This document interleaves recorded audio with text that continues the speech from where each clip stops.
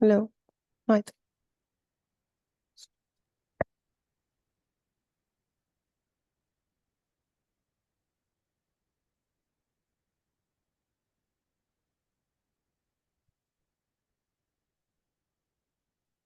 On this eventful day, we are presenting good wishes from our past Prodzion alum team. Dear Prodzion 2024 team at Aurora 2.0, best wishes from upcoming Aurora 2.0. We understand the efforts required to organize such an event. Our support is with the entire team.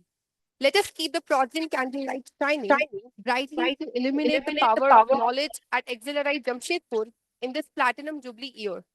All the very best. With lots of love, Alum Prodzion Team 2023. Now, we would like to welcome Father George, Director of Xlri Jamshedpur,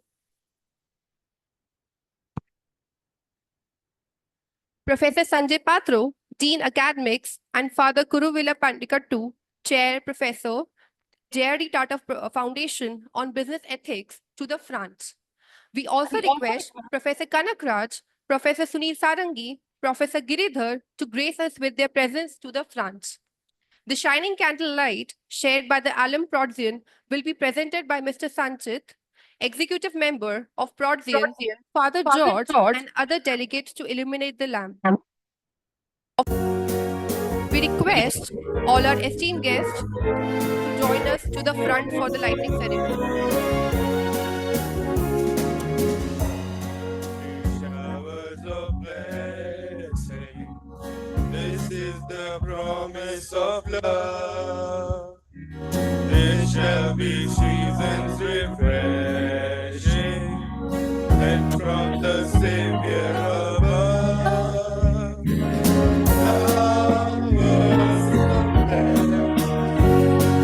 Showers of blessing beneath. Mercy drops round us are falling, but for the showers we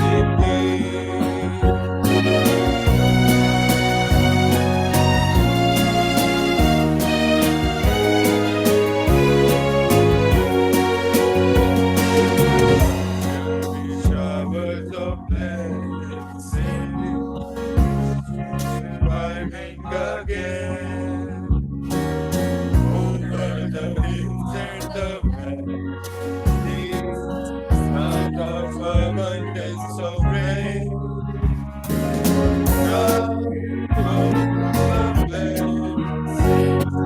Showers of blessings beneath. Mercy drops round us are falling, but for the showers we pray.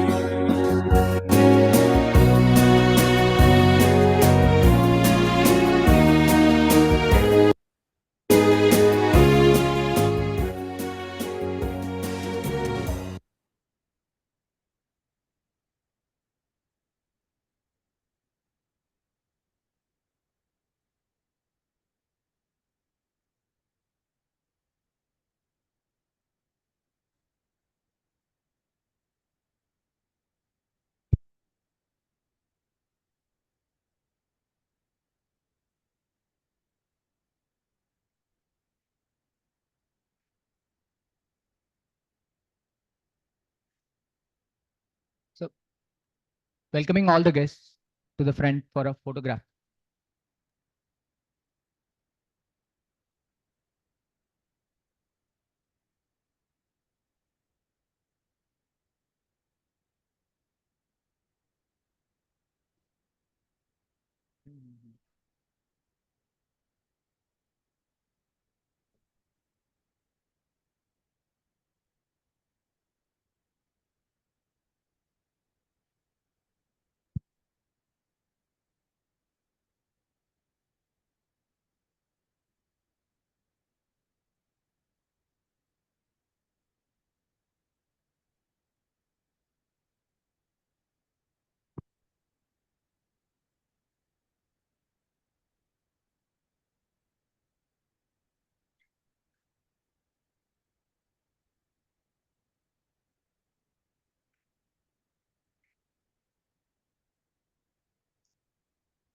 Thank you all. Thank you, guests. Thank you, professors.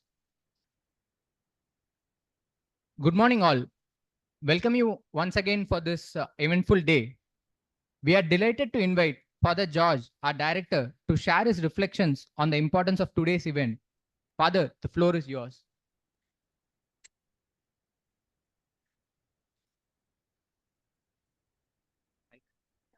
Mike. Sure. So good morning to you all. It's a real pleasure to welcome all the delegates for this event. And as it is already mentioned, it's our Platinum Jubilee year. 75 years is we are completing. And number of events we have organized. This is one of part of that Jubilee celebration events. So I really congratulate the team of students and professor colleagues who took all the pain to organize along with their studies. That's there also we can't compromise. So extra effort they have taken and invited all the selected the delegates and invited. And really I like to thank you all for taking your time because it's a busy world and everyone has number of activities and commitments.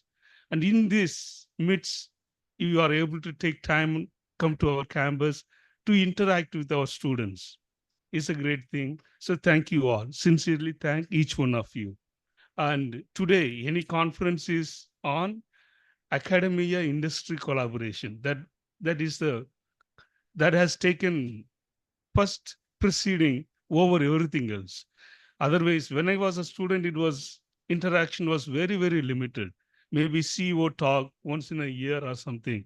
But now the interaction of students with experts from industry, because it has become, it is taking the main place in academia. So I hope this event will help the students also to share your own knowledge with them and make them better industry leaders of tomorrow. So once again, I thank you all for coming on Platinum Jubilee Day and taking part in these events. Thank you.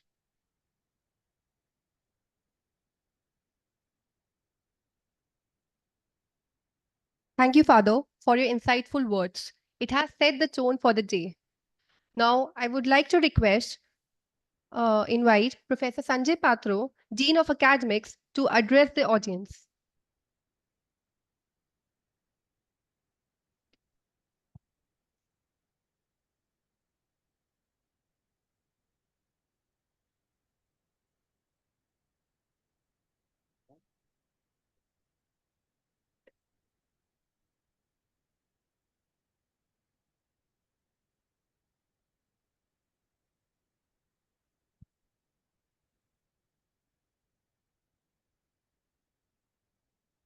Very good morning.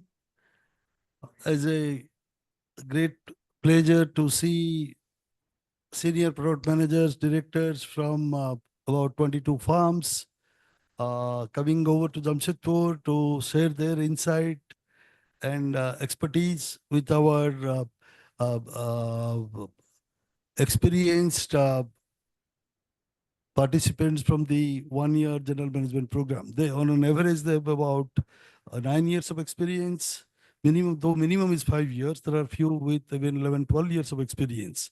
So I'm sure they will benefit a lot from your experiences, your experiments that you have conducted in the recent years. When we talk about why I said experiments, the moment we have moved from traditional products to digital products, the product development is now on a steroid. Is happening, growing much faster. Earlier, we would plan the roadmap 2 years, this variant, V1 to V2 to be after 4 years, another 2 years, V3, V4, V5. These days, V1 to V5 is a matter of few weeks. Every moment the customers interact with the your app, with the product, they're giving they're leaving their footprint. You use your footprint, but the fingerprint captures everything. In the traditional days, McKinsey had defined all products into three types: H1, H2, H3. Horizon 1, Horizon 2, Horizon 3 products. Horizon 1 are the products of the legacy of the past. H2 are the products that you have ventured into in the recent times, last 2, 3, 4 years. And H3 are the products of tomorrow. Many a times companies get so obsessed with the mainstream products that we have very little time left for discovering new streams. So therefore, unless an organization has a roadmap, how much of revenue to come from products launched in the last 2 years, how much would come from the products that we're going to launch in 2 or 3 years, even if it is estimation. See, marketplace is not like constructing a building or getting a plant. Marketplace is a function of several players, several national, international players, and even the role of vendors are critical there. So therefore, it is not your pace of development of products. It is not recruiting another 30 people and adding to the R&D. It is not just R&D. It is, in today's world, it is more about C&D. C&D is what? Connect and develop, collaborate and develop. So the more partners you have, the more educational institutions where students like ours can do part of that work. When that is done, the pace of product development gains speed. P&G is a conventional 175-year-old FMCG company, used to take about 3.5 years to develop a product. That is down to 8 months now. Earlier, they would, they were that organization employs the highest number of PhDs. It is not a university that employs the more number of PhDs. It is a commercial organization. They want product level expertise. And, they've reduced that to about 7 to 8 months. You might have heard of Guru Charan Das. Guru Charan Das and the other, what is the consultant in a suitcase. Can anyone, who is that? Ram Charan. Ram Charan, he's a DBA from Harvard and a consultant to many companies. Many companies is, he says, unless the, when we say product here, he says a lot of opportunities for developing new products in the services, after sale support, in terms of providing customer experiences. So I'm sure each one of you will share your experiences, the recent experiments you have done last 6-8 months, the learnings, because many a times the failures, the mistakes teach us more than the success. So whatever is your experience, if you share, and I'm sure our enthusiastic GMPNs would raise many questions, would try to maximize your coming over to this place. So I thank our director, Father George, for his encouragement, Professor Kanagraj, the Prodzion team, and the other teams working in the background for putting up this program. I wish you all the best. Yeah, thank you.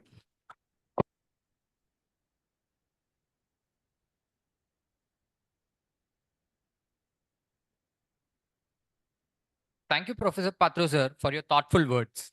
Now we would like to invite Father Kuruvilla Pandikattu, Chair Professor, JRD Tata Foundation on Business Ethics, to address the audience.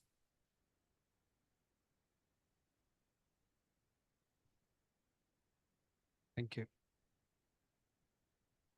Dear esteemed delegates, dear faculty, including for the director, for the dean, Professor Kanagraj, and all others, and dear students, it's my privilege to be part of this venture to welcome you all to Aurora 2.0 Product Management Symposium, also on behalf of Father Donald De Silva, the Dean, Admin, and Finance.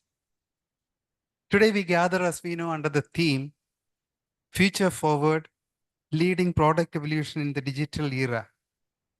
This symposium stands as a living witness to the rapidly evolving scenario of product management, where innovative ideas, cutting edge technologies, and strategic foresight drive business growth and societal impact forward.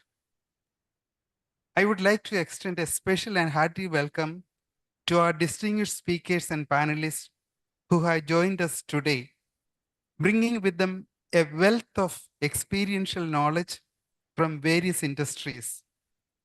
We are fortunate to have 20 of you eminent leaders representing a stellar lineup of companies. And also students, I'm very happy that you got this chance, and I'm sure you will not just participate, reflect, pose questions, and learn for your life. Finally, I would like to express my gratitude to the organizing committee for their hard and sustained work and dedication in putting together such a grand event. May this be truly an experience for all of us, an experience of learning, encouragement, and fulfillment. Thank you. All the best.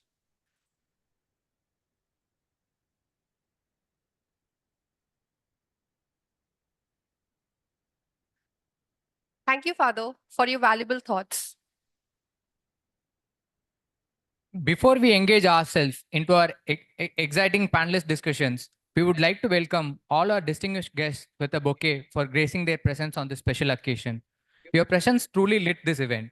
I would like to invite Father George to present the bouquets to the guests. Let's welcome them with a round of applause, please.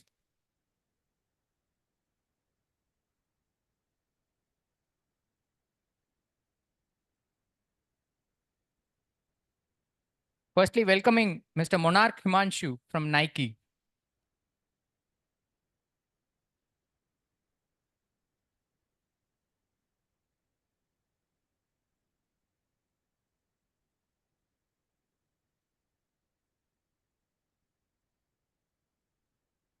Pleased to welcome Mr. Yash Piplani from Dunnhumby.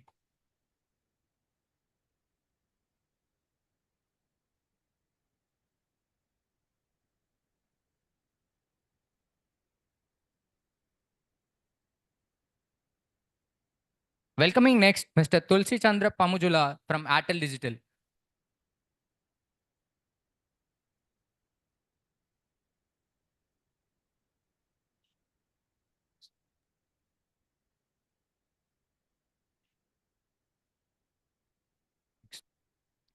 Next, welcoming Mr. Ritvik Roy from IND Money.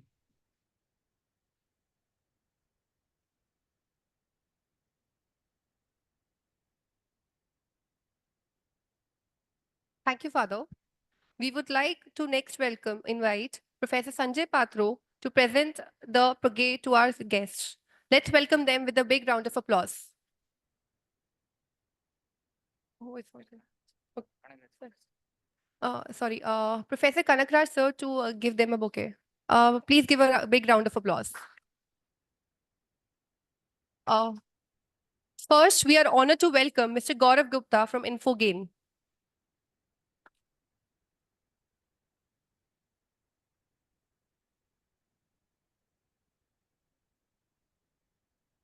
Welcoming next, Mr. Priya Ranjan Pati from KPMG.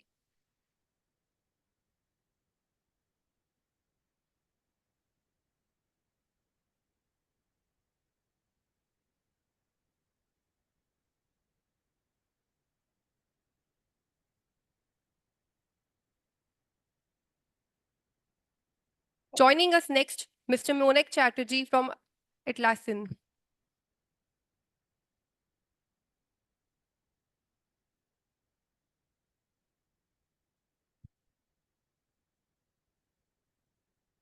Next, welcoming Ms. Shweta Kaushik from Salesforce.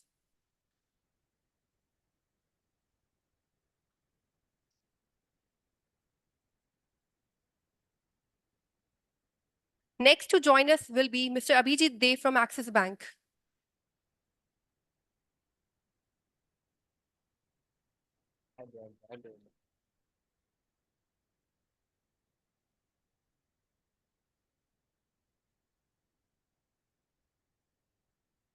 Thank you, sir. Now we would like to next invite Professor Sunil Sarangi, sir, to welcome our guests with a bouquet.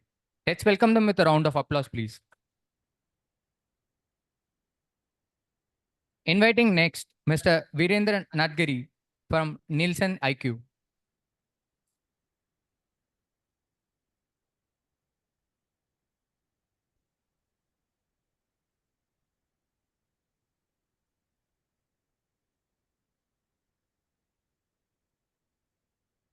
Next, welcoming Mr. Ram Prasad Subbaraman from PayPal.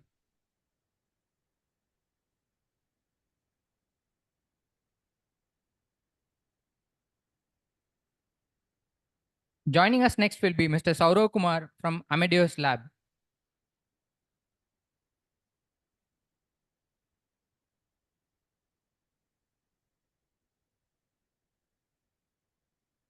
Next, we are pleased to welcome Mr. Praveen Kumar from Microsoft.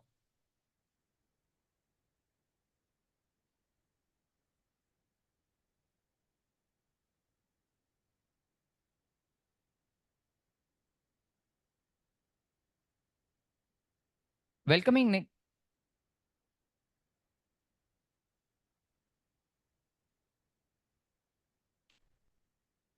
Welcoming next, Mr. Ankur Bansal from UKG.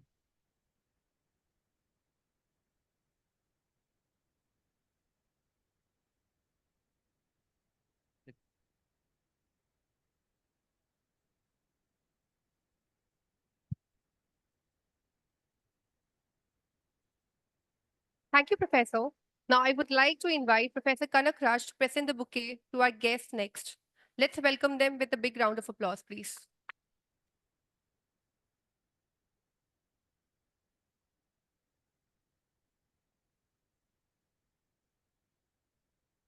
We would like to welcome first Mr. Shranav Ganguly from Creditas.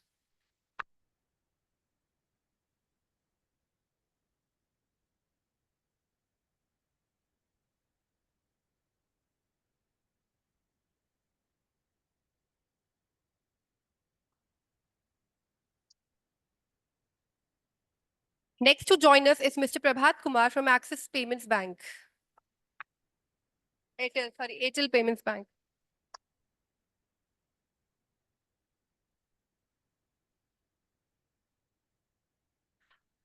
Next, welcoming Mrs. Janani Jayaraman from ServiceNow.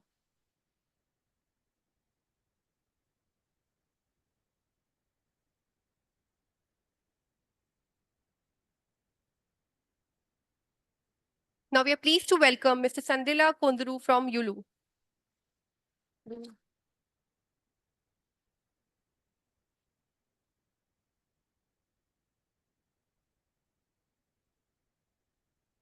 Thank you, sir. We would like to express our sincere gratitude to Father George, Professor Sanjay Patro, and Father Kuruvilla Padretu for gracing their occasion. We extend our heartfelt thanks to all the professor and guests who have graced us with their presence today at the grand event. As our distinguished guests take their seats in the front rows, we will move on the key focus of our event, starting with our first panelist fire chats. To begin with today's session, let's reflect on a powerful quote by Microsoft CEO Satya Nadella. AI is about amplifying human ingenuity. This perfectly captures the essence of what we are discussing today. Intelligent innovations, harnessing AI for cutting-edge product development. AI isn't just a tool, it is an enabler that enhances human creativity and innovation. By streamlining design processes, utilizing predictive analytics for better market alignment, and automating routine tasks, AI significantly boosts efficiency. Moreover, it allows real-time user feedback analysis, enabling swift product adoptions, and fostering more personalized experiences. AI also plays a crucial role in promoting sustainable development by forecasting environmental impacts and enhances security through predictive threat decisions.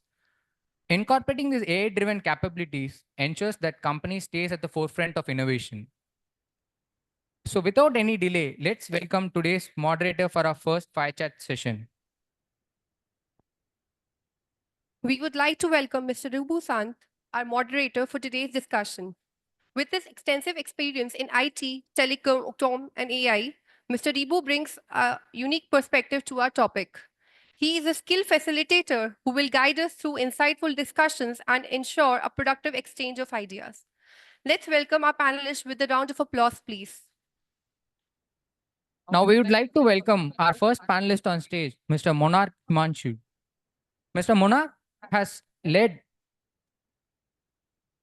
leads the data and AI product management team and serves as a site core committee member at Nike India Technology Center, where he empowers cross-functional teams to develop, optimize, and scale data and AI-driven products that supports Nike's business growth. His current focus is on building Nike's next-generation data platform and ensuring its enterprise-wide adoption for cost efficiency and faster delivery of AI products. Prior to joining Nike in March 2023, Monarch held product management roles at Oracle, Publicis Sapient, Tesco, Incadia India, and TCS. He holds a BTech degree from Integral University, PGPM from SPJMR, JIMR, and TOGAF and SFE certified.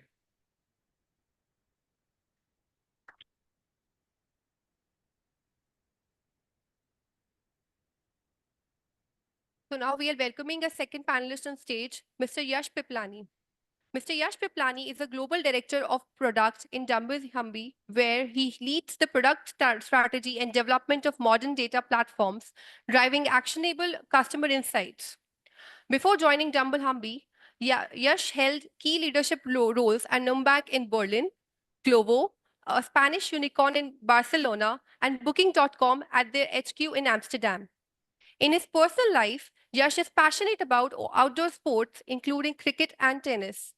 He is also a avid reader and enthusiastic traveler, always seeking new experiences and culture. Born and raised in Delhi, Yash is an engineer with MBA from Cal State, LA.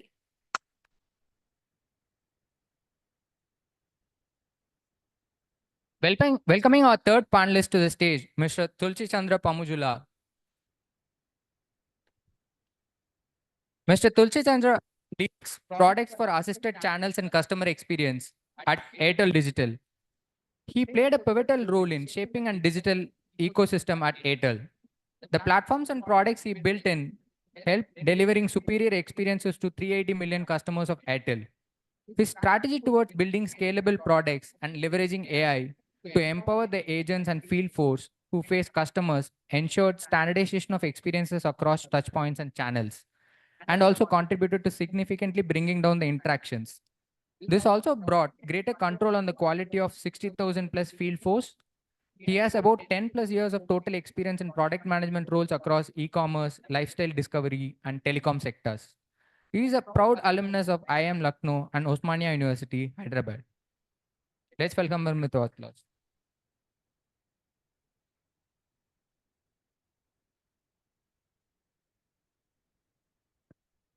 Welcoming our four panelists on stage, Mr. Ritvik Roy. Mr. Ritvik is an alumnus of IIIT Jabalpur and Xlri Jamshedpur. He has been working for IND Money for the last 3 years and is currently leading the platform product charter. He spent most of his time working on platform and integration projects and built expertise in building user-centric flows aimed at optimizing funnel conversions. He is a firm believer investing in in-house tech resources to build products in-house as compared to doing external vendor integration. Let's give a big round of applause, please. Without any delay, Raibu San will now take over the fire chat session.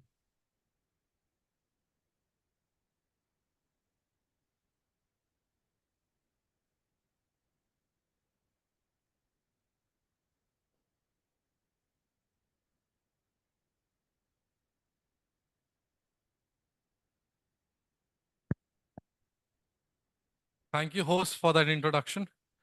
Welcome, everyone, to our panel discussion on intelligent innovations, harnessing AI for cutting-edge product development.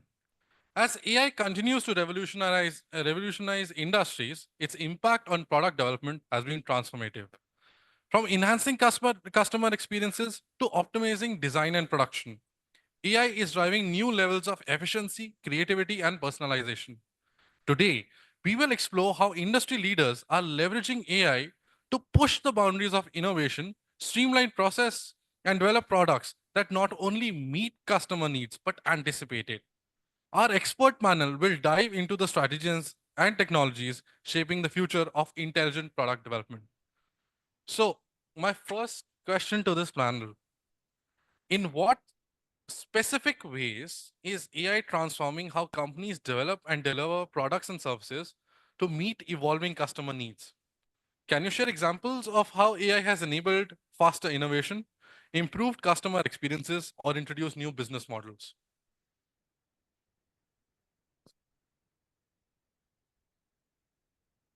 Oh, am I audible? Okay, fine. Sorry, I have a loud voice, so in case if it's really shrilling, just let me know. Uh, I'll start with the word customer needs, right? Uh, Broadly, I consider that customers have four kinds of needs, right? Visual, emotional, functional, and financial, right? And the AI, in a sense, is touching upon each one of them. When it comes to visual, you have imagery that can be enhanced for a better experience for the by using an AI for the customer. Similarly, pricing strategies, right? What should be the optimal price can leverage the financial. I'll give you an example for the emotional need of sustainability, right? As a brand, we are looking a lot into the sustainability aspect.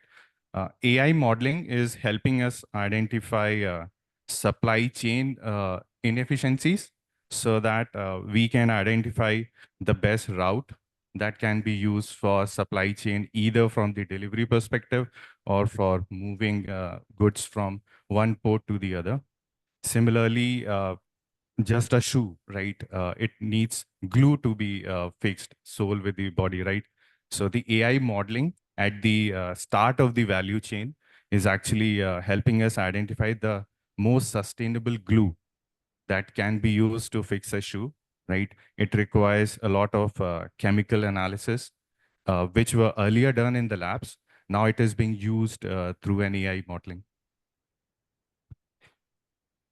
Oh, hi. Can you hear me now? No, okay. All right. Hi. Good morning, folks.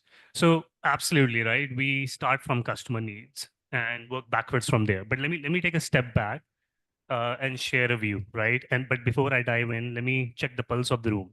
How many of you raise your hands, right? If the answer is yes. How many of you have interacted with AI today? All right. So most of us, right? And once you're out of Xlri after this program, right? How many of you believe that AI will play a pivotal role in the industry that you're going to work in? Most of us, right? So if one of the smartest batches, bunch of people in India think that AI is going to transform the industry that you're going to work in, then who am I to kind of defy or counter that, right? So absolutely. But the fact is that AI actually it touches upon and has been deployed in everything that we work on or that is kind of surrounded by us, right? We get up in the morning, smart clocks, right? We use our Instagram apps, which shows us the content based on our past behaviors, right? You then use your payments, credit card, UPI, where the transactions are kind of analyzed today on the fly for fraud detection, correct? Um, then you kind of, let's say you buy something, purchase something on Amazon or a furniture company. These days, they're also kind of relying on bots, right? So, for example, I bought a furniture recently from Pepperfry. I'm not saying this is good or bad, but I just couldn't get hold of the customer care. I had to kind of rely on the bots to kind of answer my query, right? So that's how finely ingrained the AI is becoming in our day-to-day life. Not just that, right? How AI is gonna transform the industry. So I'll share one example. I don't know if some of you have been to Disneyland in last 5 years, right? So what Disneyland did, uh, maybe somewhere around 10 years ago, 12 years ago, they started investing in these magic bands, right? So why use magic bands? You use magic bands to enter the park, to check into their resorts, to make the payments, right? In fact, they use the magic bands to deliver a personalized experience because the Disney characters, right, Mickey Mouse and all, they can now identify you using that magic band that, hey, this is Manag, this is Pratik, this is Isha, right? And they can kind of greet you accordingly. So that's a personalized experience, which is kind of driven from AI completely, right? Um, the other thing I think the AI is transforming a lot is I talked about bots, right? So contact ratio has been, a very big pain point for the companies because you call, there's somebody, a human connection to, answer your query. It takes time. It's an infrastructure cost. It's a people cost. But now, since companies are relying more on bots, and we have more than 8 billion bots today, which is, surpassed the human population, that's kind of at the end, it's impacting the profitability of the company, right? It's in a positive way. So that's how AI is sort of transforming the world. And we're not just stopping there, right? So the wearable tech that we have, the healthcare, for example, one of the antibiotics. So antibiotics now take a lot of time to develop.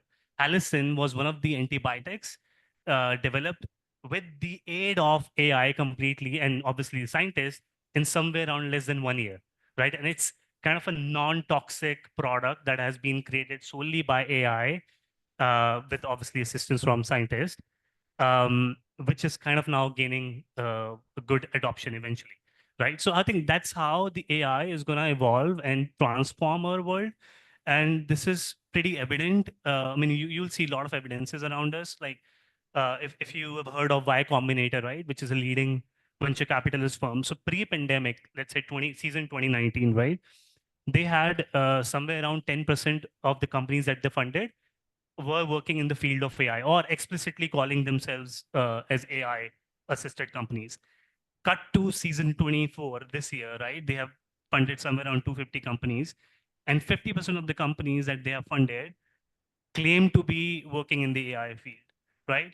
So the more, I'm not saying like they are actually working on the AI, but at least there's a mindset shift that is happening. They want to contribute more towards AI, the company, and that's going to actually, help us with the path forward. So that's just my view on or personal experience with AI and how I see it transforming our industry. Yeah. Thanks, Yash. So I agree to most of the use cases that you mentioned. While AI is really transforming industries across.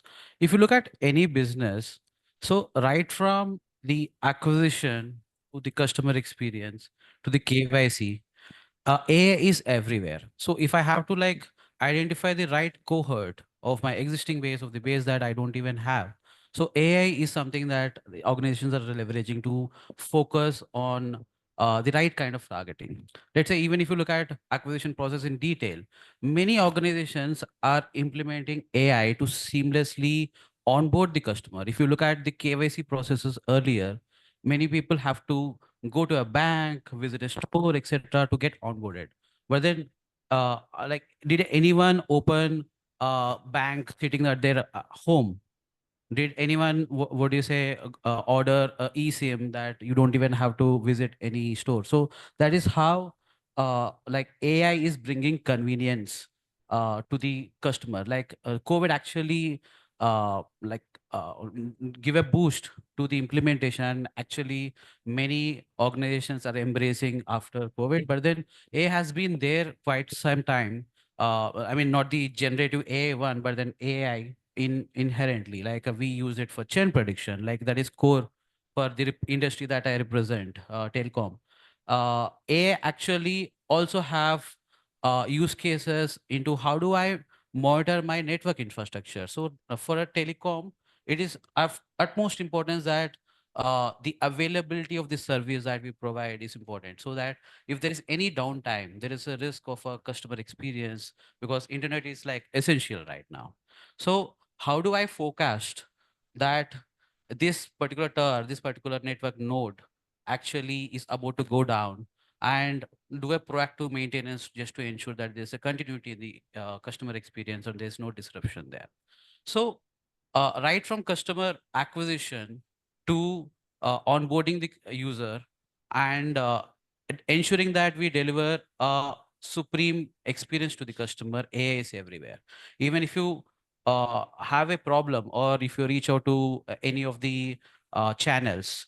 So we are leveraging AI to improve the experience and also to seamlessly transfer the context of one channel to another channel to bring the omni-channel experience. So that is the reason I strongly believe that the two areas that are very critical for a business, like increasing the revenue and also ensuring that to deliver a best-in-class customer experience, AI is core to that. Maybe on the customer journeys, maybe on the core product experience in itself. This leveraging AI is ingrained in every business roadmap. So I strongly believe that this is the good way.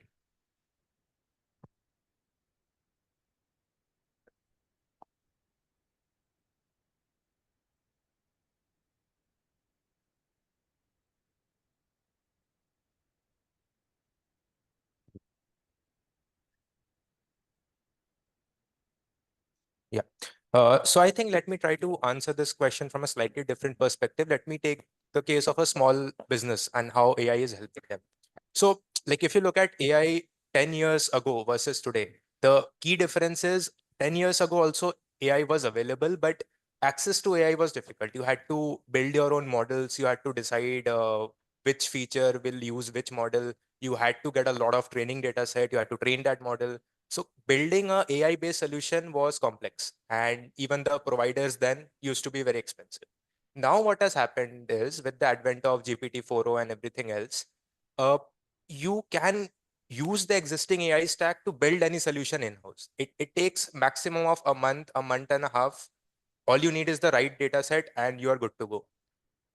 A very good example of this would be, in fact, something called virtual product placement. So I think earlier for a small business, if they wanted to go and advertise in a, let's say, a big scale sporting event or a movie, it used to cost a lot of sum of money. You have to strike a deal. You have to ensure you get the right advertising slots and everything else. Now with virtual product placements, what has happened is a company like, let's say, Coca-Cola can go to FIFA and say, whenever your matches are being streamed in Morocco on a Sunday night at 10 p.m. for 30 minutes, I want the billboards to mention Coca-Cola. At the same time, the billboards anywhere else will mention some other product. With this, the costs are coming down. Companies are able to target a very specific cohort of users. And this is how they're able to leverage AI. One more example that I'll give is a lot of companies who used to own traditional businesses earlier now have to pivot to AI. A very good example, especially in fintech world, is account aggregators. So account aggregators is a very recent concept wherein basically it acts as a middleware, which lets a user give consent to connect his bank accounts, his demat accounts, his mutual fund accounts, everything in one place so that the app in general has access to all the data. What that does is it streamlines tracking and everything. So when account aggregators initially came up, a lot of companies were working on making the integrations easier, building fallback flows. Okay, you provide service with one integrator, it doesn't work, fall back to the second integrator and so on. But now in the last 6 months, what has happened is now everybody has realized integration can only take you so far. Okay, it's easy to optimize that. Okay, everybody has reached that stage. What's the next level? The next level is how do you give insights on those data which is coming? So let's say a user has a lot of spend data.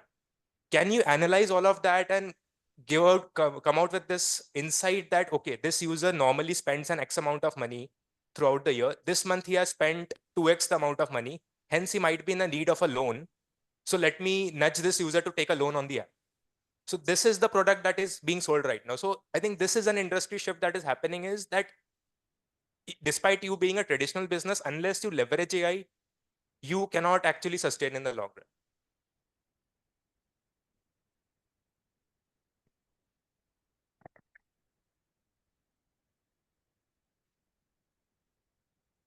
Thank you. That was very insightful. I love how new. I mean, first of all, I'm impressed how AI is used, and I'm also confused as to feel impressed or to be freaked out by it, because it is a little freaky. So, Mr. Monarch, you're currently leading the efforts for Nike to create the next generation data platform. How do you see it shaping the future of Nike's data products? So I'll start with why we are creating a next generation data platform, right? So Nike is going through a lot of digital transformation, as a result of which we have vast amount of data.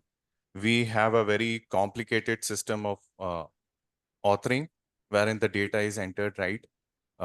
We need a real-time assessment of, for example, where the goods are, to store the goods nearer to the consumers, right? So these are the reasons that have led to creation of these new next-gen data platform. Now, in terms of AI, how it's helping us is the first pain point that we have, the large amount of data volume, right? So AI is helping us to create automated data ingestions into the platform. While doing the ingestion or landing the data on the data platform, AI is also helping us to perform the cleansing and the transformations, right? Which were earlier being done in a non-AI world or in the legacy world through batches and jobs, right? So by doing a cleansing of the activity of the data and the transformation, we are able to reduce a lot of time spent, also making data available to our downstream in the value chain. Also important, this aspect is, so just to give you an example, right, a normal shoe, right, when it is being designed and a prototype, there are around 2,000 plus attributes that have to be filled in, and mostly these are done manually at the moment. So you can just imagine a shoe designer who has to go through for each and every style that is being created, which leads to a lot of data discrepancy. A normal nuance is, so we all know AI thrives on data, but at the same time, it is felt that more data is good for AI, which is wrong. A good quality data is what drives a good AI model, right? So our new data platform in terms of data cleansing, different authoring systems. So the new data platform will help us standardize the different schemas and the data that we get from the authoring systems, and whether it is the product or the supply chain, so that data is available in a shape so that if somebody is sitting with an AI model of route clarification, right, to identify the route, they can also use the same set of data at the same time as someone at the recommendation model, right, on the website. The moment you log in, based on the supply chain and the inventory data, they can also suggest you what kind of products you should use. So this is how we are using it. I totally echo with the data quality issue that you mentioned. So there is a very big problem across organizations. So I'll give Airtel as an example. So it's a 25-year-old company. Uh, Over the period, we also got in a lot of vendors doing multiple activities. There's a network team, there's billing, which is outsourced. What we realized over the period is data, we have a lot of data, but then it is spread across. It is not cataloged, it is not structured properly. If I have to bring an insight on any of the customer trend, there's a huge manual activity that has to go through. So like we can get a lot of insights, but then if the input is wrong, garbage in, garbage out, the insight is as good as the quality of the input that you're giving to the model, right?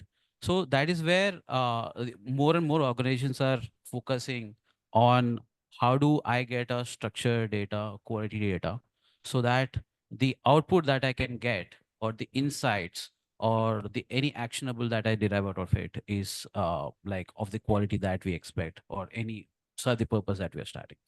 I mean, I see like the many experiments are going and there are already some working proofs wherein if the data is structured and you can feed into the data, we kind of fast track the process of deriving insights. So we can just keep a structured input to the data and you can just write a prompt engineering and you can know why there is a spike in customer complaints or why there is a dip in revenue. Is it a pricing affecting it?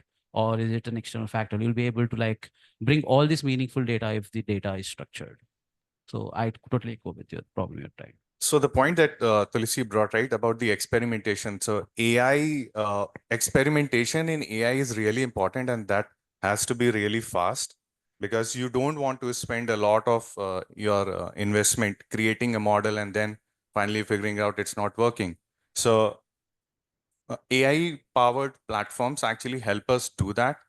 We can quickly come up with, I won't call it an MVP, but yeah, minimum viable AI. What is the use case for an AI? And then I can use it, let's say, if I have to understand the affinity score for a particular consumer with respect to two different styles, or I have to understand for a single style, what is the affinity score across the two customers, right? So experimentation part through an AI delivered platform is really important and helps. Maybe just a question for Manag, or sort of just to bounce off. When you say experimentation, right, has to be quicker and faster, what are, can you share some of the techniques that you have been using? Like, because we have been leaning a bit on synthetic data, but obviously it has its own shortcomings. So like how you are kind of accelerating the experimentation in AI? So the AI, in terms of the experimentation, right? So the traditional way had been to come up with a use case and then kind of backtrack. Okay, these are the information that is needed to complete that use case. Let's say recommendation itself, right? In terms of the AI delivered, AI monitored or powered platform is helping us to identify the patterns automatically in the data, right? So let's say if I'm getting the product creation data from my upstream in the value chain, similarly, I have inventory data from my warehouses, right? Or from the supply chain. The AI powered platform, without getting into the details here, AI platform actually helps me to understand, okay, this particular product or a style is being mostly driven out from a particular warehouse in a particular geography, right? So based on that, I can place my micro fulfillment centers in that location. Especially becomes important for geographies like North America, right? Similarly, geographies like European Union, where a cross-border trade happens a lot. So you always want to place your inventory closer to the consumer. So that's where the experimentation, earlier it was a huge time wherein you will go through the data, you will understand that, okay, I have to create a model for placing the inventory the same use case. Now the AI is already helping us to identify those patterns, the linkages between the product data and the inventory data, and where the consumer data is, which if you see from a domain-driven design perspective, all are three different domains. I think one of the important points raised was about the quality of the data. We remember this very hilarious. I mean, I thought it was hilarious of Sergey Brin basically becoming Chinese by Gemini, which is developed by Google, by the way. I don't know how they messed up, made him Chinese. So how do you ensure the data quality is top notch and you don't have Gemini like incidents in your business with your data? This is quite an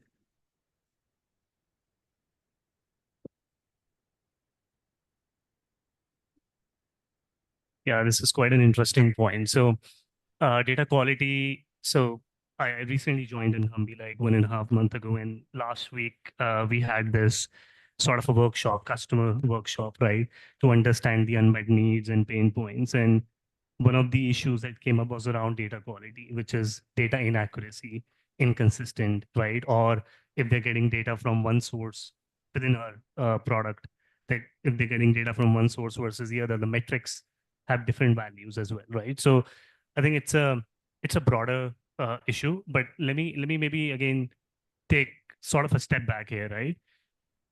Because at the end, it depends on what core tenets you have for your AI initiatives, right? When I say core tenets, it's mostly like principles, right? Because at the end, as a product leader, you'll be faced with choices to make, right? You'll be faced with challenges and you'll be faced with situations where you'll have to make compromises or negotiate, right? I think at that very moment, the core tenets or your principles come really handy, right? Because then you can decide, okay, data source is really important for me, right? I'm gonna source data uh, which promotes fairness and non-discrimination, for example, right? It can also talk about the user control. For example, now the Facebook and Instagram, you have a feature where you can report content that is offensive or false, right? That kind of helps with the data quality eventually, or kind of feeds back, right? Those are some of the things you can do. We have also been thinking around synthetic data, like how we can leverage it. Obviously, it has its shortcomings because the models can become skewed on one direction if you are heavily reliant on synthetic data. But data source is definitely one of the key aspects to improve the quality. But I think the other aspect is to kind of understand the entire customer journey and the business processes attached to it, right? So you do the extraction, you do the transformation, you do the loading, right? Having observability or monitoring at each and every stage on what the variance looks like. For example, in Dunham, we get data from retailers, which is Walmart, Tesco, right? And we match that data with third-party data as well, right? So what for us, it's very important to have show trust or show confidence to our customers that, hey, the data that we got and data that we are showing as insights finally, it's actually accurate, right? So what you have to do is you have to kind of at different stage gates, you have to see what data you got extracted, how that has been loaded, right? How that was eventually transformed, how the insights were created, and kind of backtracking that final metric to the source, right? How that came from. So different gate checks that you can apply to improve quality. Um, and what else? I think these are the few things I can think of. But maybe like you've been working on data platform as well. So The important aspect that you brought, right, transparency and the power to showcase that the data is really important. And this is where AI helps in setting up the lineage of the data, right? Yeah. Especially important in terms of financial services. So I remember my days at Oracle, wherein we have these acts in New York, wherein we have to showcase how our model is actually coming up with the transaction monitoring, or how we are helping banks with the anti-money laundering cases that get generated out of our product, right? And one of the aspect has been that how good can you showcase the lineage? Now, now if I cut to the retail domain, again, with the GDPR and with other regulations coming into picture, the ask is the data collector should be able to understand from where the data has been collected, what type of data has been collected, and what type of data has been used in the model, even if it is a recommendation. And you should have a control. AI helps you to create those lineage patterns. So, to answer your question about how do we ensure to remove the biases, the way I see it, there are three aspects that are very important. The first one is people. So, data that is being fed into any system is being created, or the pipelines are created by the people. Do we have any biases at the time of what is feeding? That means the people who are actually working on identifying, hey, this is the right data for to train the model, are the people trained properly? Because like if I mean a very recent example, we do a lot of KYC, right? As a part of it, we have to what do you say, take the liveliness photo of the customer at the time of acquisition. I need to like take a photo and ensure that. So in certain, what do you say, spaces wherein the customers are differently abled, we were not able to detect the liveliness. So that means we haven't actually gone back and trained the model that, hey, if there is any changes, or if there is a different kind of specially able people. So how do I train that kind of information there so that I can detect the liveliness of the photo. So there are many, many examples. So the people who are feeding the information, first they need to be like sensitized to remove the biases. That's where the starting of the problem like gets eliminated. The second part, which is very important, is this process. We spoke about transparency, we spoke about accountability, spoke about lineages. So do we have processes in place if something happens, or like if you're planning something, do we have processes in place to ensure that the biases are removed? So that is the second one. The third most important is like, while we have people in place, while we have process in place, are we empowering this entire process by right kind of a tooling? Do we have right tools to ensure that, hey, if I'm training something, do I have a right kind of a feedback mechanism? If I launch something, like, am I learning from that kind of an experiment, or if I made something like so? The people, process, and tools that needs to be governed, and the framework is how do I perfect that so I can remove these kind of biases. So that's how like kind of approach.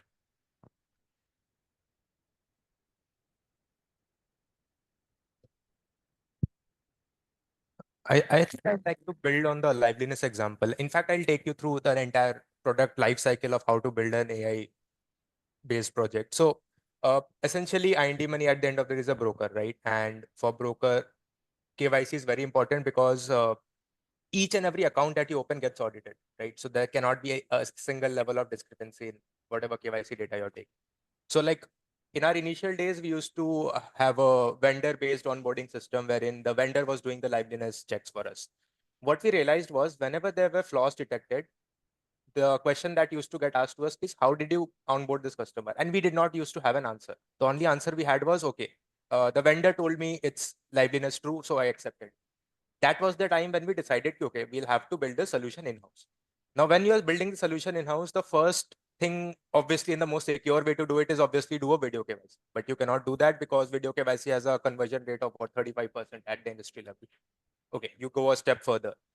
Maybe what you can do is you don't do a agent-based video KYC. You ask the customer to do a certain action. Like let's say you tell him, take a blank piece of paper, you write today's date, and then you show it on the screen, and then you click a photo. That way you detect liveliness. Again, you cannot do that because even for this, the conversion rates would be at best 60-65%. People won't have fine papers lying around and everything else. So yeah, the only thing to do is you ask the user to record a video and you don't ask him to do anything, but you have your AI checks which detects those actions, those gestures in the first place. So we started on that journey of building a model. But what we found was that people are smart. So what they were doing was, there was one guy who printed out somebody's face on a sheet of paper, put that paper on his face, and then he sat for the liveliness check, got passed. There was another guy who was actually, so there are some people who while sleeping have their eyes slightly open. So he took the phone in front of that sleeping person, waved that phone around, and because his eyes were slightly open, it got passed. So that is when we thought, okay, now we need to build in additional checks and processes to improve this AI. So what we said was, okay, for the next 3 months or 4 months, what we'll do is every liveliness that gets passed will again pass this through a GPT-based model, which for a second round of validation, which tells us whether it is true or false. But then again, this is not accurate. So all cases where GPT tells us true, we'll assume it's true on face value because there are two models consecutively which has told us true. But any cases which they reject, those cases will pass them further to our ops team, who will then manually vet those cases, and then they'll tell me if they are true or not. And if they are not true, then also they'll tell me why it is not. And this data was then further passed back to the system. The moment we did this, now this is very expensive, right? You suddenly have a team of 10 people who are doing nothing but sitting and looking at selfies every day. But the moment we did this, like 3 months ago versus now, we saw our like fraud detection rates increase dramatically. Like earlier, we are getting somewhere around 100 to 150 frauds a month, which came down to single digit. So I think whenever you're building AI, this kind of a feedback loop, this kind of process has to be inculcated at an org level, and that's how you build successful AI.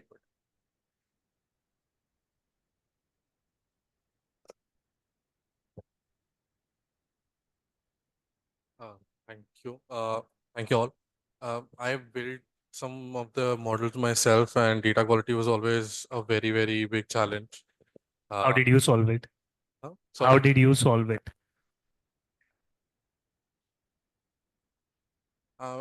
I don't remember because I was very caffeinated, working late in the night. So half of the things I don't remember.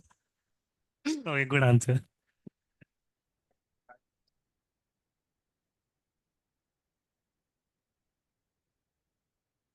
So actually, you personated what an actual user who is authoring in the system does, right?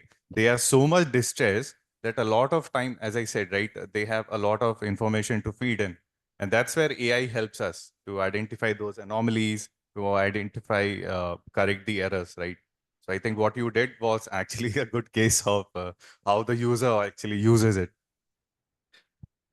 Thank you, Alice. Can somebody call my parents, please? Okay. Uh, Mr. As you lead the platform products charter at Money, where optimizing funnel conversation is a key focus, how has AI enhanced the user-centric flows and contributed to improving these conversions?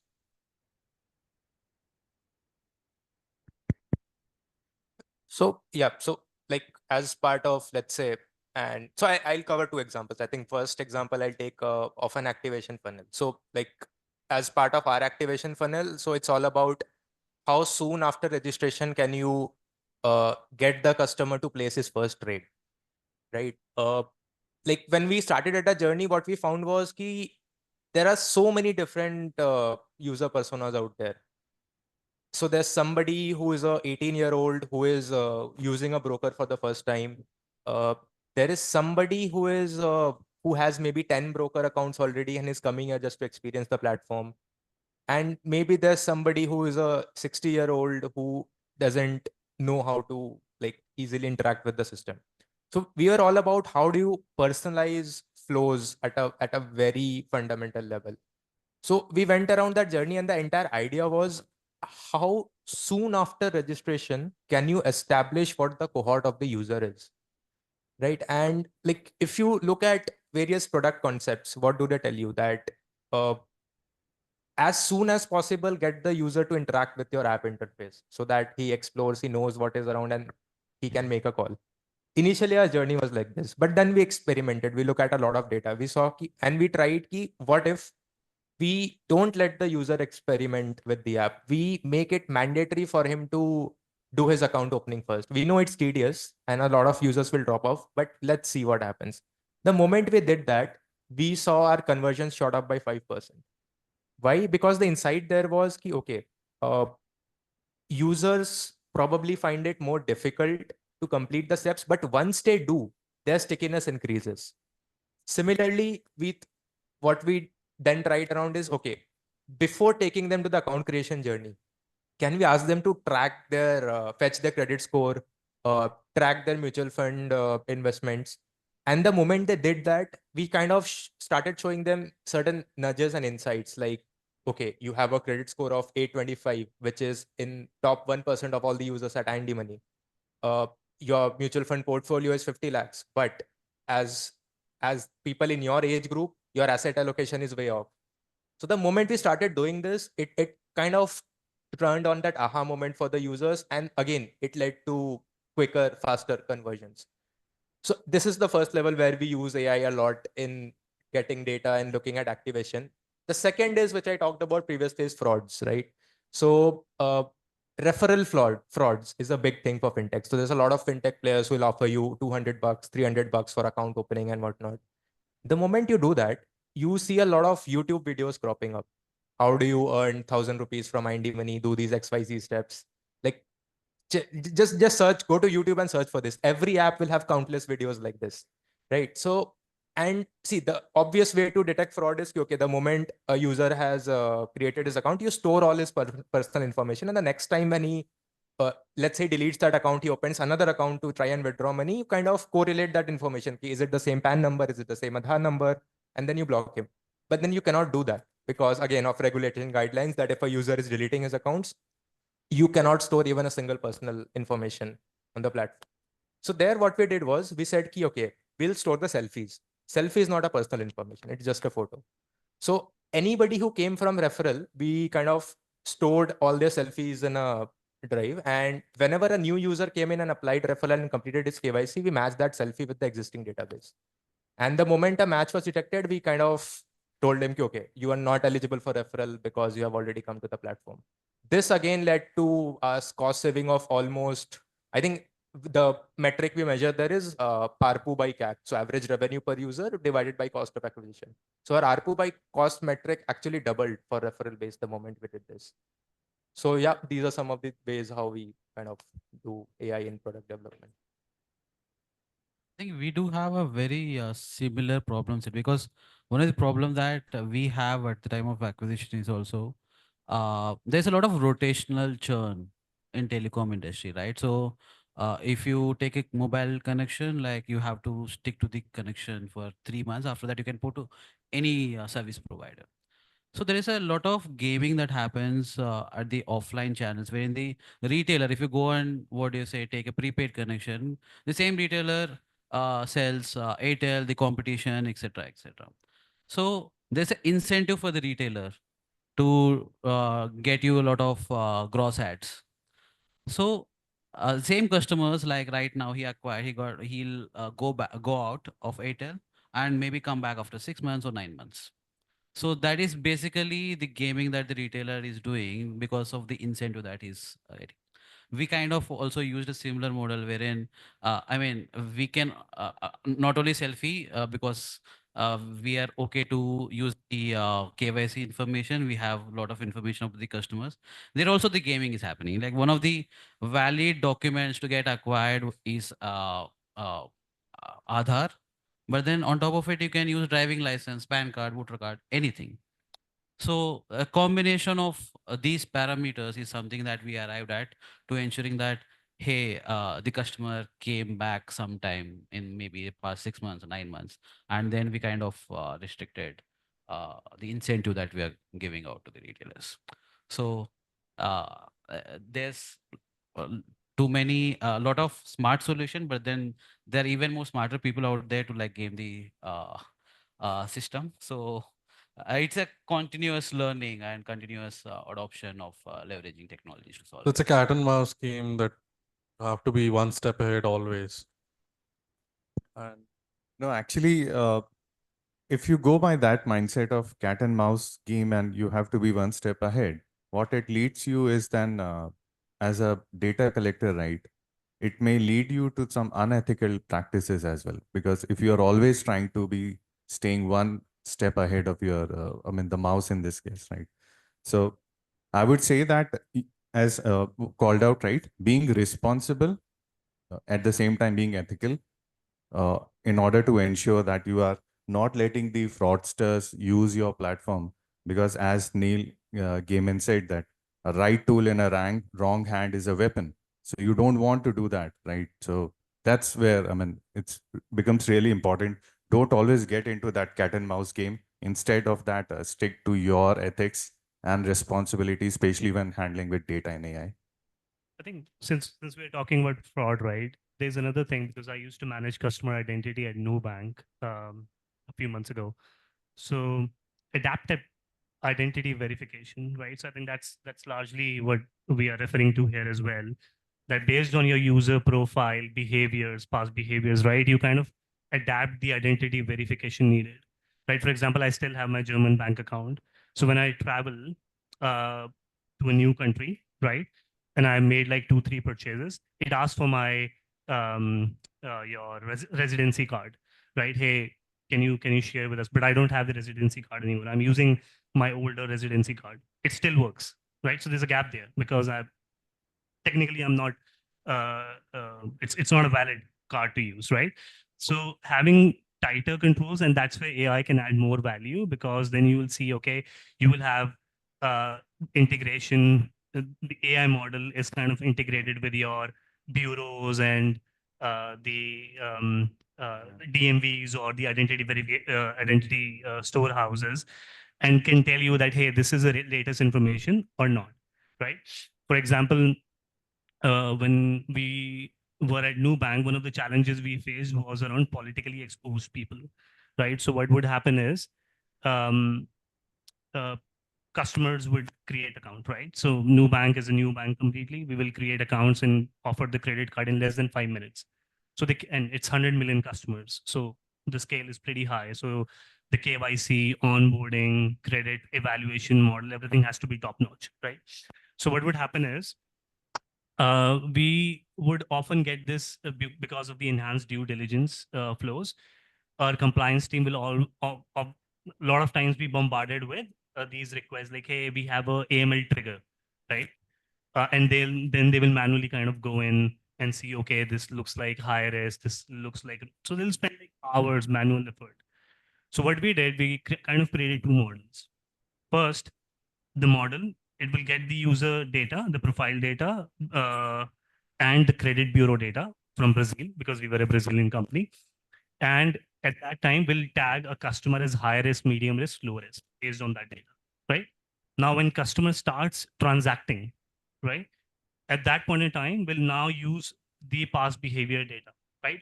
At some, we were also thinking to use a second degree relationships as well now eventually, but we'll use the past, your behavior, the transactions that you have done. And based on that, if the AML is triggered, we will kind of tag, okay, this does not look like to be a higher risk customer. So let's not do kind of a manual check on this, which kind of saved millions of dollars in compliance and in effort for the company, right? So I think these are the avenues you have to explore, like what it's, and you can only explore it when you kind of work backwards from the customer needs, right? And for in this case, the customer was the compliance team, right? Because they were facing a lot of issues. So it's not just like the end customer all the times, because like him and myself and Tulsi as well, we are building platforms as well. So for platforms, a lot of times, or most of the times, for me at least, the customers are internal customers, like the compliance team, the client leads, the category managers, and all that.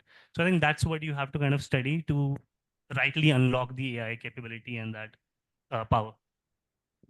So one example that, I mean, while he was talking about the anti-money laundering triggering, right? So a few years back when the Russian and the Ukraine war started, right? Overnight, all the Russian politicians, PIPs, right? Russian politicians, industrialists, right? They were blacklisted, not allowed to carry any transaction, right? And overnight, I mean, we have these customer screening lists, Dow Jones and everyone, right? They added those names, and none of the bank wanted to process any transaction because it was expected that as soon as the war has broken, the transactions will flow around into the global financial system, right? The AI platform actually helped our products actually to screen those big Dow Jones list overnight. And if you go to a customer sanction list, right, a typical Dow Jones, you can also download and have a look. Same entity, same individual with a different name. And then your AI model has to identify that, okay, if Monarch Himanshu with a small m, with a capital M, Monarch HM Himanshu, blah, blah stuff, they are the same individuals, is the same entity. So AI also helped us in order to ensuring compliance, which was the need of the hour at that time. Um, when you said about the sanction list, there's a funny story my father told me, not related to AI, not related to AI. So my father used to work at American Express Bank, and similar, you know, you are a bank, you can't give out loans or credit cards to people who are on sanction list. So this I'm talking about 2004. They used to download the list, and then my father's idea of fun would be to just make a fake profile and put names like Osama bin Laden, Hafiz Saeed, and just have fun. And so that's why, you know, you're just lucky my father is not here. You're my dear batchmates. You think I am a terror? My father, damn. Okay. I love my father. Love him to death. Give Mr. Yash, given your diverse experience across companies like New Bank in Berlin and Danabi in UK. How does regional differences help or make AI push AI development, or how does AI development, or is there any difference according to the regions?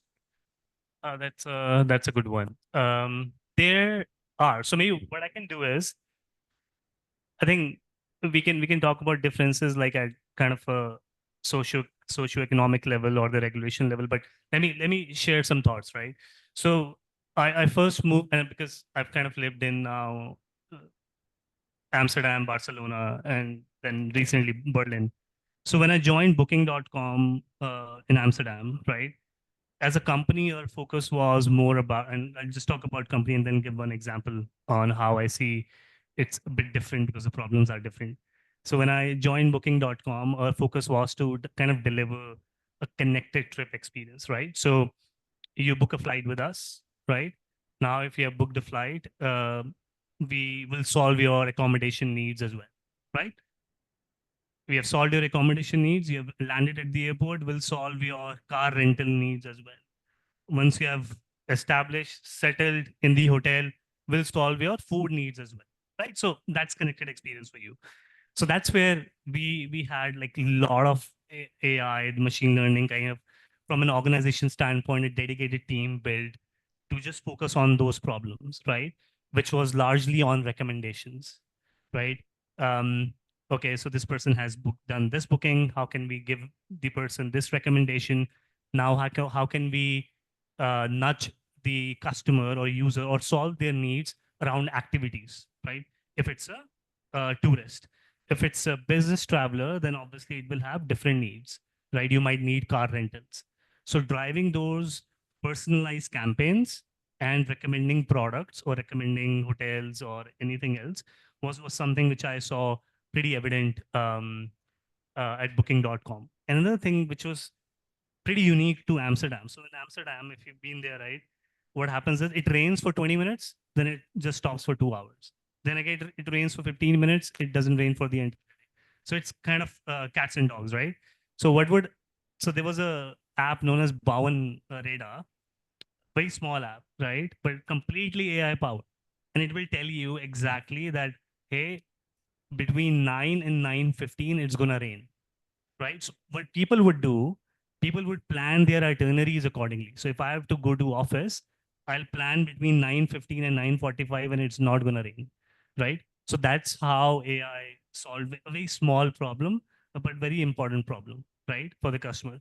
But when I moved to Berlin, I think the one thing I really observed, which was the focus on data protection and regulations, because of the GDPR and of course other things. But there was heavy reliance on the data regulations. So if you go to your the government websites for identity verification or document upload, right? They will have your data masked, right? Like even if you upload uh, a photo with complete numbers, they will have the data mask so that nobody can read it. Unlike India, where you're asked to enter your Aadhaar number everywhere, right? Even though it's kind of a PII details. But everyone asks for that over WhatsApp on just write it down here. That's one starking difference I have found in Berlin. Heavy protection on data. Even nobody can actually call you. Nobody asks for your phone numbers, right? It's because it's so highly regulated. Not AI related, but just sort of how regulated the country or the region sort of is. And um, Berlin, and of course, that region is also now kind of a hub for all these neo banks and tech startups. We have Bank there, we have your Monzo. A lot of these banks are coming up, right? Which kind of serves as a some are fully fledged bank, but some serve as a platform on the top of which you can actually launch a bank, right? So those are completely, and that is something we have kind of talked about. That is, I think, something which is yet to pick up in India. I mean, we do have few players like Jupiter and all, which are experimenting. But those are some of the differences I feel or I've seen between that region and us so far. So one point that to take out from that is across geography, and this is for the product managers sitting here, right? When you are developing an AI model, right, don't look only from the constraints of your own geography. For example, phone number, right? Uh, we share phone numbers everywhere, right? We go to a POS, you order something on the food court, they'll ask you, and how many times have you asked, do you really need it? They simply ask, we give them wrong, right, whatever it is, right? We just give them. But if you go to US or if you go to, right, European Union state, they won't. They won't. Even the POS, someone standing behind the POS will also not ask. So as a product manager, right, when you are working on an AI model, think how you, even your MVP is for a particular geography, but how it can then be globalized. And when the model is being globalized, have you added some constraints specific to the geography where the MVP were designed? Let's say if your model kind of is for entity resolution and you are using phone number to gauge the entity, right? Whether it's the same person. But what if the model goes to European Union where your most of the time the data set that you have does not has the phone number in it. So your model will actually not work, right? So this was for the product managers, since this is the product management symposium. So for the product managers to always think from global perspective, you think from global, maybe your MVP is for the local. That's the point. That's a very valid.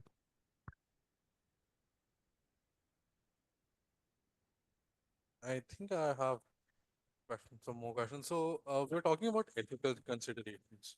So we have seen, with the rise of AI, there has been rise of AI frauds, and I can personally say that there have been a lot of AI frauds committed, namely in the field of assignments and projects, which we have done, all from ChatGPT and Claude. So, yes. Sorry, cat is out of the bag. But on a more serious thing. So your microphone is getting replaced because of the statement that you made, right?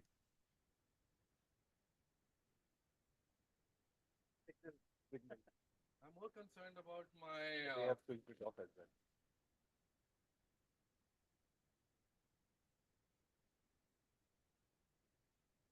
I just heard, let's not talk about ChatGPT here. I'm more concerned about my batchmates like cornering me. Even I am. So yeah. So I think it's an open secret. Sarangi sir won't mind, especially.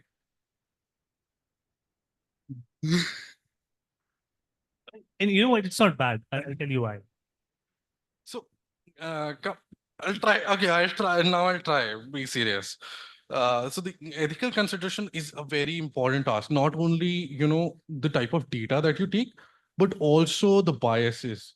And biases is something which I'm very personally, I'm very worried about, because you have these things like, for example, we had this, now X has a feature of telling you fake news or not. But then the question becomes, who tell who says what is fake news or not? What is there? Just certain things we know is fake news, but on topics which we don't have information about, how do we say fake news or this is fake news? Because we have found out that things have been said they're fake news over the period of time. They've been found out, especially in the period of COVID and etc. Not trying to be controversial. So how does AI and ethics, especially, are important for your companies, and what sort of ethical considerations do you take in account when making AI products?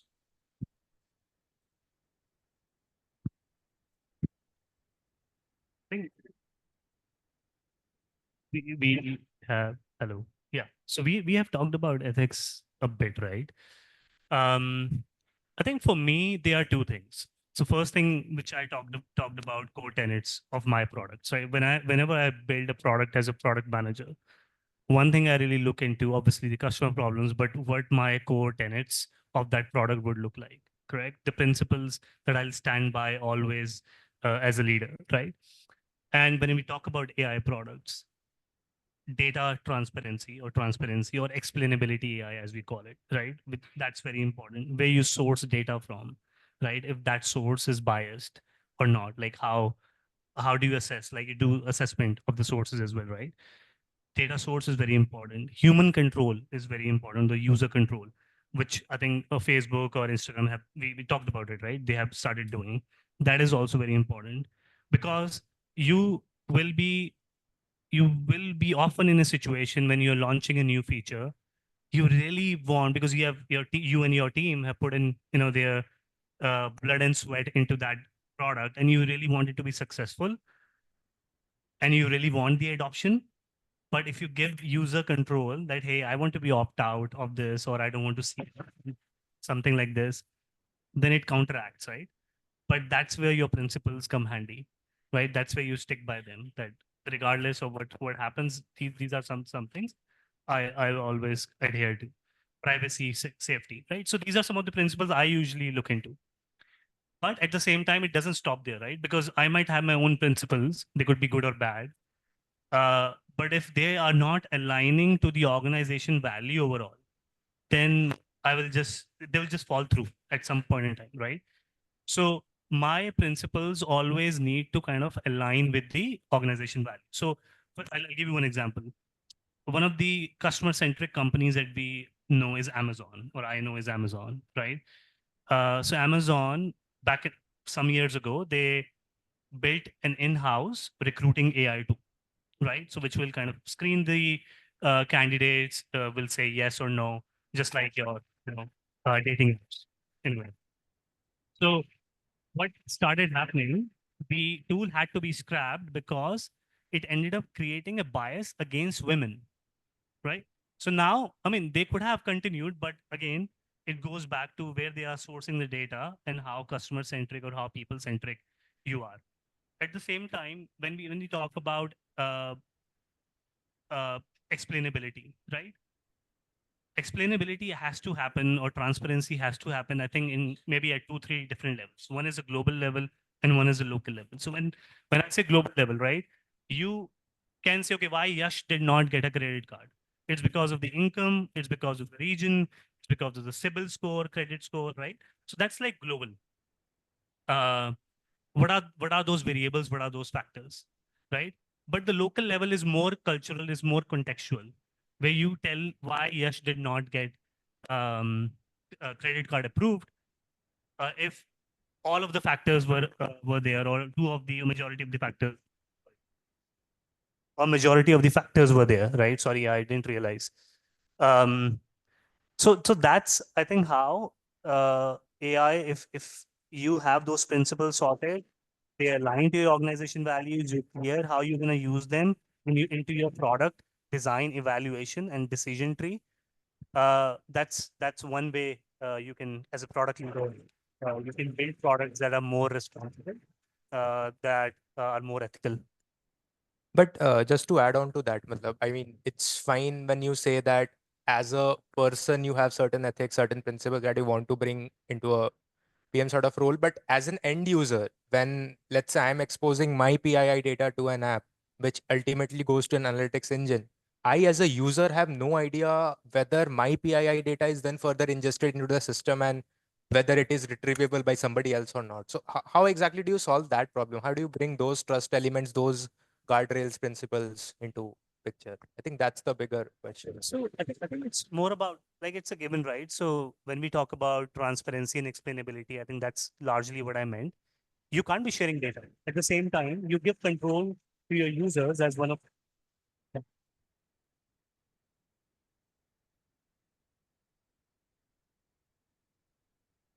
So when we talked about transparency and explainability, right, that's where I was referring to. So you give user completely control on where they want to be opted in, where they want to be opted out. You give them the right to delete their data as well, right? So in Nubank, when I was managing customer identity, we were building a feature which gives control to the user to delete their data when they no longer want to be part of Nubank, or they want to be deactivated, right? So those are the ways you kind of solve or give more control to your customers on where they want to share that information. For example, um, when we were at booking.com and we're managing profile information, we would gather profile as in the food choices, where you want to sit on the plane, etc. And that information can be shareable with the airlines as well, right? But that's kind of a consent management uh, policy that we had at booking.com, that we will always ask the customer and get the consent on what pieces of information can be shared or not. So as a product person, right? So those are the avenues you have to think through.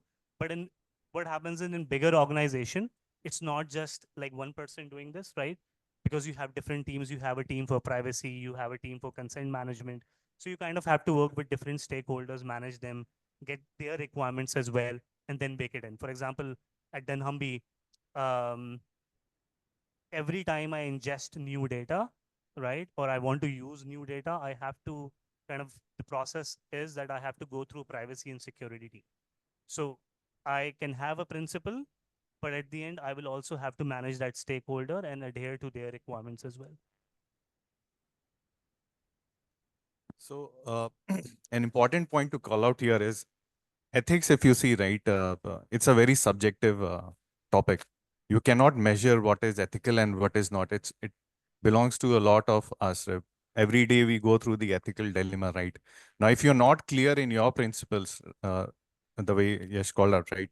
Your own principle, your org's principle, your ethical dilemma will go into the model as well. Apart from that,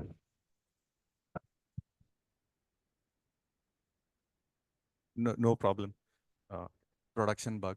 So, ethical, apart from the, so as an human, as a product manager, as an org, right, we may have clear guidelines of what the ethics are and under which we have to work. But if it is not implemented correctly, then whatever training, whatever principles you have, it's kind of does not matters. I'll give you a very good example. All of us are on a very famous professional networking app, right? So that app has added a feature wherein they are collecting data for the Gen AI improvement, right?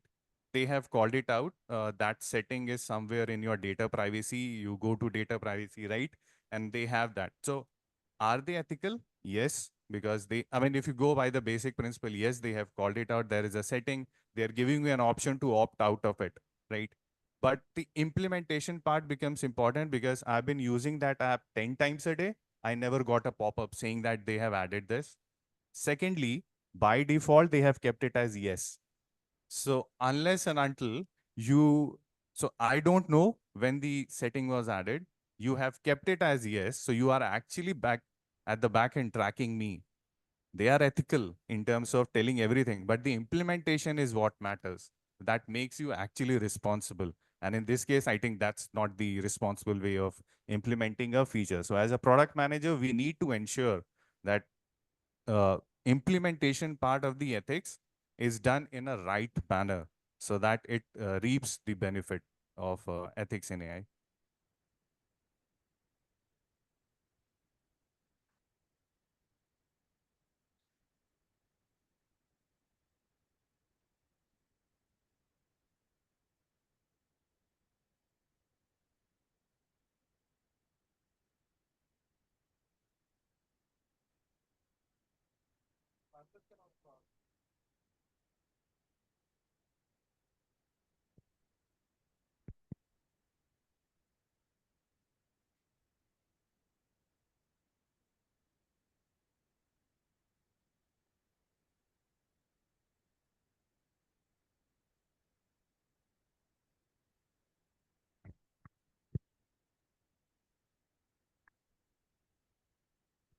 Hello.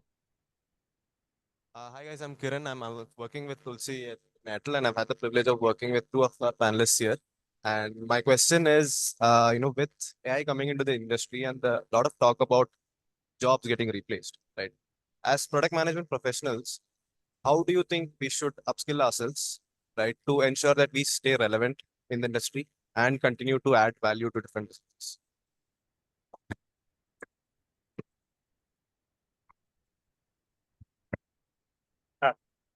Yeah, I got it. So the way I see it, AI, while it's all, what is it, there's a lot of happening there. I don't think it is there to replace job. It is only to assist. Like there are enough and more places wherein I see product managers are embracing AI in how they're approaching the problem. So, like, uh, I'll take an example of how, like one of the assisted channels are embracing this. Like, we've went ahead and implemented AI as a governance model in one of the installation thing. So, just for a context, uh, we do a lot of broadband installation, right? So we go ahead and enter into the houses of customers, do the installation. Once the installation is done, if the installation is not done properly, there's a lot of complaints that we get. So we have a metric that, hey, this is a number of complaints for any new installation. What we went ahead and tried to do is uh, come up with a method of procedure, which is like basically these are the steps that engineer have to do to ensure that the quality of installation is of the best that we can expect. So that involves how do I wire the like broadband wire? Basically, it's an optical fiber. If it's bent, the refractive index goes down, and hence it will impact the speed that you can get. So there's a method of procedure that everyone, like right from the wiring, clipping, everything has to be done. While we got some improvement on the quality of installation, there is a big problem that the product manager is still facing, that the complaints are not going down. So there, what we kind of implemented is, while we had the procedure of saying that, hey, you need to do step 1, step 2, step 3, we started to collect the images down the line and say that, hey, if you do a wiring rather than bending, you need to like coil that and what do you say, paste it there. If there is a router, it needs to be placed in a place wherein there is a enough coverage that you get across. So had the product stopped at, hey, I have a procedure, I have like asked my team to do this and do this, so we could only reach till some. What we kind of went ahead and did was we started to get the pictures and did a lot of mining and automated the entire process. Any picture at the time of installation that we get, we can actually feed into a model and say that, is the installation done right? If the coil is bent at any point in time, like we will not even let the installation like get closed. So uh, the way I see it, uh, while the product managers are solving for the customer problems, if you go deep, there are enough and more avenues for the product managers to like leverage AI and bring that step change in the way that you are approaching the problem, and also the quality of the outcome of the solution that you are, what do you say, going ahead with. So it is, I strongly believe that it is not there to like replace the product management as a practice, but then by leveraging it, you can only bring a lot of difference in how you approach at the problem. You need to be aware about how can you leverage it so that you Yeah. can, what do you say, bring that in. I think I completely echo Tulsi's sentiments here, right? If the question is that will AI disrupt, the answer is yes, right? It has been the same with other transformations that we have seen, internet in 90s, your cloud computing in late 2000s. So it's going to disrupt, yes. Will it accelerate innovation? Yes. Should you be worried? No, given you can leverage AI, right? I think the crux here is that innovation is not just about technology, right? So it's not just about AI. At the end, innovation is always about solving your real problems, right? And adding value to the people in your ecosystem. Yes, you have to make AI as your friend. You have to use ChatGPT, and I'll tell you why. For example, and so to finish that, you have to leverage AI, right, completely. Um, and because only through that you can make an incredible impact on the customers. Why ChatGPT, right? I mean, I think this is kind of a controversial opinion I have. One of the jobs as a product leader that we have is to, I believe in writing culture, right? Again, it comes from big techs. I've been fortunate to work with leaders from Microsoft, Amazon, right? And a writing culture is very prominent in those companies, right? And as a product leader, when you're writing, the objective, the goal is that it should make sense to your readers, right? It should make sense to your users who are kind of using your content.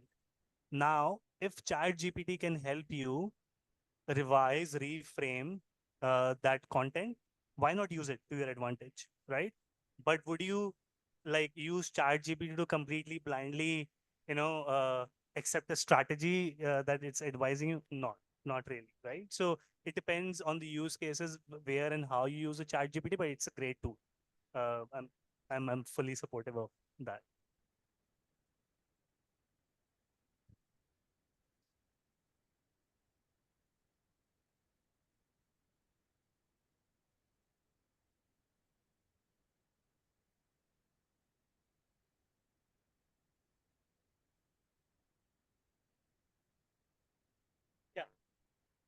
Yeah, yeah. IND money. Yeah. Both of you are from the finance world things, right? I just have a question because both of you are talking extensively about AI. And in money, one of the things that you mentioned was while coming back from, while returning customers, the customers return, you do store their data for a certain amount of time, or you generate some insights even for your current customers based on data of other customers that you have, right? Like, for example, encourage them to make more investments based on where they are ranked and things like that. Do you have customers complaining because this is, personal finance or, again, in Germany, I think New Bank is based in Germany. GDPR rules are more stricter. The way you use data and regulations are much more harder there. Maybe it's easier to do it in India using the, what you're doing within money, but I don't know if it's very easy to do it with, New Bank, for example, right? So I was just trying to understand if you've encountered issues, right, with how do customers react to AI in this industry, right?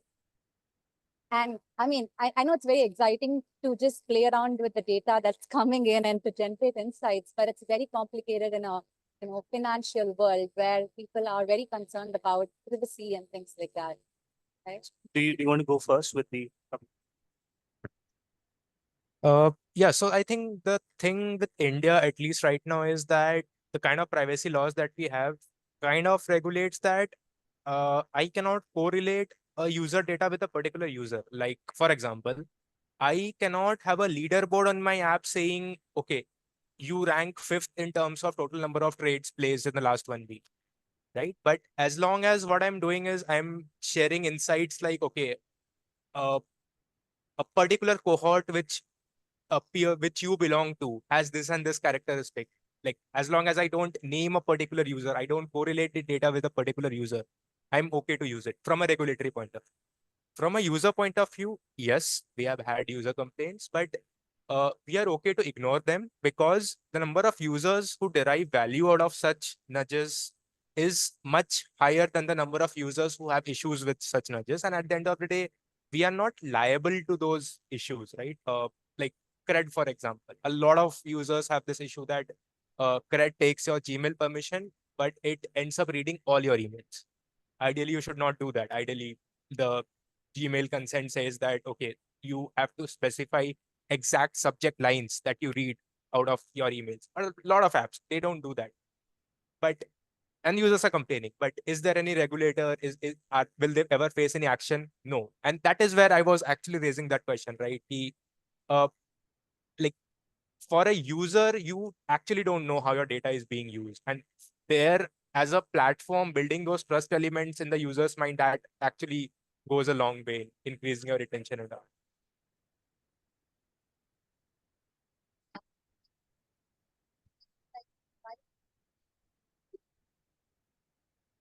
I mean, we can take it offline, but Yeah.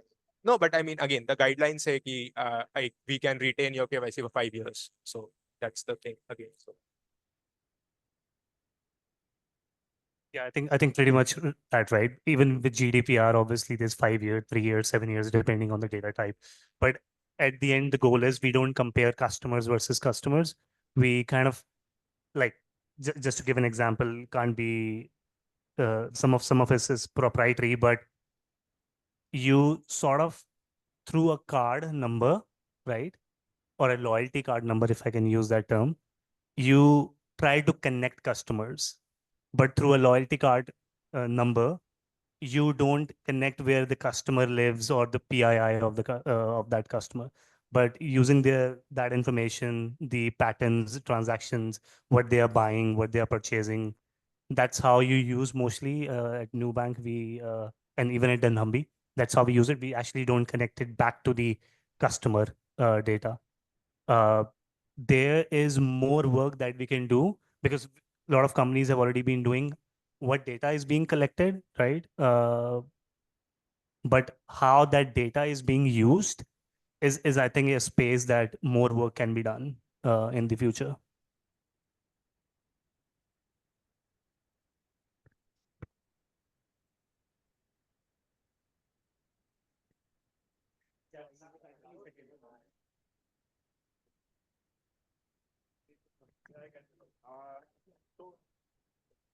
So India has, I am good morning, sir. I am Sri Krishnan. I come with 5.5 years of experience in the automobile and auto ancillary sector.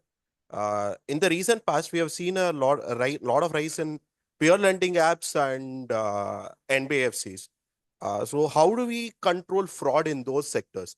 Because in a traditional BFSI, we go through a lot of screening and all that. But how do, as product managers, manage the data, manage sensitive information in such cases, and how do we detect and resolve fraudulent cases?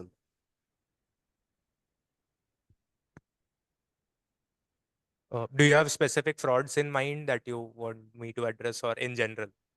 In general, sir. Yeah, so a lot of it actually, so two elements of it. So first is obviously you arrest frauds at the KYC level itself, right? But even there, I mean, with the advent of AI, what we have recently seen is there have been people who are smart enough to tap into the camera feed and install deep fakes while being able to capture selfies. I think no tech in today's world is evolved at that stage that you can stop this kind of a fraud. And it has to be a cat and mouse game. They'll keep evolving, we'll keep evolving. But having said that, we as an organization, as a KYC process control, have various checks. So we have AML checks, which were spoken about. We have risk control checks. We have a very simple check. In fact, I like to mention about a fraud that has been happening recently. So what a lot of people do is let's say they'll take your PAN card, right? And they will change. So I'll take your PAN card. I'll change my name and my date of birth to the same as yours. I'll go to DigiLocker. My DigiLocker has my updated Aadhaar. And I'll pull your PAN into my DigiLocker. Why I can do that? I can do that because the laws say that as long as I know a PAN card number and the date of birth and the name, I can pull any PAN card in DigiLocker. Right? So we recently saw a lot of fraudsters doing this, pulling their PAN cards, pulling somebody else's PAN cards into their Aadhaar, and then they'll go to any random app, they'll complete the KYC, they'll take a loan, and they'll run away. Now the loan gets tagged to your PAN, and since the default, you are being the defaulter instead of that guy. No, fetching a PAN in a DigiLocker is not OTP authenticated. Right. So, I mean, very simple check to solve this, right? That you check whether a given PAN and a given Aadhaar number are they linked together or not, right? But Indian regulation does not allow this. There's no API in today's ecosystem which will tell you, no government API which will tell you that a given PAN and a given Aadhaar is linked. And these are some of the shortcomings of the entire financial ecosystem. Like, having said that, there are now certain third-party APIs who scrape the internet and then they get this data and you can use them to identify such frauds. But should you use them? Is that data 100% accurate? Again, you don't know. So these are certain risks which are there. But yeah, as PMs, as process controllers, we try to come up with as many checks and as possible.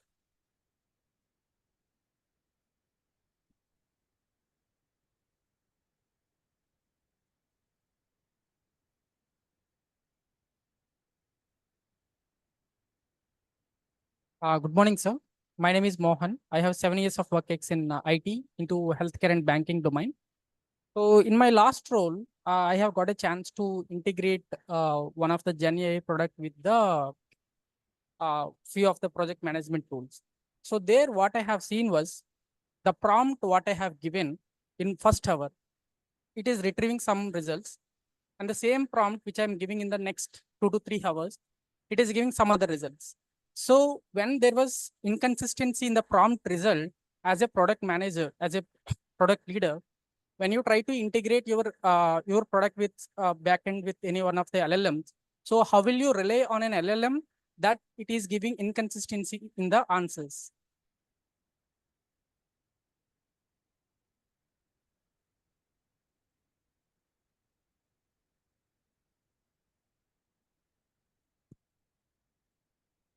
So to clarify, the results that you got were completely way off, or they were like different language or different phrase? Yeah, different What's phrase, say- different okay. phrase, and sometimes the context of the answers also bit different.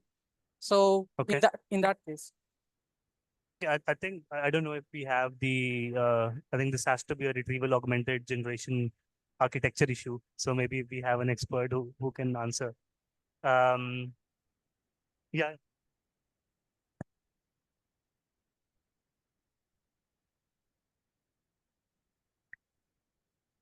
Tools available you can write to actually enhance their evaluation frameworks when you develop. You can evaluate your prompts. So there are metrics available. You can run through them and see what kind of metrics you're getting. And then you again change version your prompts. So it's a totally prompt engineering exercise and how good, that's why a lot of projects are still in POC stage. So companies are not comfortable taking whatever, like the example you're mentioning, into a customer facing app and all. So I think it'll evolve, but there are techniques available to handle such issues. So.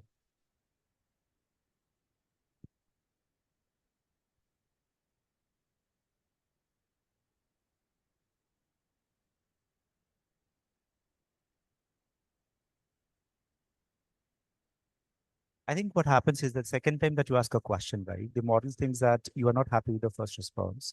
It tries to optimize, modify, and then send you a response. Now, the response that you got is not the similar way that you got in the first, primarily because you are not happy with the context and the boundaries that you got. And hence, it tries to put a new context, new boundaries, and then give you a response. That's how the LLM models have been built. Like Gaurav rightly said, it's prompt engineering. What you put into the chat, it's very textual, right? Chat GPT at least. Now, whatever you put into the text box that you see, pretty much similar as a Google, it gives you the response to that prompt. You go and attempt 100 times. Your response is going to be the same, but the context in the response is different. As a product manager, what is important for you is that to understand the context that you're standing today. For an example, you take maybe your product schedule. You ask saying, my CPI is 1.5. Am I faring well in my project or not? Now, is that a simple response for calculating the CPI? Yes, there is a method that you go back and calculate a CPI. But then when you understand the resources, the human, the process, and whatnot, the environmental conditions, there are manifold of such thing that comes into picture. And LLM brings that context. But if you ask a question, is there a scope of improvement? Yes, there is. I think AI is growing. We are standing fairly at a 2-3% of accuracy today. And I said 2-3%. Why? Because it does a lot of research and come back to you. But then use the difference between a GPT 3.54 versus a GPT 4.5. You will also get the research materials associated with it. Now, is it responsible and ethical? Is a question that you get something paid and a freemium model. I think that's you to decide and choose. thank you, sir.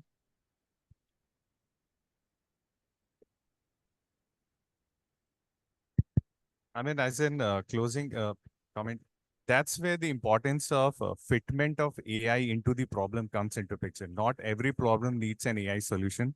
And this is what, as a product managers, we have to look into, right? I just saw a meme last night which says, sell me a pen. And the other individual says it has an AI feature. So that's not a real world scenario. And when you ask as a product manager, how would you have trust on a model which is hallucinating, right? Like we humans do, LLMs also do that. So that's where start with why. What is the problem? Does AI needs to be used to solve this problem, or if there are any other? So a kind of cost benefit analysis needs to be done before you actually embark that journey of further exploring the different AI or LLM models, whichever at your disposal, and trying to then integrating it with the product design. So I think we had a very great discussion with and my people are like after me for overshooting. Apologize. I hope I'll give it over to the host.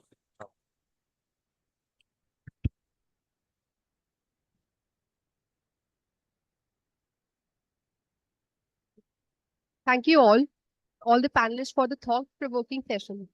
As we have seen in today's discussion, AI is not just about data automation, it's about simplifying the analysis for further use, giving ample time for human creativity to drive innovations effectively. Additionally, good quality and structured data is important as well to get more accurate, actionable insights. We also understood the importance of AI tools, design, and development alignment with the organization principles and values. Please join me in giving a big round of applause to our esteemed panelists to their insightful contributions to harnessing AI for cutting-edge product development.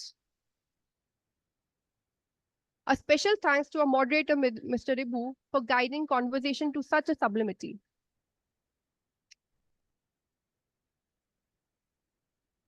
We would like to invite Professor Sunil Sarangi sir to present the mementos to our guests as a gesture of gratitude. Inviting Mr. Monarch Himanshu to receive the memento.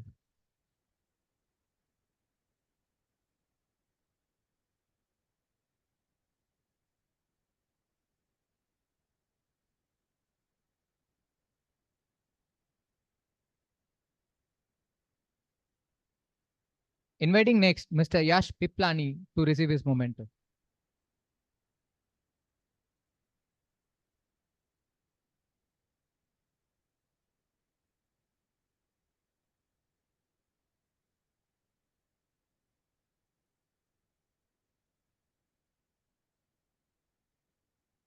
Inviting Mr. Tulsi Chandra Pamujula to the stage.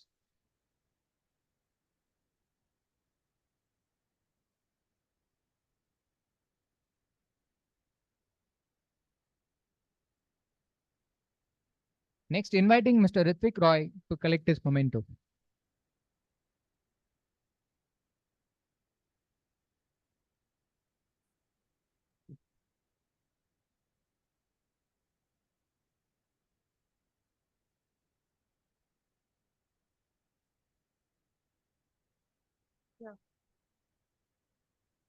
Thank you all for your active participation, making this session more engaging. As we head into break, please take a moment to reflect on to the valuable insights shared during the session and think about how they can influence your future. We now take a short break to refresh ourselves before an exciting second panel. The break will last for 15 minutes, and we kindly request you all to be back by 11:30.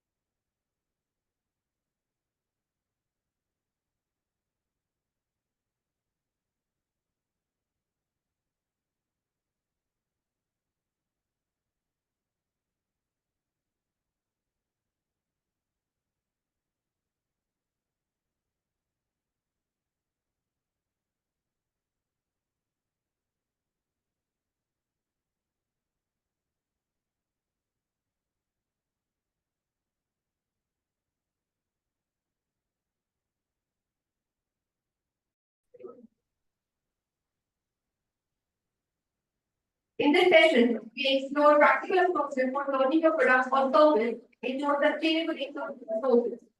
In today's dynamic digital landscape, businesses have countless opportunities to unlock new revenue streams through innovative platforms, diverse business models, and various monetization techniques. From subscription models and pay as per use, strategies to customer retention and premium offerings. These key strategies will help you capitalize on your products, expand user base, and build a lasting and scalable income. This type of product manager takes ownership of product access. It's vital to continuously define and adapt the strategies for the maximum impact.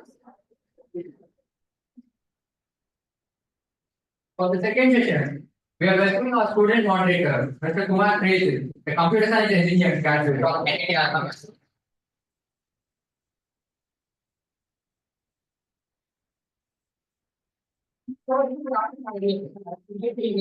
And as lead software engineer, he has led software development teams in scaled agile framework.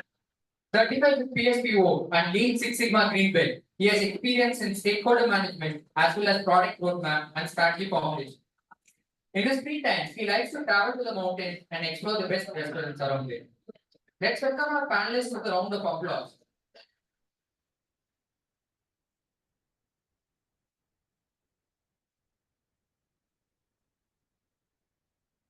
Now we would like to welcome our first panelist on stage, starting with Mr. Gaurav Gupta.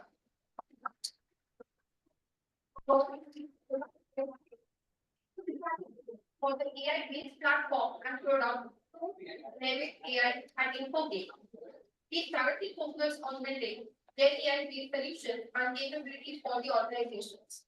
His role involves guiding our customers to successfully adopt and use AI-based solutions for various use cases. Gaurav has over 15 years of experience in product development and consulting and has worked with organizations like Apple Data and InfoGame Trustee, Extension Strategy, and Infosys Technology. His primary skills and interests are in product management, detailed strategy, generative AI, AI-ML applications, product management, and program management, and B2B sales and marketing. Gaurav has a BTech in computer science from JP Institute of Technology, Noida, and MBA from IIM Madras. Let's give a round of applause. Welcome our second panelist on stage, Mr. Prodzion Pati. Mr. Prodzion is working as a director, technology for digital at Pgdm-Gm, where he leads the platform engineering, application development, low code, no code platform with end-to-end digital strategy.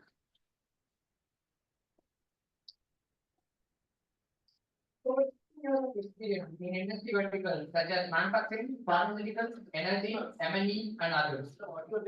He had previously worked as product head for global supply chain at GlaxoSmithKline clients, where he led the digital transformation for supply chain and implementation for digital twin data, driving digital innovations and user adaptations over there.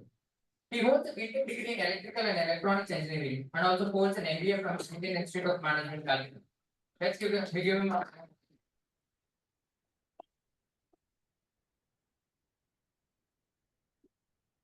Welcoming our third panelist to the stage, Mr. Moinaf Chatterjee. Moinaf is a seasoned product leader with over 16 years of experience building and launching successful products and scientific head product management models.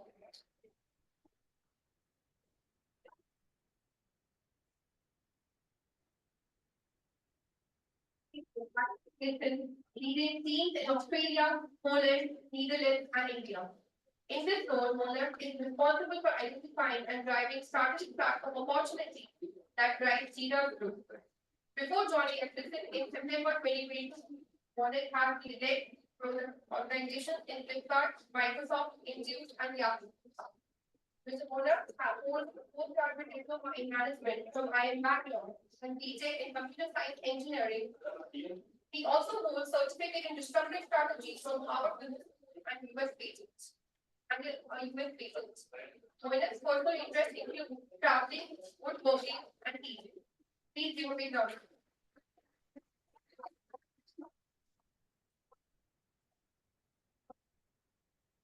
Welcome our fourth panelist on stage, Ms. Shweta Kaushik. Shweta is a seasoned product and technology leader with 18 years of experience, specializing in application development, cloud transformation, and delivering business critical solutions. Currently, she leads the insurance product vertical at Salesforce, designing innovative solutions for policy administration and claims management. With expertise spanning across healthcare, banking, and fintech, she has shaped product roadmaps and driven platform-enabled ecosystems. As a passionate mentor, Shweta focuses on coaching emerging leaders in product management and stakeholder engagement. Let's give her a round of applause.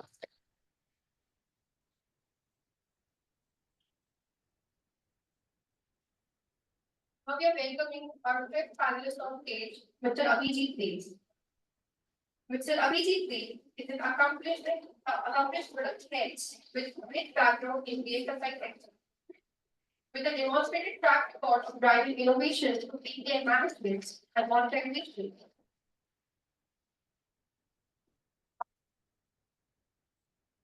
What he extends to the creation of an open AI framework tailored specifically for banks, showcasing its forward-thinking approach and proficiency in navigating the dynamic landscape of financial growth. With a keen understanding of how technology and banking intersect, Mr. Dey is poised to share with invaluable insights today with us. Please give a big round of applause.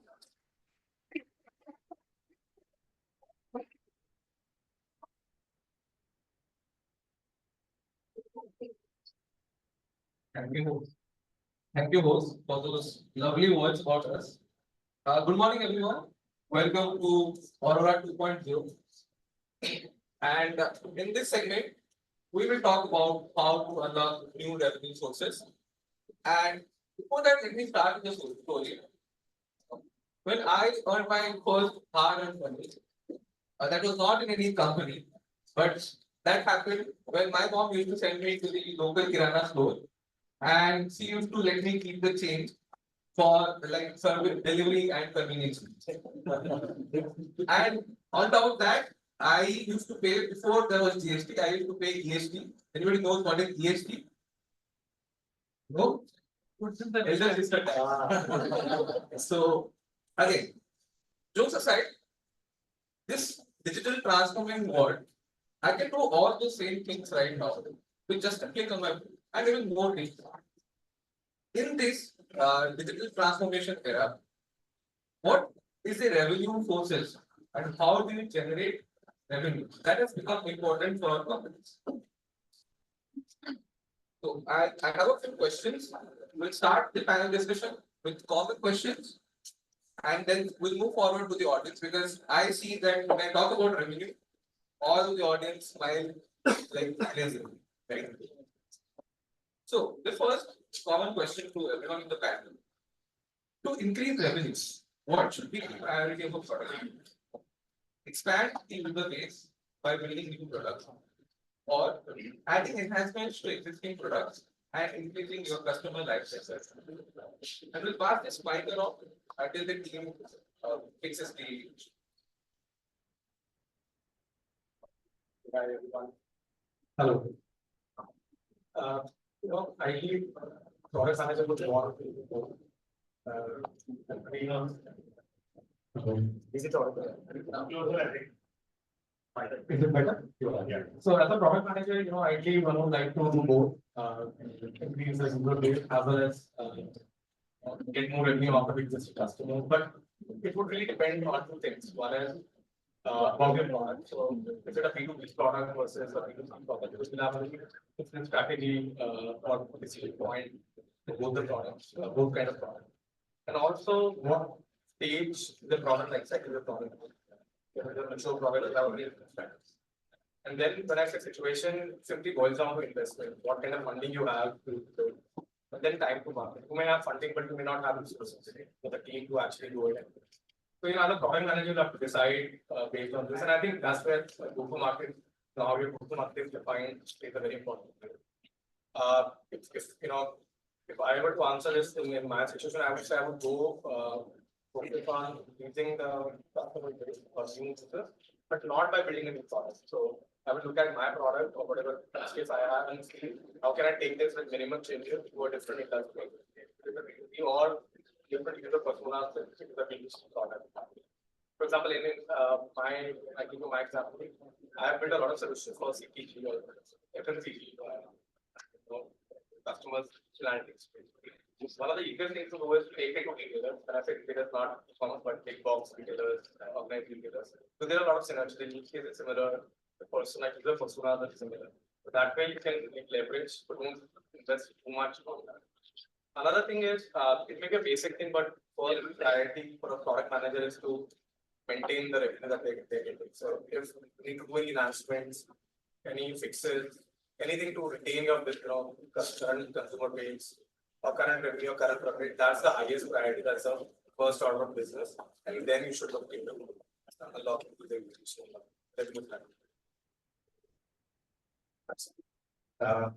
Is it clear?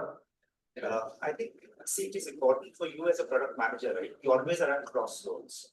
Had the answer been a yes or no, a binary question, would not be undergoing because the general manager. So is us as product managers.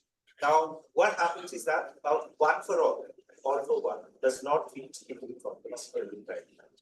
Now, there are multiple situations and ample opportunities that will come to later on option that will come down. However, you as a product manager is to decide what to choose. I personally believe that among the both, like whether you want to acquire new customers, vis-a-vis you want to focus on the existing customer and retain. Primarily depends on a number of factors, but the right mix and balance of both of them is equally important. Now let's understand that your product is at a very mature stage. Yeah, you need a breakthrough and a disruptive innovation to happen.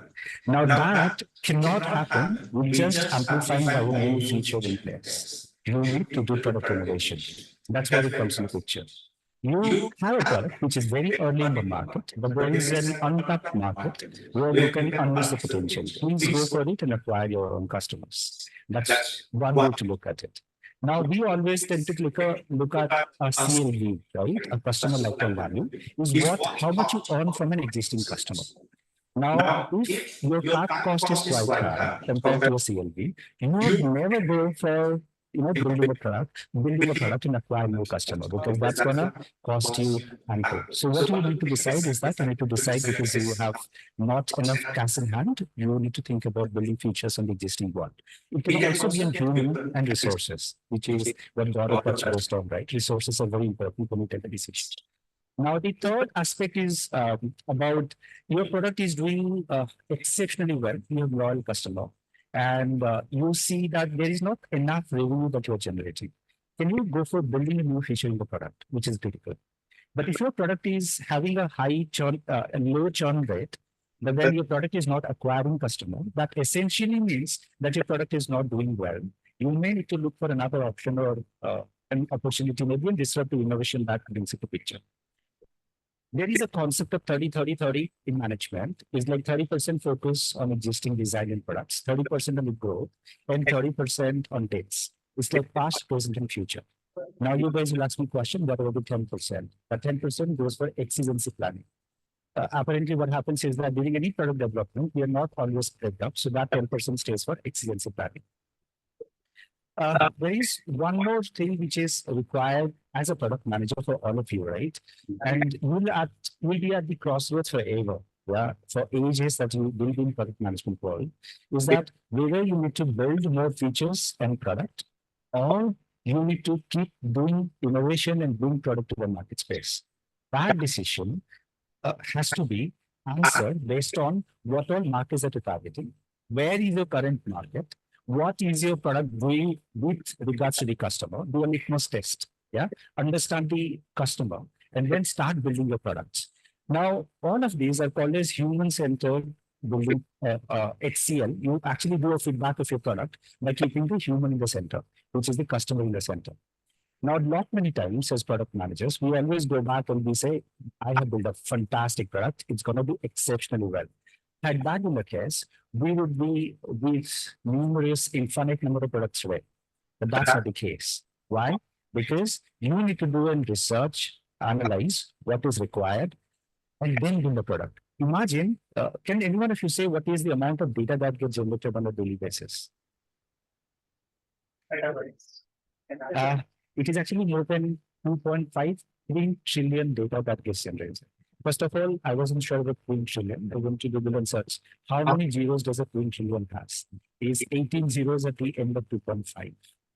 Just imagine that you have a server, which is a standalone server setup, versus hyperscalers today, where you go and analyze your data.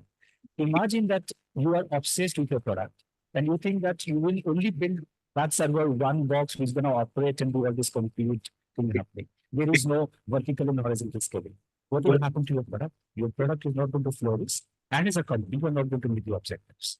So it is imperative for you to understand the context and then build the product.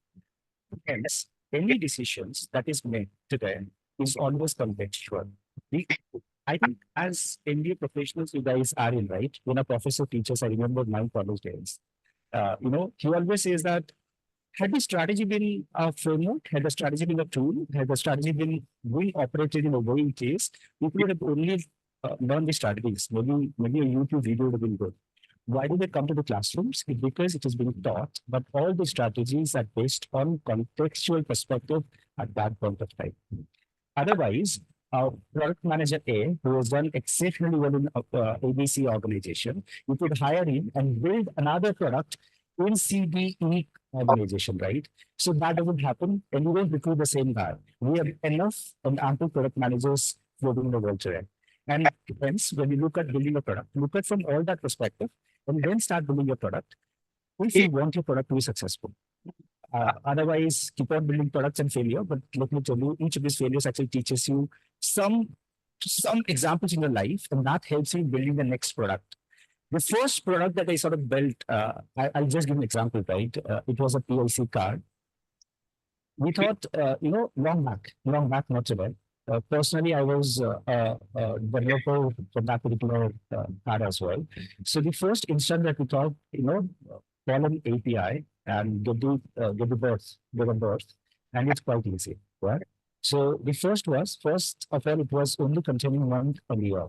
When we went back, we realized that everybody's running 1st of Jan, right? Like 0 1 month.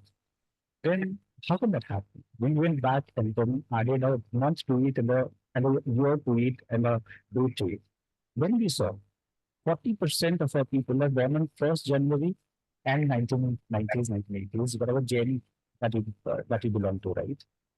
I think that data is also there because the accessibility to the technology of the rural site was always a laggard sort of thing, right? They don't have access to the technology. They don't know when they're born. And whenever this PIC card came into existence, right, a lot of people coming, not in India context, everywhere that you go, right? And hence it is important for you to build a technology which is accessible, operable, and also is financially viable for you. Until then, your product is not going to flourish. I think that's all that I'll wind up for and leave to the other panelists. Thanks. All right, let me actually make it very real for you guys. So it is a nuanced problem and it depends on a lot of variables. But I'll give you one example which should stay with you. How many of you in this room have watched the movie The Social Network? Quite a few, right? That's good. So the major conflict in the movie is Mark Zuckerberg wants to keep adding users to his social network, which is Facebook. Eduardo Suarez comes in, who's his co-founder, says that, hey, I want to monetize, I want to get advertisers and all of that. Mark Zuckerberg makes this controversial decision that he wants to keep acquiring users. Now, why does he do it? On hindsight, we all know, right? The secret there is it's a social network.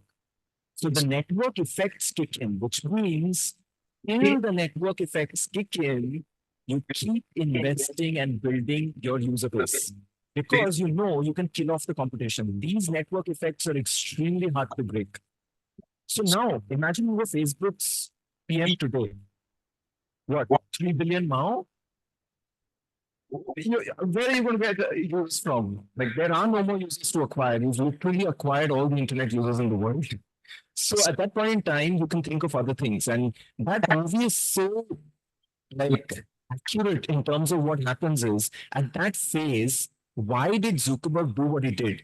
Now, if you relate it back to the theory that you guys have learned in class, every product has an S curve, right? So you'll see, I'm not seeing any, like, you guys all know the product S curve?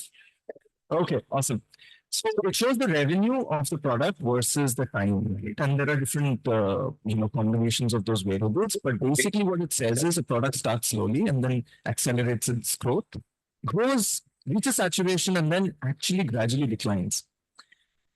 Your strategy should be governed by all the variables that determine this S curve. So in case of Zuckerberg, that hockey stick kicks in at that moment where he's captured so much of the user base that they're attracting the rest of the network, and basically no one wants to leave because of all the investment they've made.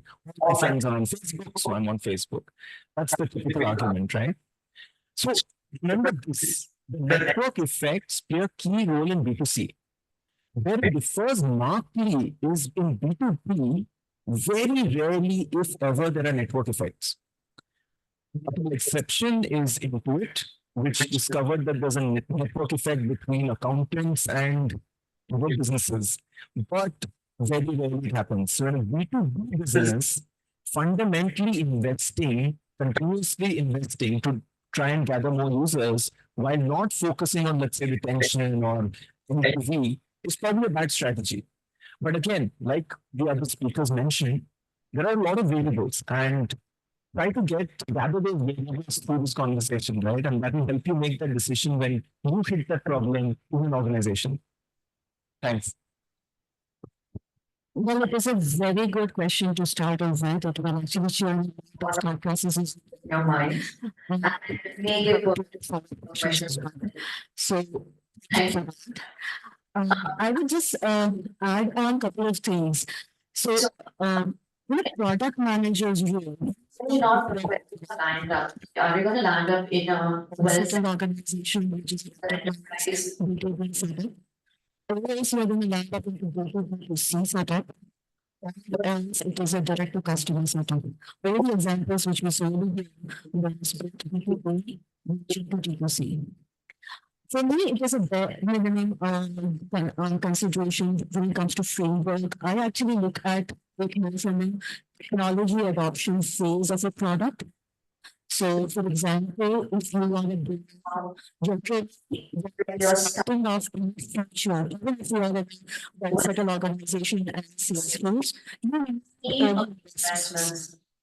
Again, so when you need early investments, you actually put the focus upon building the right feature to the right customer after a segmentation. So you will do all everything. Right. So when you do that, you get feedbacks from the visionaries and the technologists. These are the early groups who are actually adopting the technology to a large extent. But now what happens after that? When do you add a new feature or when do you add a new enhancement to a particular existing feature? Once you start getting feedbacks from these people, the first and foremost thing you do in the world is you actually measure. Measurement is something which is super important. You start measuring not just revenue, but your engagement. If you are in a B2B segment, your engagement is driving revenue. Word of mouth is still relevant, especially in large enterprises. Now, having said that, a new feature can be an ecosystem problem as well. I have to build that new feature, or one of my partners, if he builds it, and I monetize it, I still monetize the feature because that partner is building small fish in the pond is actually building that on my ecosystem or my platform. So building new features can be various ways of building a new feature according to me, but maintaining and managing the current customer base and growing the customer base is something which is not, which doesn't come very easily. So from identifying the right use case, ensuring that the use case connects with your next customer is a foremost job as a product manager, especially when they're thinking about should I invest my hard-earned money whatever I got from my first customer into building a new feature or in retaining the existing customer. So one such example, I'll just end with one example over here. Actually, I come from a diverse background of healthcare, fintech, and everything. So build marketplaces in all the three roles. In healthcare, I have built marketplace in fintech as well. Now, coming to marketplace is pretty much ecosystem game. I ensure that whatever I build is cost effective for my organization. I ensure that I pick up a partner who is ready to build on top of my ecosystem, giving me channel marketing. No one? Good.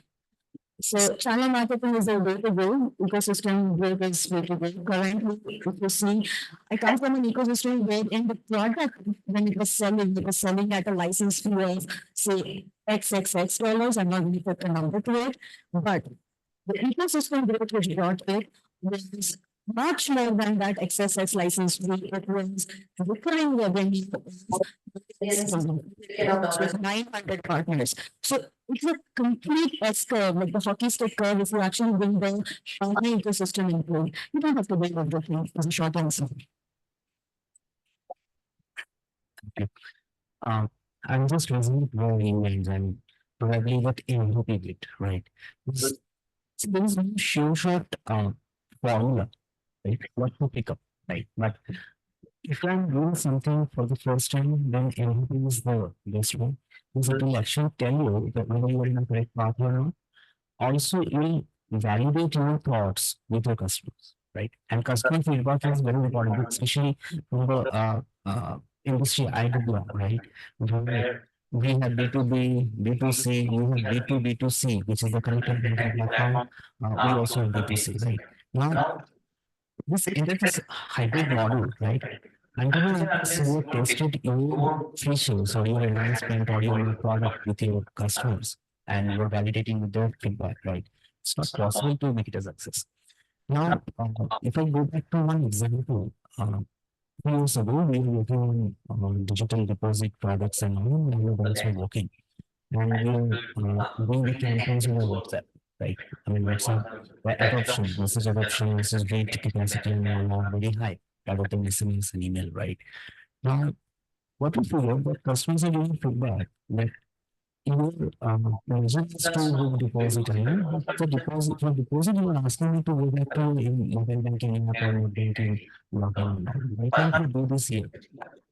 So this one feedback, it was very positive. We built that entire native journey in WhatsApp where customers can conversationally book FD deposits in WhatsApp, right? There are a lot many open APIs we build. Again, one use case of open banking, right? There are a lot more things we are doing in open banking. WhatsApp banking is one of the major use cases. Now, the we trigger customers that you can do deposit through your WhatsApp channel or your WhatsApp chatbot, right? The adoption it is there. And all this happened with the customer feedback. Now we can say it's a new product, we can say it's a new investment, but end of the day, it's a success.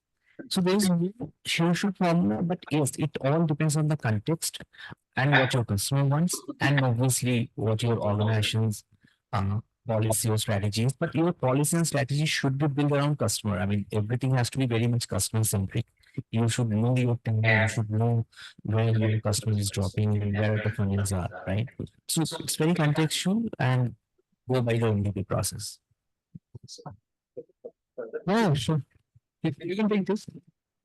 So let me start because it's a revenue session, right? All of you are interested in much more revenue, how to generate, how to avoid pitfalls and all of that. I think as product managers, it is equally important for you to understand the product lifecycle cost, not only the implementation, but also managing the product. Lot many times as product manager, we just go back and build a product, which is amazing, nice, having loaded features. But trust me, sometimes you need to sit back and then think, is this product going to generate revenue once it has gone to the customer and my post sales revenue that is going to come from this customer is going to be higher or minimum? I'll just cite an example. In the late 2000s, yeah, in the late 2000s, there's a help desk company which came into existence, which was there, and it was doing amazingly well. It thought it could increase it by 300% of the entire revenue, and the customer will also accept. But the bitter fact was not that. It suffered a backlash from the customer.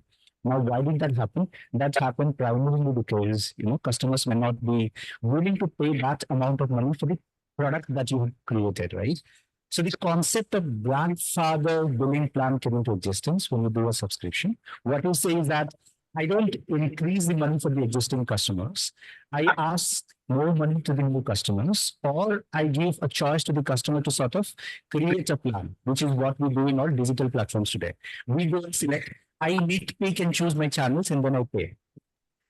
One failure that, which is from my personal experience, 2017, created a company of myself, which ran for 1.5 years. Got a patent for a product. That product was to verify the authenticity of a product manufacturing.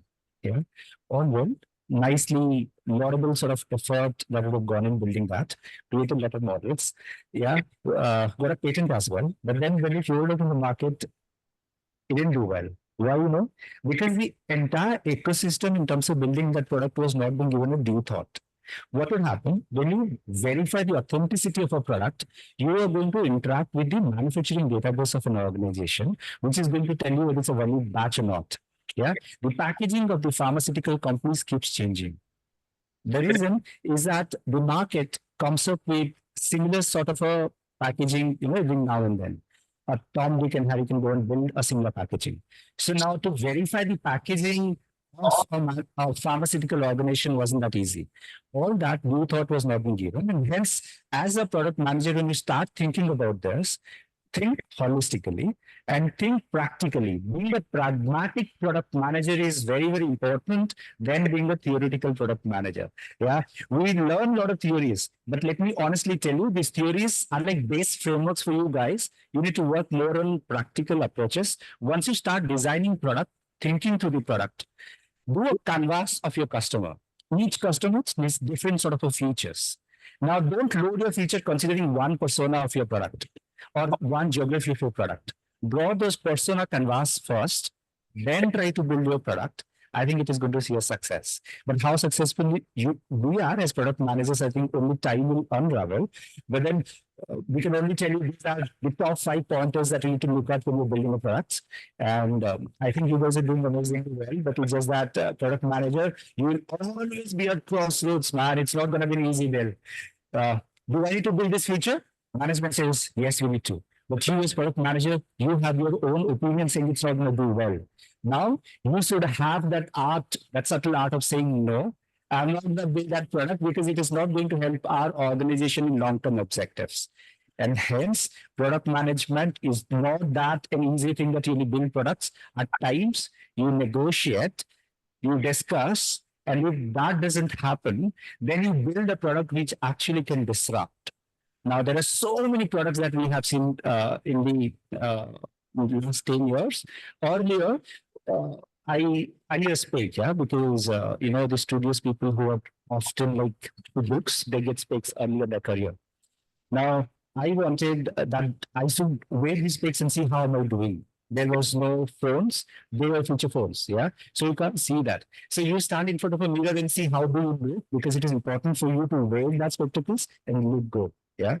But then look at today's world where you can actually wear a spectacle, see yourself, how do you look, change the spectacle types, do a 360-degree view of how you look from behind to the top to the front, and then decide about building a product. That's what is innovation is. Innovation, that thought of innovation depends on usability of your product. If you are great at innovation, your usability is low, your product is of no use. Hence, these both complement each other. Thank you for all the yeah. Thank you for all these points that made a lot of sense. And adding on to that question, like when we talked about segmenting the audience and the customer, the product. So how does like a product manager make sure that when we're discussing about product market fit, that also aligns with the revenue generation. It does not only fit to the market, it would also generate revenue. How does a product manager ensure that? Now we can start with technical first. There are two distinct problems, right? And I will describe what they are, which is starting up on your own, which I'm hoping, by the way, many of you all do. You need to deal with a few problems. First is understanding that product market fit is not enough. I think a lot of people, because product market fit was this really viral concept, people loved it. And in the year 2017, Brian Balfour first published his, 4 fits framework. Very interesting. And he talks about like there are 4 fits for you to actually make money, right? And we are talking about money here today, so it's a very important concept. So there's the product market fit, yes, of course, but there's also the channel product fit, and then going to the channel model fit, and finally the model market fit. I'll talk about what they are, right? Give an example. iPhone in many ways was a very confusing product, right? Because like we just rave about the touch screen, we rave about the app store, we rave about iTunes, we rave about Wi-Fi. I think what we don't rave about is very important. So when I say channel, it is basically who sells your product. If I were to ask you guys a question, like who sells an iPhone when it was first launched, right? Who sold the iPhone? It says telecom service providers. What they do care about. Money. So what were they selling back then? They were selling analytics. We call blackboard lectures. Again, I have to make references, but so there's a line in the movie. There's only 1 minute to the minute. So what Steve Jobs did was for the first time, he used the channel, the telecom channel, sell more data.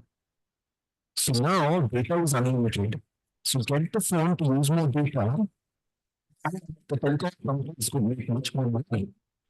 We talk about this in the context of an iPhone ever, because it's just such an awesome device, right? It just, there's so many things going right for it that we forget this critical component. And one telecom company understood this, AT&T. So when he sold the iPhone, he actually tied up with AT&T. Now for our framework, what is this? AT&T is the channel through which it is being sold.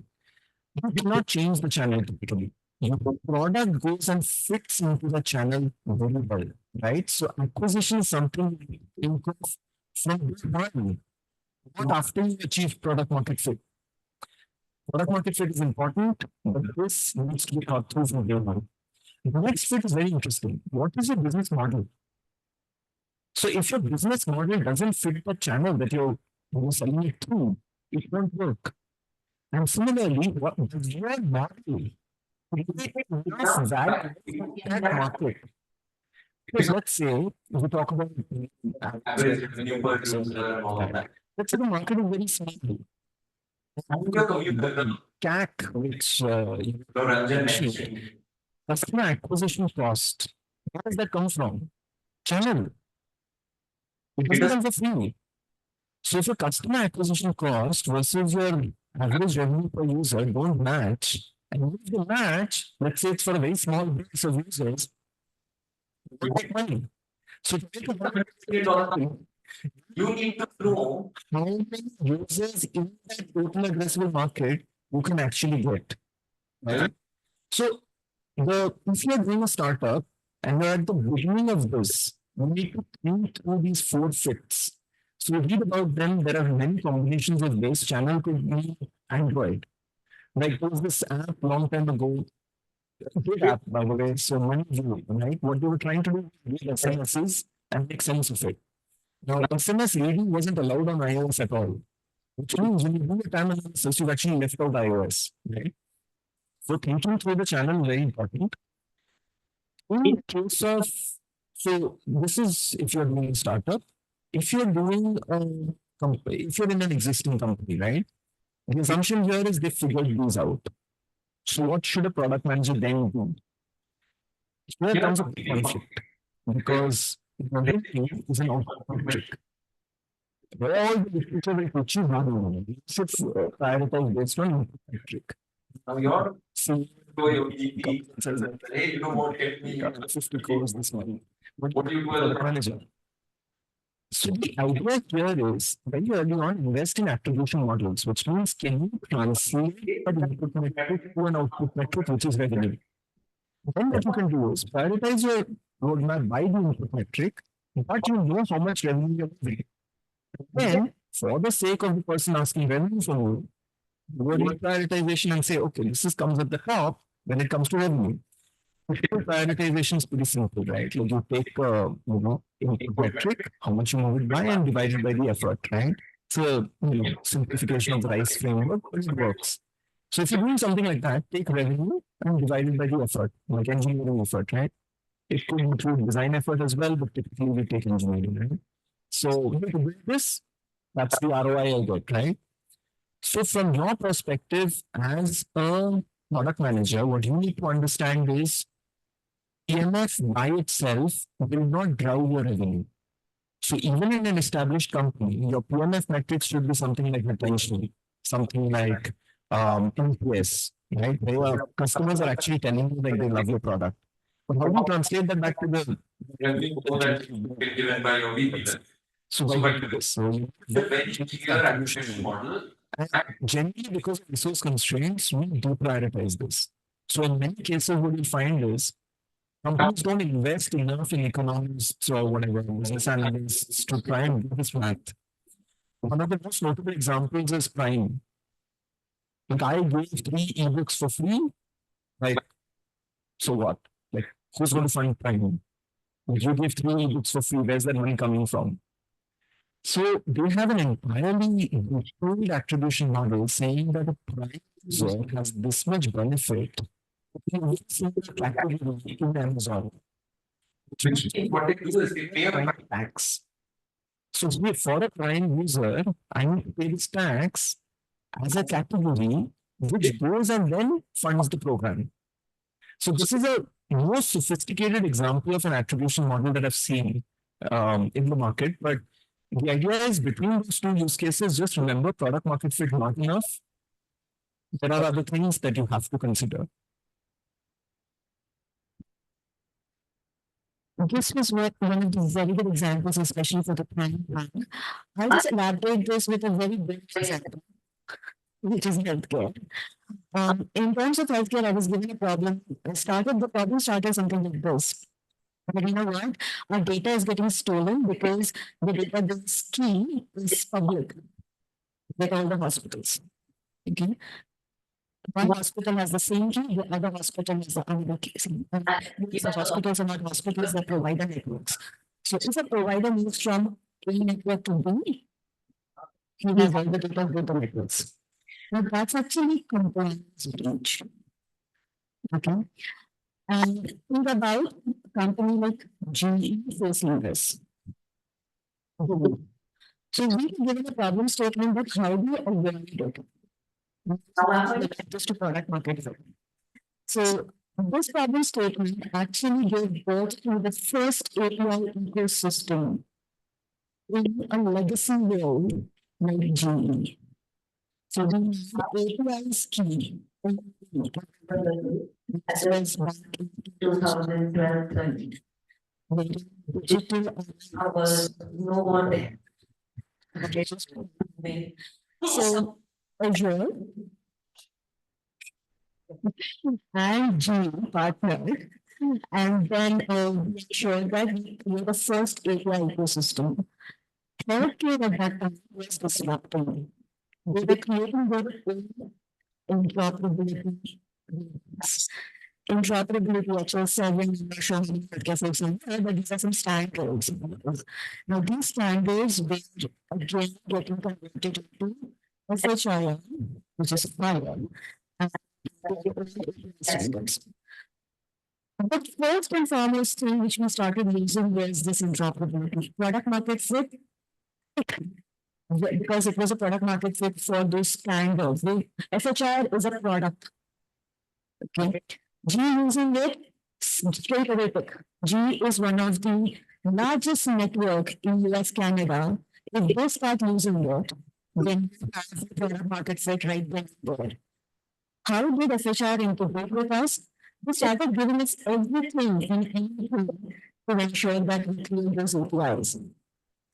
And how did we do that? We actually categorize them again. We actually can have multiple vendor ecosystems on healthcare. There's a provider network, basically a network for doctors.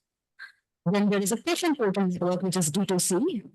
Then there is a payer network, which is the highest monetization network by the way. Highly insurance-driven company, I mean, segment over there. So ideally, my that they will be network because money lies there. But again, because of the compliance reason, we will provide the application portal network. And we actually achieved the product market fit in 6 months because the pains followed. So having said that, it is always the validation which you keep doing at a regular interval. Whenever you're building your product, hypothesis, guys, everything is hypothesis and proving that hypothesis. So if you're thinking the product market fit will be a post take check which you'll encash, we can start making UPI payments right now. Start doing that hypothesis check right away and ensure that your fit is available. It is in real terms, it is called product validation, A/B testing. You actually get to know it is fit, it is not fit before it even launches. Things like that. And if you want to tie it to the revenue, my basic has come from an enterprise world. GE, Athena, everyone is an enterprise. The only startup which I worked with was Zeta. And again, I'm back in Salesforce. It's an enterprise software game, B2C Max. So for me, it is simply a vision. The bosses are giving you a vision or a top line revenue target. Tied to your metrics, we will be in a safe space. As long as we get to do that, and you understand that it is a skill. And you understand the top level metric, ensure that you have a path to deliver of that metric. We shine as a product manager. So the long story short, the output of the product market fit is the 6 months project. We started as a compliance issue, was 1 million revenue ARR in 6 months back in 2012. So it was like one of the biggest guys which cracked it into. So having said that, again, an ecosystem game. So we can take that as well. See how that data transition is. Shweta was talking about that API ecosystem, right? When was talking about the chain related and all. Now, in 2012, you mentioned that API ecosystem. In 2014, almost all the large OEMs, right, they came up with the API. IBM came up with API Connect. Microsoft Azure Gateway came up. Google came up with APG, right? And all this API ecosystem, they manage the large enterprise organizations, and now you can build product around this ecosystem. Now you can externalize new tech capabilities. Now, enterprises who are not into tech, for example, banks, healthcare, they externalized their APIs and they build new product, right? Now, API became a channel. Now, banks or healthcare, insurance, they all are publishing their APIs and they are getting revenue, right? Now, unlocking that logic and what we are talking about, right? So, channel is very important, right? I mean, in this example, WhatsApp. WhatsApp is a channel, right? It's a communication channel. So, if my channel is having much bigger MAU, right, then my traditional product like deposit or any other banking product within the company. A bit of, yeah.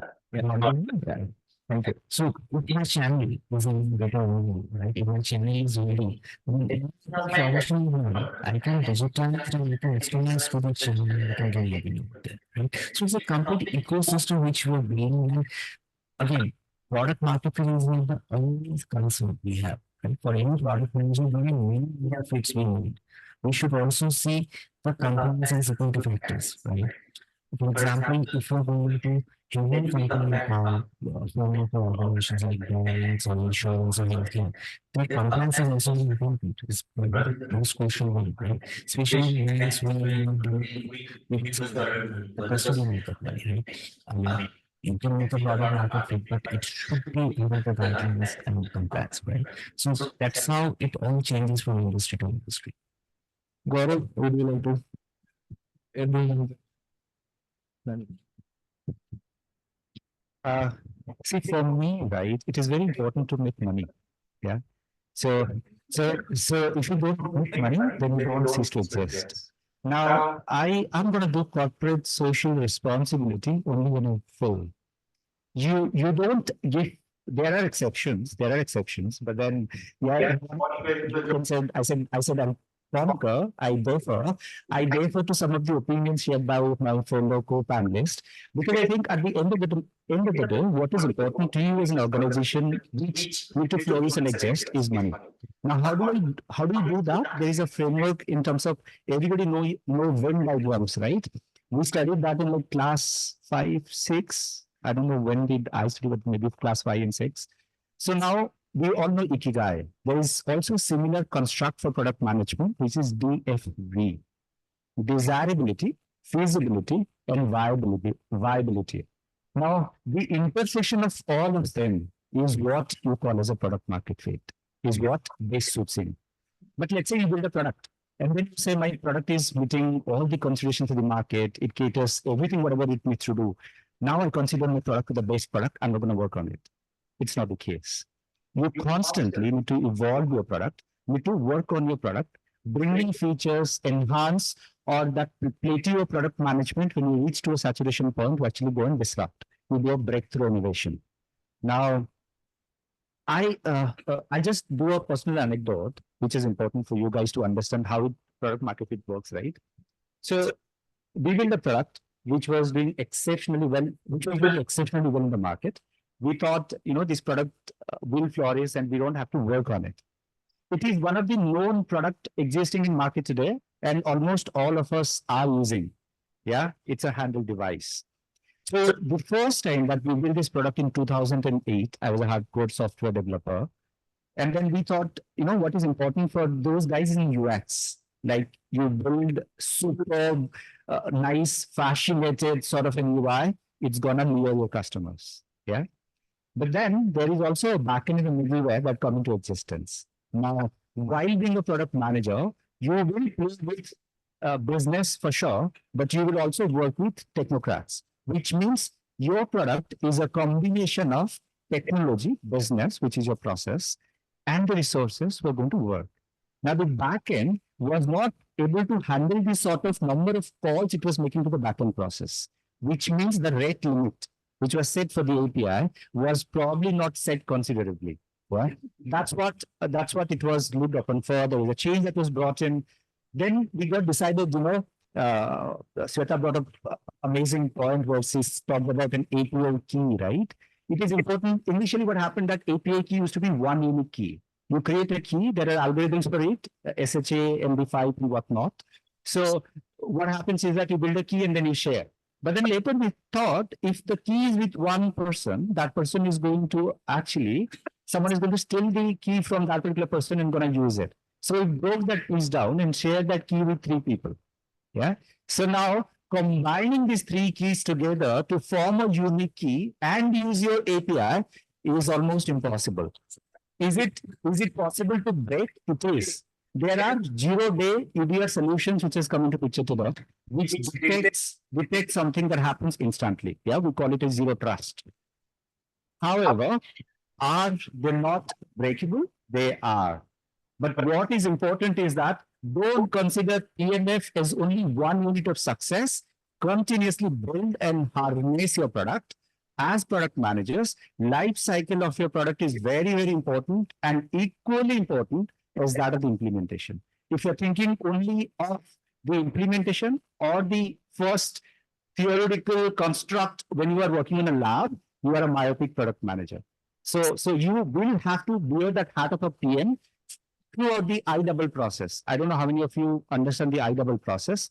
but then maybe we'll have a separate conversation for that during our coffee break. But then it is very important for you to understand these nuances and then become a product manager. Understand technology, process, and the human beings. Keep the humans at the core of your product. That human can be a user, can be a stakeholder, can be a boss, can be an organization, can be anybody else. But until you keep that in your eye, you're not going to succeed.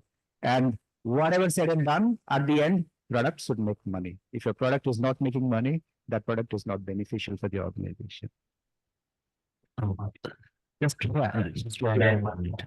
See, always start with a problem statement. For example, what Ranjan was saying that keys we are breaking into SHA-256 and all, right? Now the concept of auto-rotation of keys have come. Because the moment we're sharing the keys, again, there are some propensity that it will get leaked, right? Now, if we get a self-onboarding process where the API consumer himself is generating the key, right? And then the keys are getting auto-rotating, right? So again, it's all about problem statement. You need to identify the problem statement, find out the correct solution, and by default, you will that if you know that this problem statement and this means solution, then you should know what is the output that you are actually expecting, and that output is your product success matrix, right? That's the market fit. I just would like to build on the story that is coming over. So does it better right now? That's on your comes to me. Sentiment by Terraform is the best ones from the trust. And they the best. Actually give competition to them. Just leverage their capability.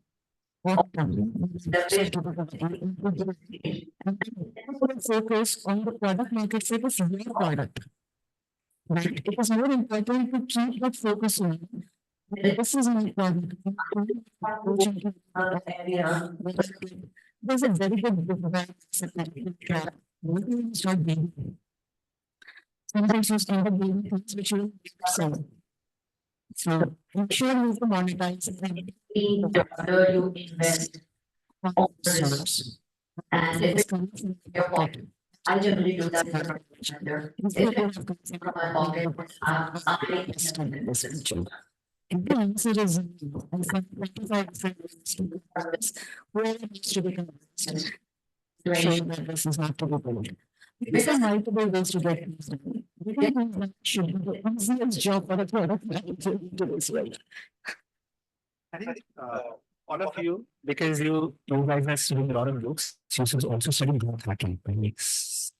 So this, I think it talks about a very good construct of 40% rule, right?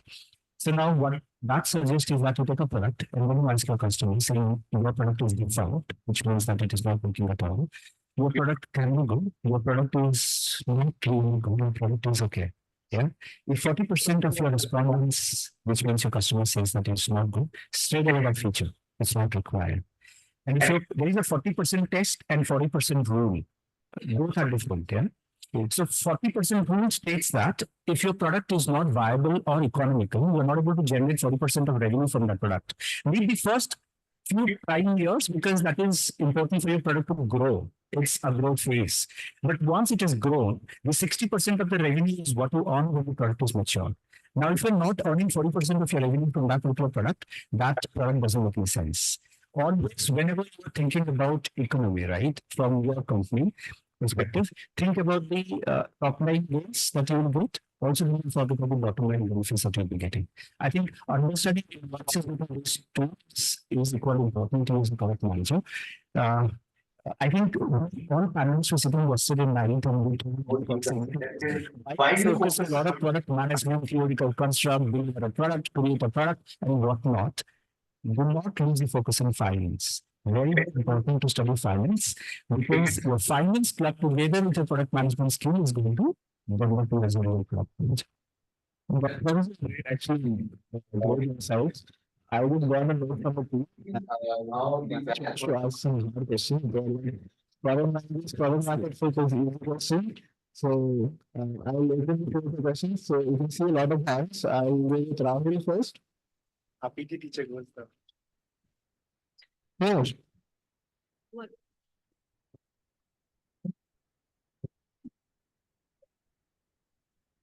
So I'm Rahul Ratnam. I come from Deloitte. I worked as a risk consultant with them for 5 years. So I have two questions, one for morning. So come from Atlassian, we have a lot of different product offerings, conference. So when you sell them, how do you handle them?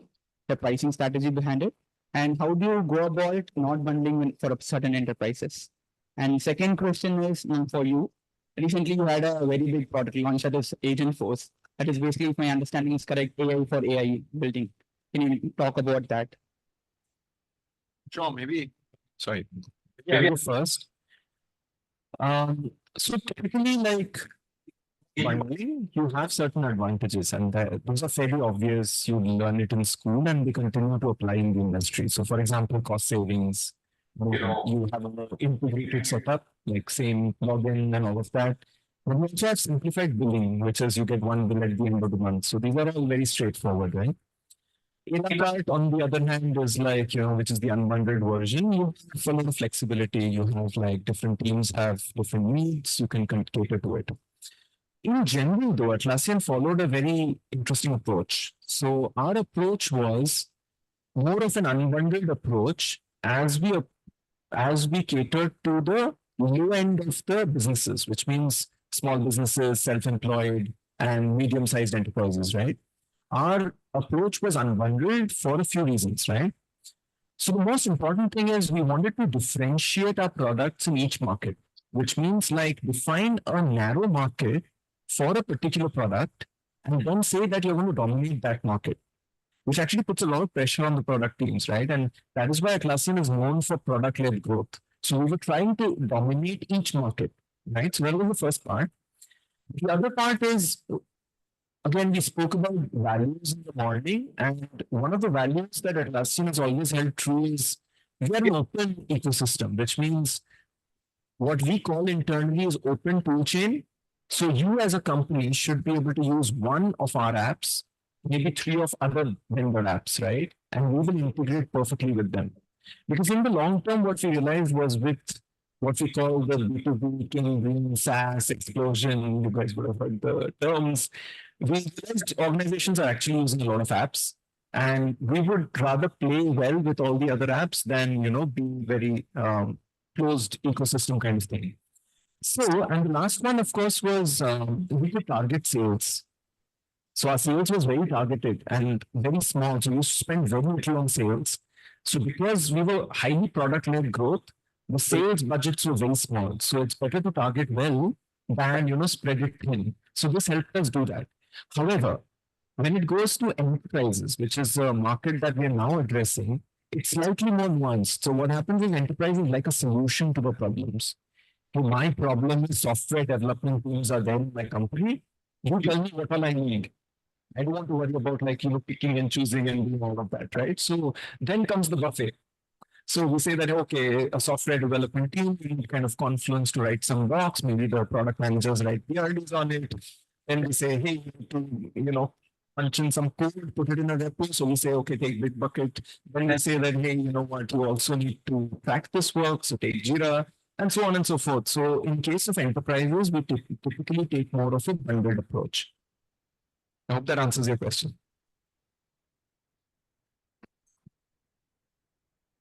I'll answer this question and the second question, and then we'll go to the next one. So Agent Force, your question was around Agent Force, successful Agent Force. Agent Force was one of the, I would say a good product market fits done at mass level. Actually, what we did was we actually ensured that we with some examples, we feed in certain examples of how AI agents can expedite the work.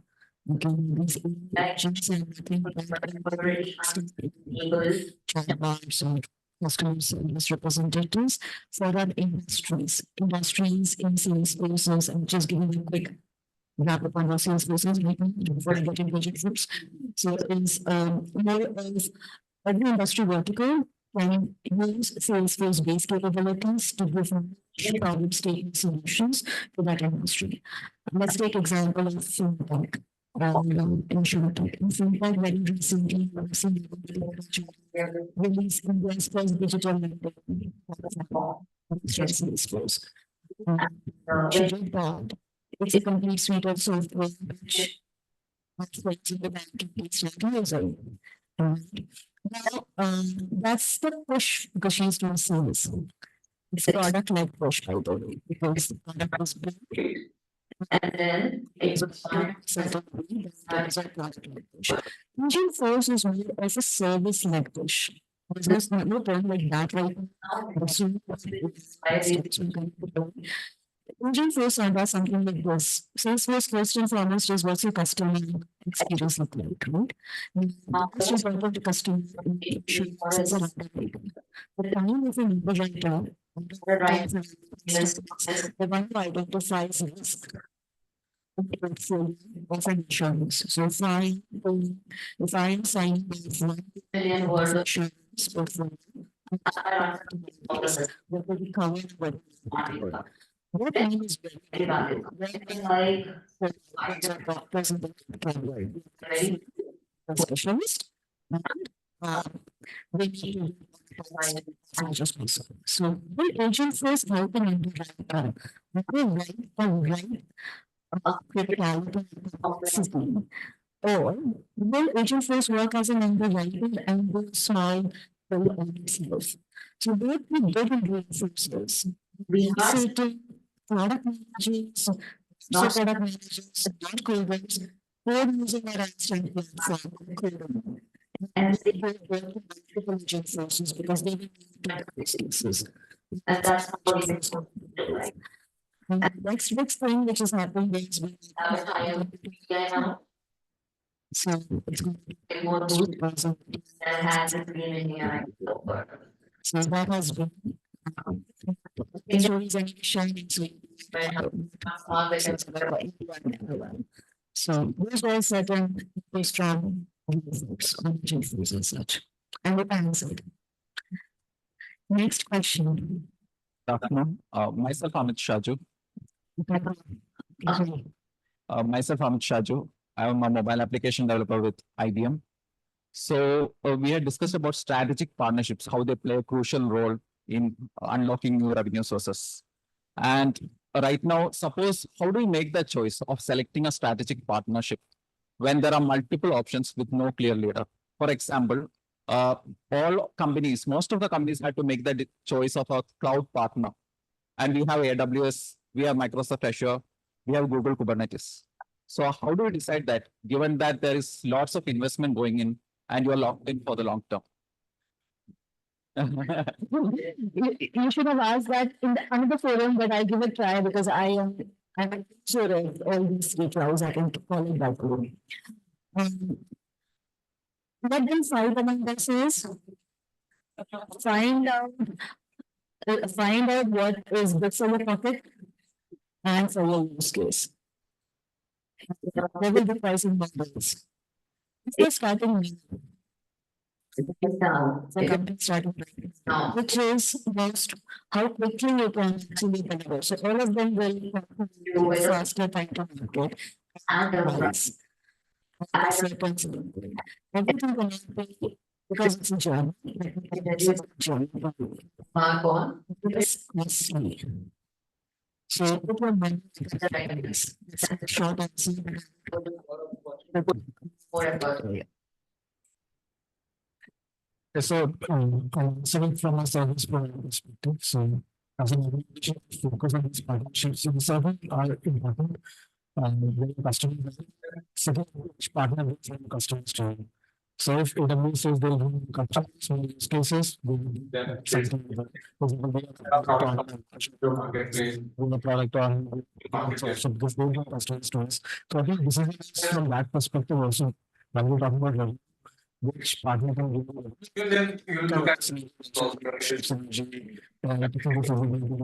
so how much they're investing, right? Essentially, going back to if they are doing customers to you.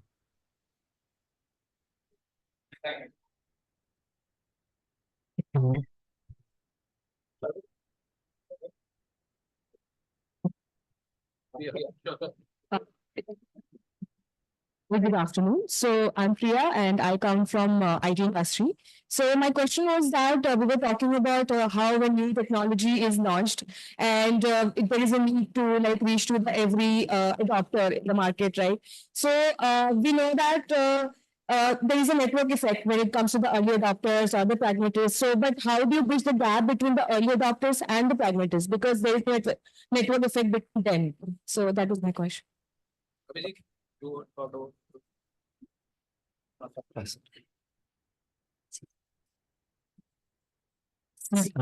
are some digital first or AI first strategies came in different industries as well, right?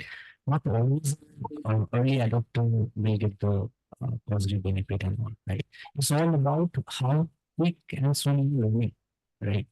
For example, if you go back to the Orkut, social media, right? Orkut. Back in 2006, Orkut was a huge success, right? 5 or 6. By 2008, it all went off and Facebook came. Facebook is not the early adopter, right? So it all depends your strategy, how you see your customer, where your customer lies, and what your customer needs. If you understand these 3, 4 points, right, then that early adopter or mid early adopter or late adopter, this concept will not be there, right? Especially in banking, just one point. In banking, there are banks who are always into first kind of concept. There are banks who just give a second. But many of the time saying that time was going second, right? They get the better success. It's all about how soon you're learning. I mean, going back to the same point here, right? So when you actually look at the customers, right? For example, I'll take an entrepreneur's cycle research. When they start something, they want someone to try their app first. Now, what is the characteristics of this person who tries to do that? Or says that I'm going to take a risk on you. I'm going to invest in you. These are those people who want the brand that I tried it first. If it was successful, they are the ones who are already over there. More than the technologists who build the software, the ones who have taken the risk on the software will be the ones promoting it. Okay. Then there are a second set of people who are generally those visionaries. They're ready to pay as well. The technologists, the first early adopter will not pay you. You just validate. It's there for your product validation. Okay. Say that this is not good. That doesn't fit in, so on and so forth. But the second early adopter is going to tell you how will we make money. He is the one who is a visionary. He wants a certain amount of certain kind of a feature in the system, which will then take that feature to the next level. Like you are doing a more product. Just take an example of authentication. Very concept. This is authentication automation. But when a visionary comes into it, to focus on it's not a multiple scenarios. It says that I want this capability in these cases. When these two kind of people, doctors, are taken to the vision, and start thousands of vision, they cross a chasm. And that chasm is something which takes you to the people where you start peering your products. You don't peer to them. You put everything to the early adopter because you want, and since the product market fit and just happens to work. When you start doing that, that's when the sales actually work. So then you are doing the product for the doctors. That's how. And then after that, there is sales leg which comes into play because there are more complex use cases coming your way. Can you do this? Because someone told you that you're good at this. And those complex use cases keep getting added and added because there's data you start seeing, and the bosses start seeing that. And that comes after you do,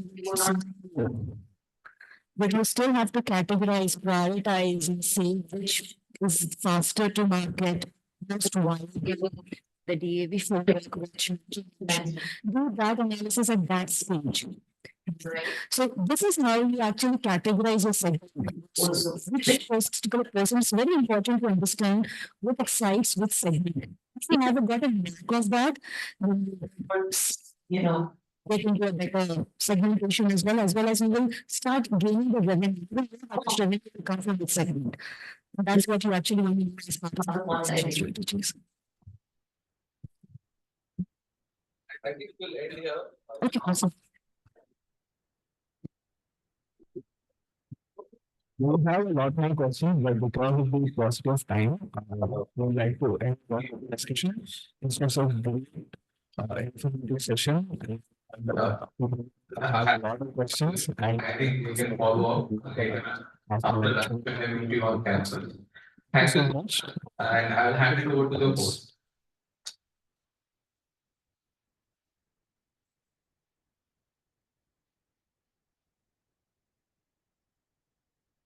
Thank you everyone for being a part of this session. As highlighted in today's discussion, understanding the customer is the key for any product to be successful in the market. How important it is to adopt the right technology and features to fit a particular need. The key takeaways are the usability of the product talks about the level of thought process that gets into the innovation. The product engagement is equally important as its revenue. Any model should create enough value in the market, explain to the full important fits on the product development, product market fit, the channel market fit, the channel model, and model architecture. Successful products fall in the sweet spot of three dimensions, as said. So unlocking new revenue streams requires good strategic insight and ability to adapt business models to a rapidly evolving digital landscapes. Please join me in giving a big round of applause to our esteemed panelists.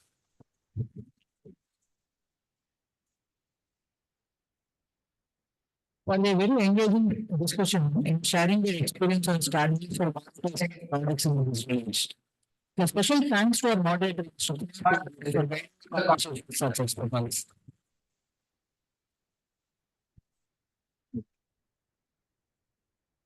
Now we would like to invite Professor Karadwaj to present the mementos to our guests as a gesture of gratitude. Let's cheer them with a big round of applause.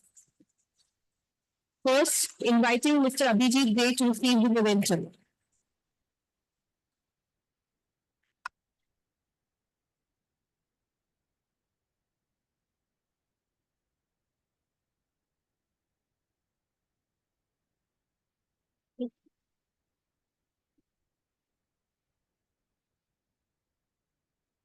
Now I would invite Ms. Shweta Kaushik to receive the memento.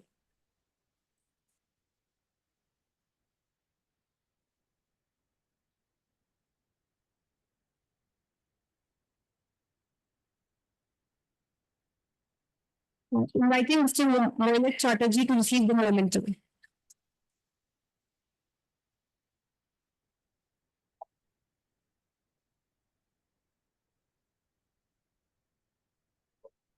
Inviting Mr. Priyaranjan Pati to receive the memento.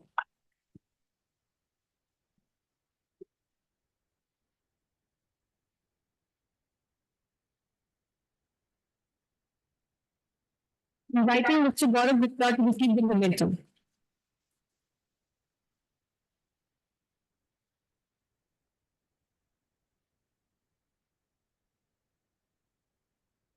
Do not break the lines. Before leaving, we request everyone to gather and practice also to for a group photograph of all of these purposes. The landscape will last for 1 hour.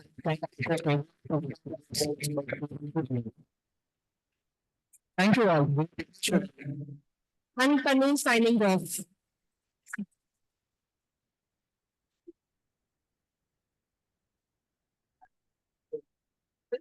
Thank you, ma'am. Thank you.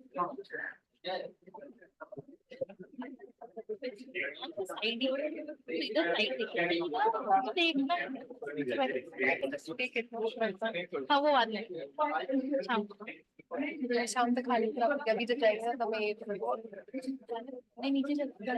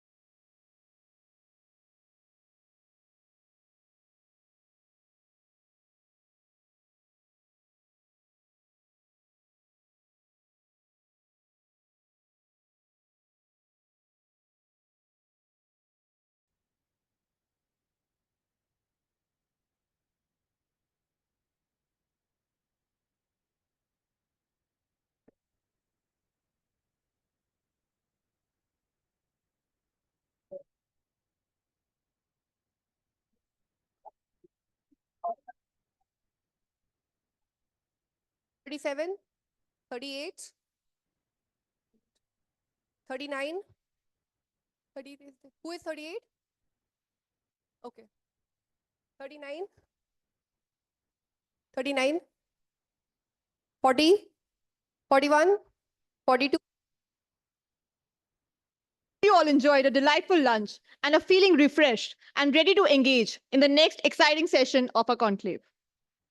To begin with, before we commence the session, let us welcome Mr. Siddharth Dalvi, Director of Product at Paytm, who has joined us now.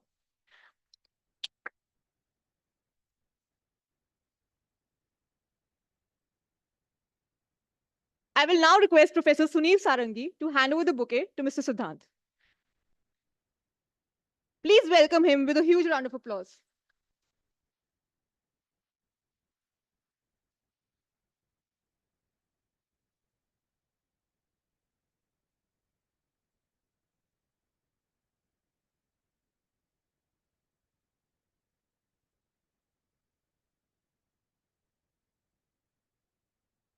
Thank you, sir.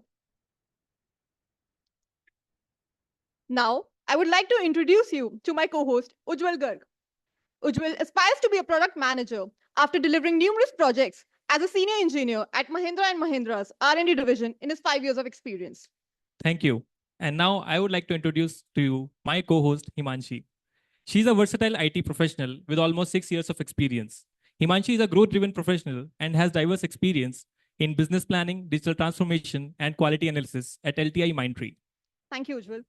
Reflecting on this morning's session, we had a pleasure of hearing some truly insightful discussions from our panelists.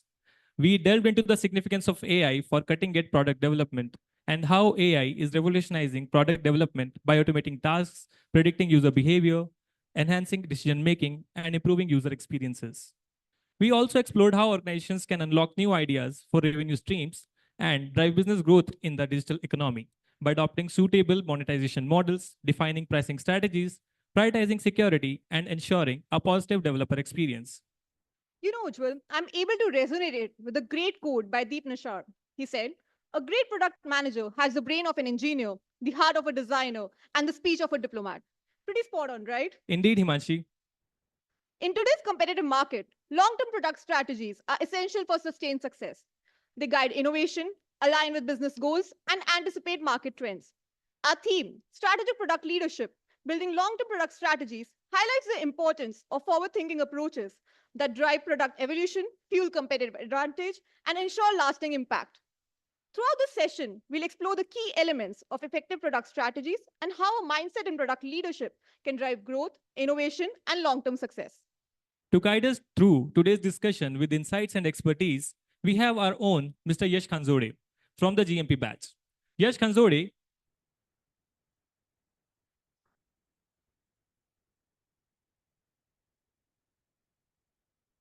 So introducing Yash Khanzode now. Yash Khanzode holds a bachelor's in computer engineering and brings 5 years of expertise in IT industry as a software developer and consultant. He has worked with organizations such as Atos Syntel, LTI Mindtree, and Value Momentum, where he developed commercial insurance web applications for American and Canadian property and casualty clients. Additionally, Yash has collaborated closely with client product owners to ensure successful project outcomes. Out of his professional life, Yash is an avid bike enthusiast and plays cricket for our very own GMP team. Please welcome Mr. Yash to moderate today's insightful panel discussion.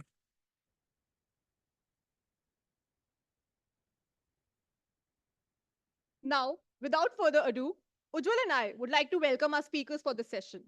We are excited to welcome our first panelist, Mr. Virendra Nadgir, Director, Product Leadership at Nielsen IQ.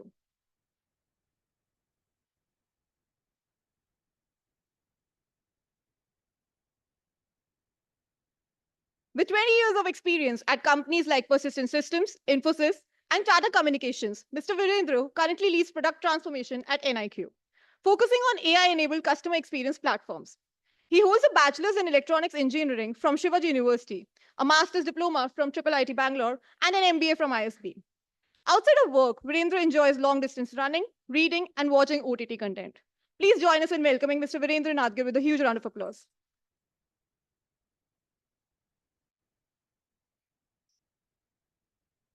Our second panelist for the session is Mr. Ramaprasad Subburaman, Direct Product at PayPal.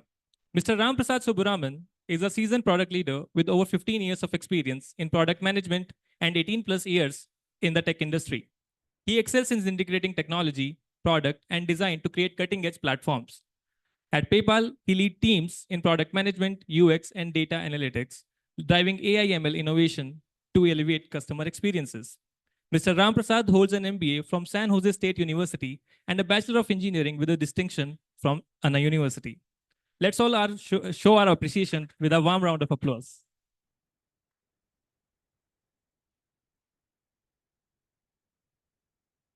We are thrilled to welcome our next panelist, Mr. Saurav Kumar. Mr. Saurav leads strategic product development for Amadeus Hospitality, focusing on the connectivity portfolio that supports global hotel chains. He manages a diverse team across the US, France, and India, driving connectivity and distribution to expand Amadeus market presence. As a global product and technology leader, Mr. Saurav has shaped product strategies, aligned solutions, and fostered client relationships while leading multinational teams to drive business growth. Today, we have the privilege of gaining invaluable insights from Mr. Saurav Kumar as we delve further into the discussion. Please join us in welcoming Mr. Saurav Kumar with a huge round of applause.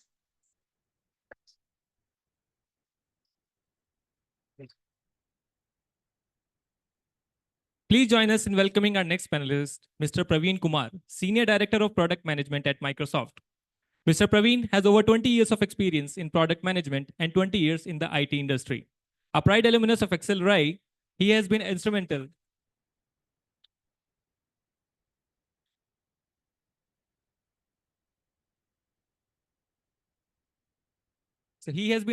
in shaping strategic shifts and leading high-impact products, including an AI/ML-based product that generated over $1 billion in annual sales opportunities. Beyond his professional accomplishments, Mr. Praveen is an avid reader with deep interest in literature, leadership, management, and spirituality. He is also a published author with 6 books to his credit. We are honored to have Mr. Praveen Kumar with us today, who will be sharing his invaluable expertise as we dive deeper into the discussion.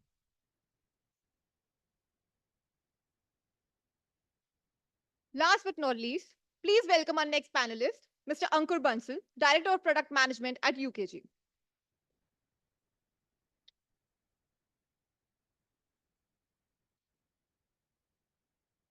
Mr. Ankur leads the global product team for Platform with over 15 years of experience across startups and enterprises like Pegasystems, Nearby, Times Group, and Adobe. He's passionate about mentoring product managers and actively contributes to the product management ecosystem through thought leadership. Mr. Ankur excels at aligning product strategy with business goals and turning complex technical ideas into actionable roadmaps. Known for his first user approach, his strategic vision drives product success and enhances customer satisfaction. Mr. Ankur is an alumnus of IIM Lucknow and IIT Kharagpur. We are thrilled to have Mr. Ankur Bansal with us to contribute his vast expertise to our conversation.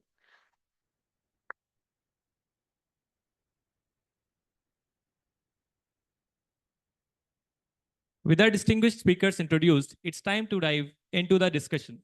I'll now pass the mic to our moderator to guide us through the enlightening session. Over to you, Yash. Thank you, Himanshi and Ujjwal, for the wonderful introduction. Good afternoon to our distinguished guests, esteemed professor, and my dear batchmates. Welcome to today's conclave segment on strategic product leadership, building long-term product strategies. This topic merges 2 essential areas, product management, inspired by Neil McElroy, and business strategy, shaped by Michael Porter. Strategic product leadership involves aligning product strategies with organizations' goals and vision, ensuring that product development and management are harmonized to achieve business objective. But the product manager's role is not only to create, but also to sustain this harmony over time. So I'm very excited to explore these ideas with all of you here today. So my first question is, in our competitive strategy course, our professor highlighted that sustainable competitive advantage is elusive because what serves as a sweet spot today may longer be relevant tomorrow. Considering this, what are the key principles of integrating strategy with product management to effectively adapt to rapidly changing conditions while still focusing on long-term success? Okay. Thanks for inviting us here, and especially after the lunch, the long-term strategy that we are thinking about. So please be awake, because often people get lost while we take this topic. So coming back to the topic, long-term strategy and how do you maintain that sweet spot, right? It's very critical that you always reassess yourself, right? And that's probably in your textbook as well, you might have seen. And it actually changes based on the geography as well. It's not just the time, right? The sweet spot for some, and where at the right time in the right market as well is important, right? So what is your core? Like, for example, I want to take from my company example of PayPal, like 20 years before, transferring money from one account to other account is not easy, right? At that time, you need a secure layer, you need trust and everything needed. That was the sweet spot, right? The same thing applied to Indian context right now. Like UPI is doing that, right? You don't need that at all anymore, right? So it is understanding and be clear on what is your long-term strategy or what is your value prop, right? And then sticking on to it and then understand, keep assessing on the market and then do it. And same another example are, earlier eBay and PayPal were together. And I want to quote again, another example here is the timing.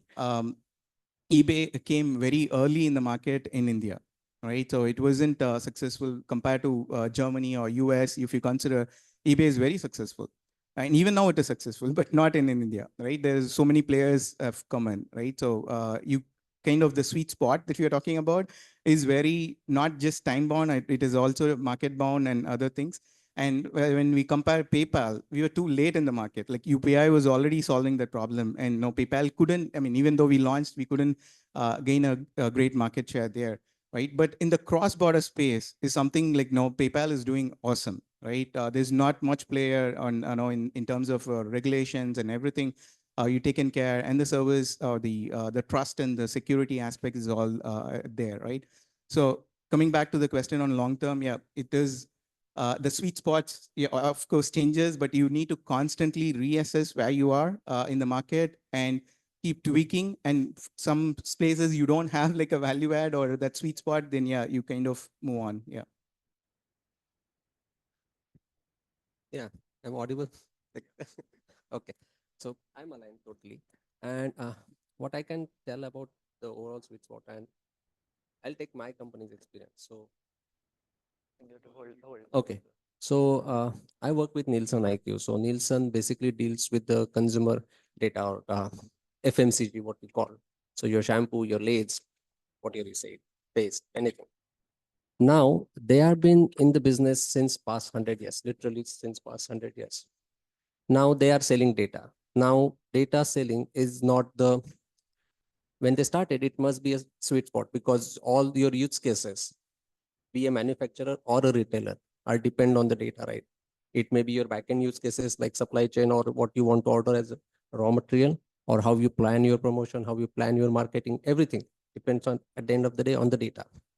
But as a company, if your customer is building his entire journey on that data and you are just getting paid for that data, it should not be the case, right? Ideally, you should be getting more out of it from that part. So these guys have started building the solution on top of data, then consulting on top of data. So that's the one approach if you see from the long-term strategy. So even if you find your sweet spot as a data, maybe in this case, but it is not limited to data or shouldn't stay limited to data. You have to innovate and bring services or solutions on top of it. Similarly, the other example we have discussed earlier is iPhone.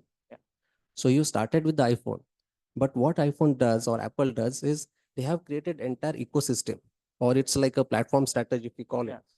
Or I guess they call it as a envelope platform strategy. So basically, you make sure once you have the user who hooks into the iPhone or Apple, you gave him everything. And the way you gave him everything, you in a way lock him in. So he is bound to get new iPhone. He has to buy new iPhone. And yesterday, I think we were discussing that after every 3 years, they stop support for the updates on the iOS. So you have to buy new one. So that's the other way of looking at it. So when you have to have, or you are at there, when you have got the sweet spot or the product which you want to build. Now it's the innovation which will help you. And I guess, as Peter Drucker says, that marketing and innovation, these are the only two things in the organization. The rest, everything is cost. So I think that's what it is. So yeah, I hope I answered the question. Or Yeah. okay. Thank you, Renz. Thank you.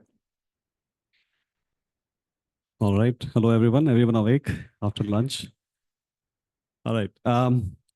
I'll share my view and I'll give you one example. Though I worked in multiple industries in my consulting days, but the last 3 years been part of hospitality. Very interesting industry. I love to travel and now I'm working in that. See, throughout there's our moderator mentioned that the changing competitive landscape. What exactly you have to focus on? You have to focus on customer. That's what the main driver, and how the customer is pattern changing. That's what you have to keep looking an eye for. Do you know what happened to hospitality industry, right? In the hotels earlier, it used to sell pops and moms stores. Like, there is a travel agent who just go and sell it. What happened? Airbnb happened, right? Booking.com happened, right? So landscape is changing. The customer interest is changing because customers not able to access the hotels at their fingertip. Because of that, the business model changed. Because of that, like the early adopters, got benefited, and now it is implemented. And now look at the scale of Booking.com. Look at the scale of Airbnb. You can't because they're early adopters, you can't change it again, right? So that's what it is. So something in a product world we call as the NSM, North Star metric, which is your long-term metric. Focus on your company strategy and focus on your customer. Just keep evolving, right? It's not like you have to keep it same. And around that, you have to build the ecosystem of the product as well, right?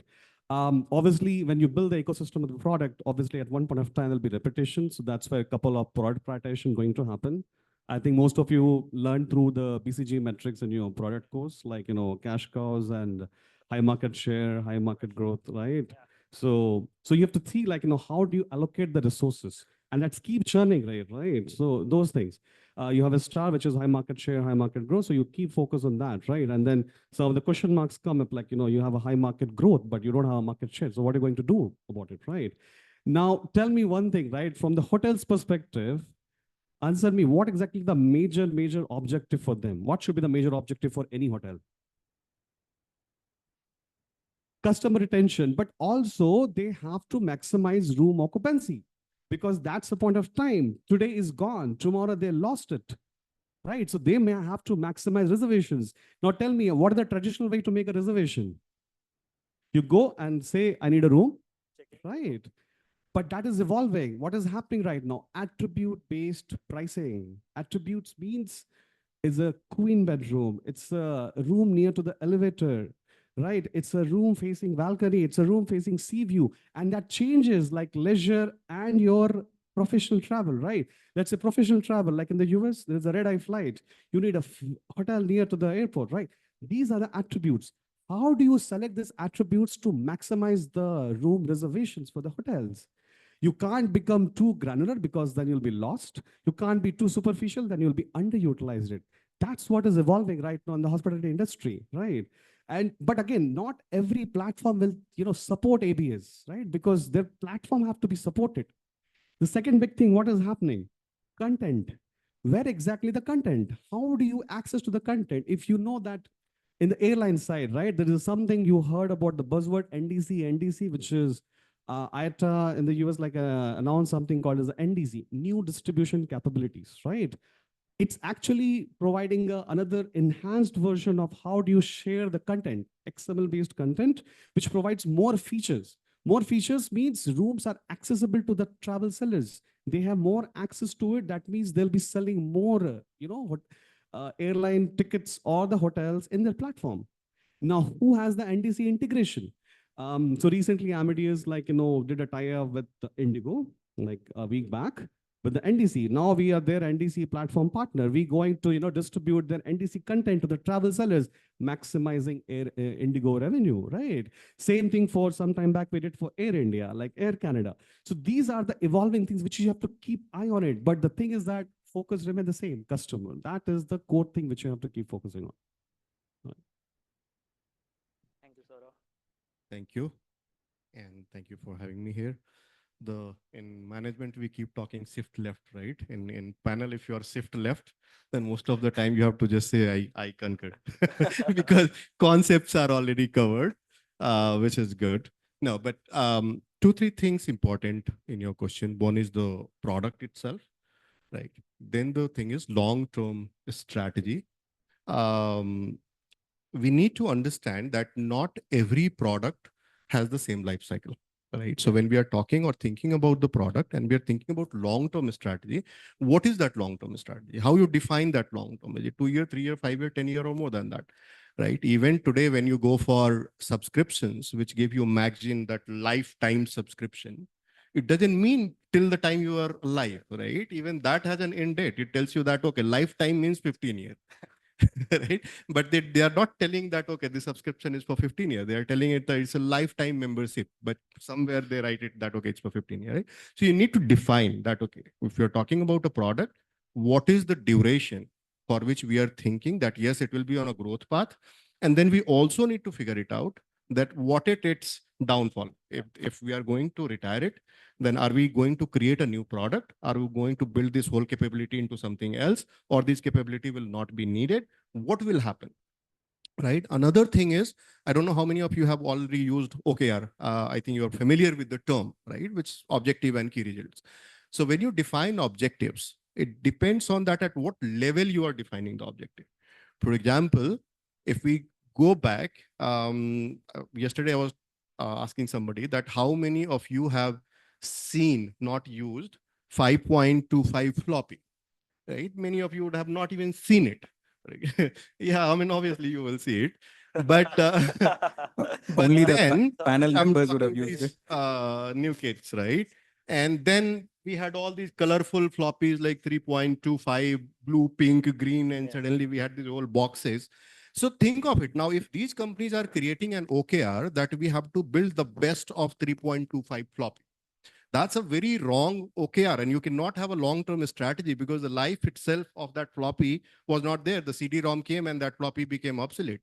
Even before CD could establish, we had DVD, right? And by the time all these academics converted everything what they have into DVD, we removed that whole DVD drive itself from the laptop. Now you don't even have one laptop which has DVD drive, right? So that's fast we are changing. So now it depends that when you're talking about long-term strategy, what is your strategy? How you define the OKR? If you're telling that my strategy is to store the data safely, it doesn't depend on this floppy, that floppy, CD, cloud, then your OKR is still valid. Then you can still have your strategy and long-term strategy and so on. So it's very important that how you define, at what level you define your objective, and that's where you go and build it. Another key thing in building the long-term strategy is that as product manager, how much hold you have on every information which is brought to you.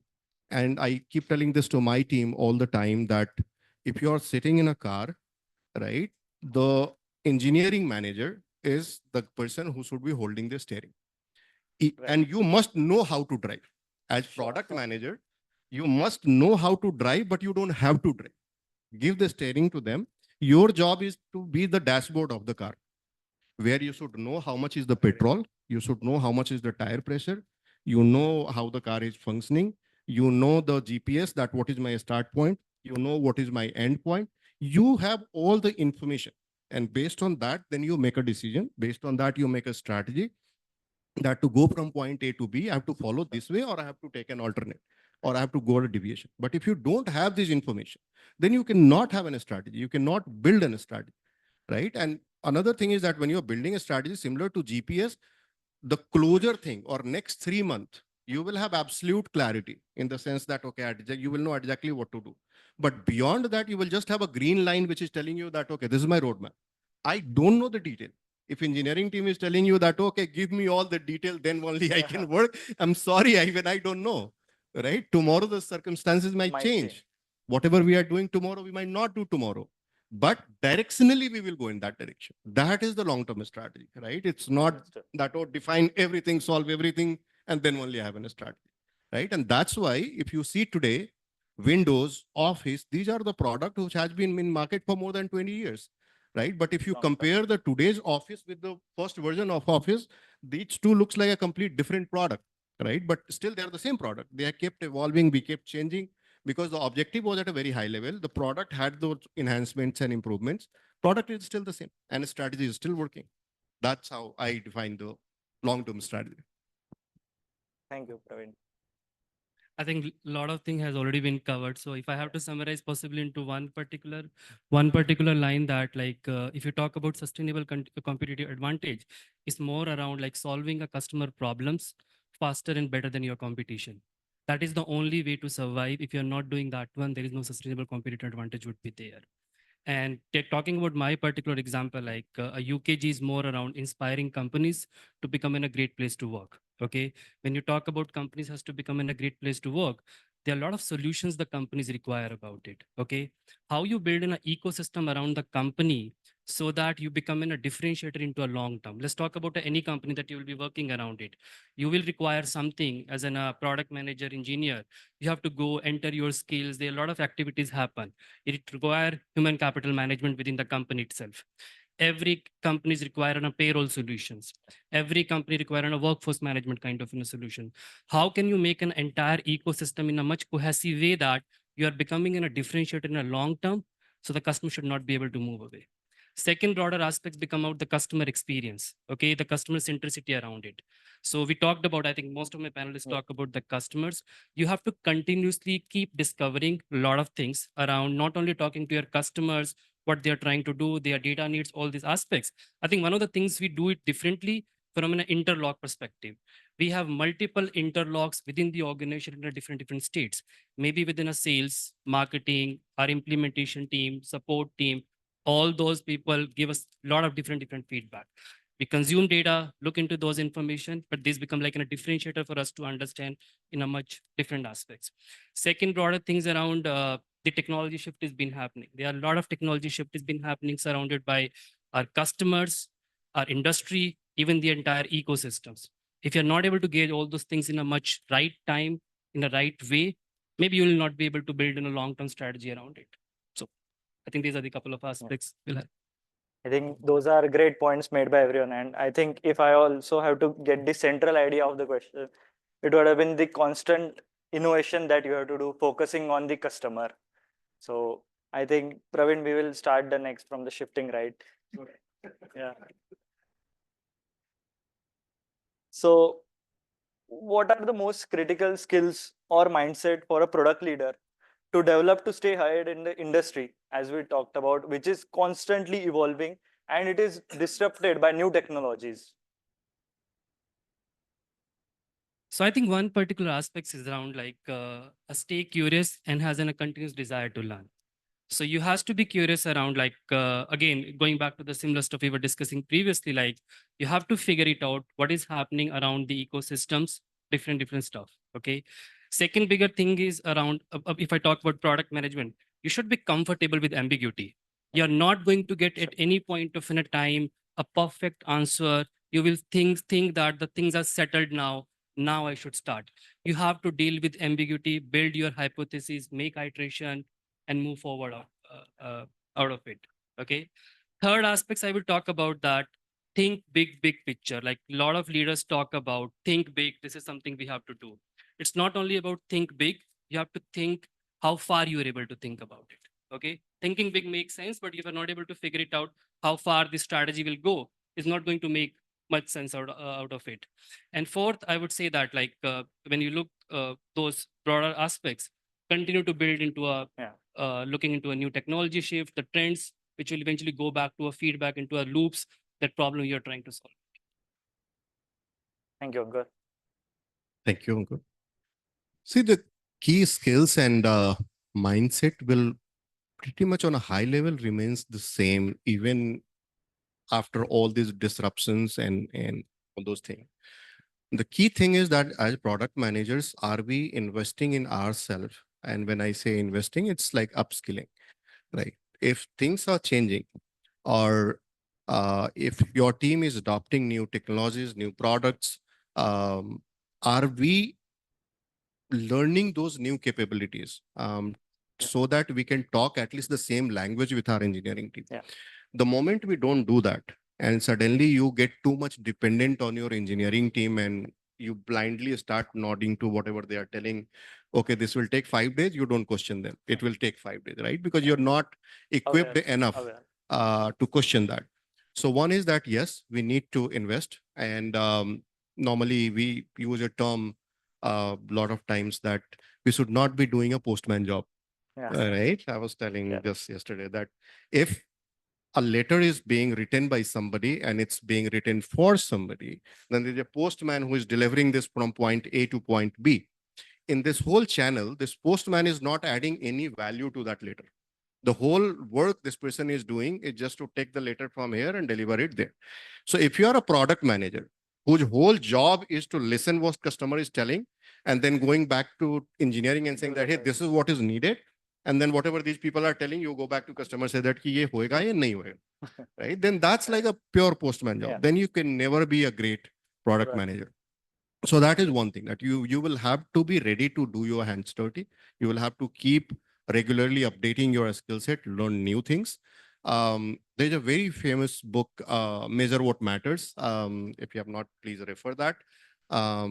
Similarly, another very famous book, which I love a lot, is Our Iceberg is Melting.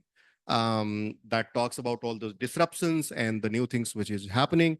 In the morning session, a lot of things were talked about movies. The one I like a lot is Invictus. So if you have not seen, please watch. These are the great stuff where it can tell you that what kind of core skill you need to be a successful product manager. Another very simple thing, which I keep telling to my team members, is that every time you are defining something or doing something, first thing, ask who's your persona. Second, what is the problem? Third, what is the ROI? Fourth, what is the success metrics? And then adoption and the other things, right? If you are clear with these 4-5 points, then you have all the right kind of skill and the mindset in place. And then you can obviously have to take care of a lot of other things, but at least the basic checkbox you have ticked and then you can succeed into that. So just. Thank you, Praveen. Thank you. All right. So yeah, they covered the basic core skill remain the same, like problem solving, customers, at the center. The few things which are evolving, if you see it lately with the technology disruption coming up. So product manager should not be like siloed. And this is sometimes becomes like challenging when it's a big organization like a large scale enterprises. In the startup world, it is not, because the product manager continue to collaborate with all. That's what is evolving a lot. Collaboration with all, sales, operations, R&D, yeah, right, leadership, customers, everything. That's what I say, it's keep evolving. And if you just keep doing it, that's what exactly is going to make more optimum or more efficient success. So that's one aspect, right? Just take this hospitality example, right? I'll just say, because this is also still a learning area for me as well. So the major core is what? Like central reservation system, right? CRS, which you make a hotel reservation, you make a reservations and done. What additional things will come, right? Okay, you have a hotel. Hotel needs to run their operations, right? That's where this another product come from, Amadeus, like hot sauce, service optimization, like housekeeping and all. It's a simple thing, like simple extension into that, right? So going into there, okay. Then there comes like a sales and catering, right? The events which we are, let's say, happening right now. So corporate events are going to happen. There is a Delphi product coming up built on the Salesforce platform, right? So that's one. Then what, right? Okay. Similarly, the CRS is going to extend like central business system, which I talked about. Then there is a property management system, which is hotel's own product, which is installed in premises. So it's just a natural extension which is happening. But then comes the next phase, like how do you link all these products? How do you build insights? How do you define a customer journey? So that, then you can optimize the offerings in there. Let's say, demands are keep shifting. How do you getting that insight that, okay, which hotels, which locations are more trending? You can build insight in there, and that's what is going to get more value in there. So I say more collaboration is something which is evolving, is a trend, which is like across all. It's very prevalent in the startups. As a small organization, you can start small and you can talk to everyone. You're playing multiple roles. That is something you have to watch out for when you go to the large scale enterprises. That's what the need of the hour. So I guess most of the things are covered. I don't know much of the shift. The absolute shift is there. So only one thing is that I can say is the only one thing I can say is that as a product manager, if you think you are settled, then something is really wrong, because at any given point in time, something is burning. And if that's not the case, then you are in danger. You can consider that thing, because and get used to that unsettling kind of a thing. It will be there. It's a BAU. So you should, that kind of mindset should be there always. And then that's the one thing. And the second thing is, I guess, reskilling we already covered. So yeah, that's the one thing which I wanted to add. But yes. Thank you. Sure. Pretty much everything is covered. Maybe a little add on to it is, personally, I feel curiosity is like the very key thing, like how something is working, and how you can utilize the technology for solving your customer problem, right? That's going to be very critical.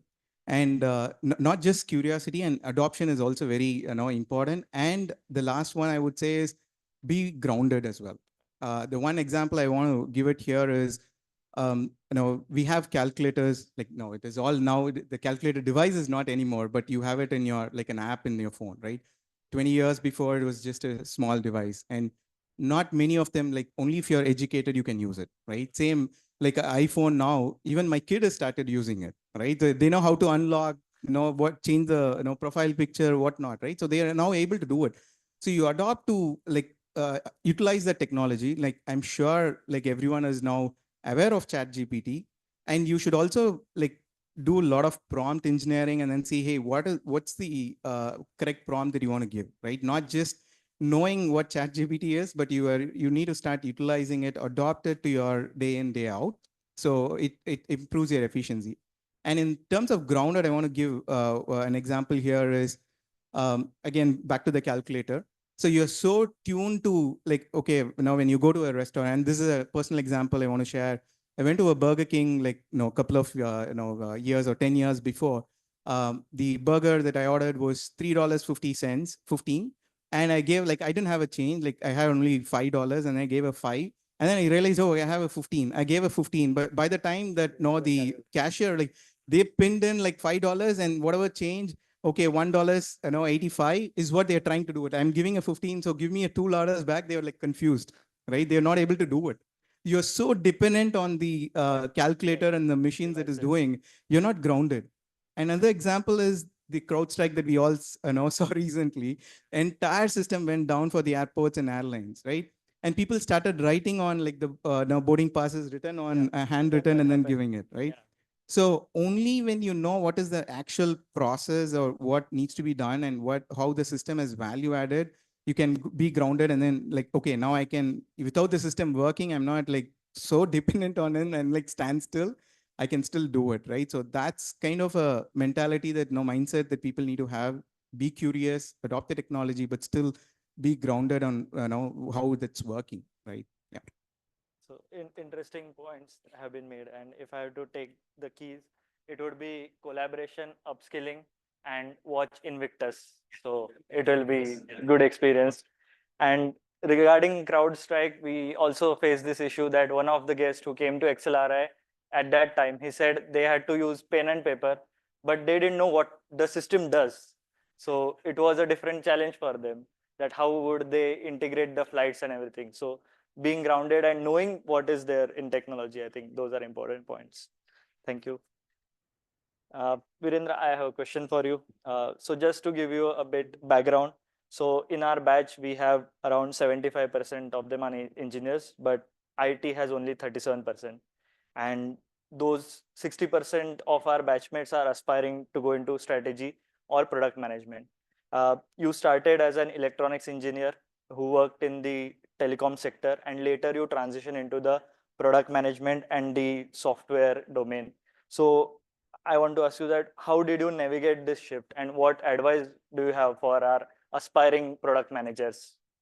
So when you say it sounded like something great, but the thing is that it's not much, to be honest. I think the short answer is hustle. Like and you are already doing it. So I don't think I have to tell anything. But having said that, the reason I could do the shift is because, see, there are possible options when you are as a telecom engineer. I think we have somebody from telecom, right? I think he left. So yeah. So when you're in telecom, it's a hard job. Yeah. It's absolute hard job. And then there are greener pastures always, and then it's what you like. Then you have to see where you fit in, and then how you should be able to get in there. Because at that time when we were there, I believe that whole IT was going up, or at least it was an upward curve for entire IT. So doors were open for many people to move into there. And then again, all those who moved there, not necessarily moved into product management, some moved into project management or something like that. And then I think it depends on your liking what you want to do. Because there is a one chance that I think you should go to development. Most of the people who are coming from IT being done that and Yeah. being doing that for some time. I was not interested in it.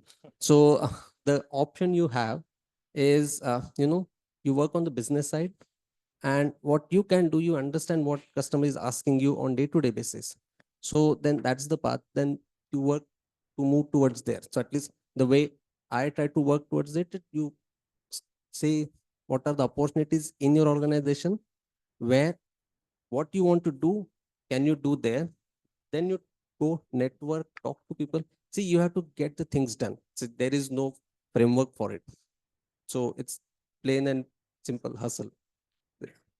Thank you. So, given your global experience with varying market dynamics, do you find that the process or execution of product strategies differ significantly on regional factors such as work culture, thought process, or the people who are involved in the process? Yeah, definitely. So I'll share one of the example back from the consulting days as well. There is a industry which I'm working for, the travel insurance. There is a multinational firm which has wanted to streamline their operations, and they're not able to come to a solution. So the solution came up that they roll out a in-house product. They build an in-house product because they have, the market across different geographies: US, APAC, EMEA. Everyone uses their own software to sell insurance, and that's why it's a hell lot of issues with the reconciliations and all. It's like nightmare for everyone, right? So they come up with a core product, and our job is to understand the product and roll out across different regions, right? So first went to the US, right? It's a very nice conversation, easy to go along. Spoke to their CXOs, and then all the way to all the team members, especially because we have to train them as well. So the way it work in the US market, they are like very open to experimentation. They are not like fear of failure. So it's very, very easy to go along, right? They also empower people, to take the decisions as well. So we don't have to go and talk to every department.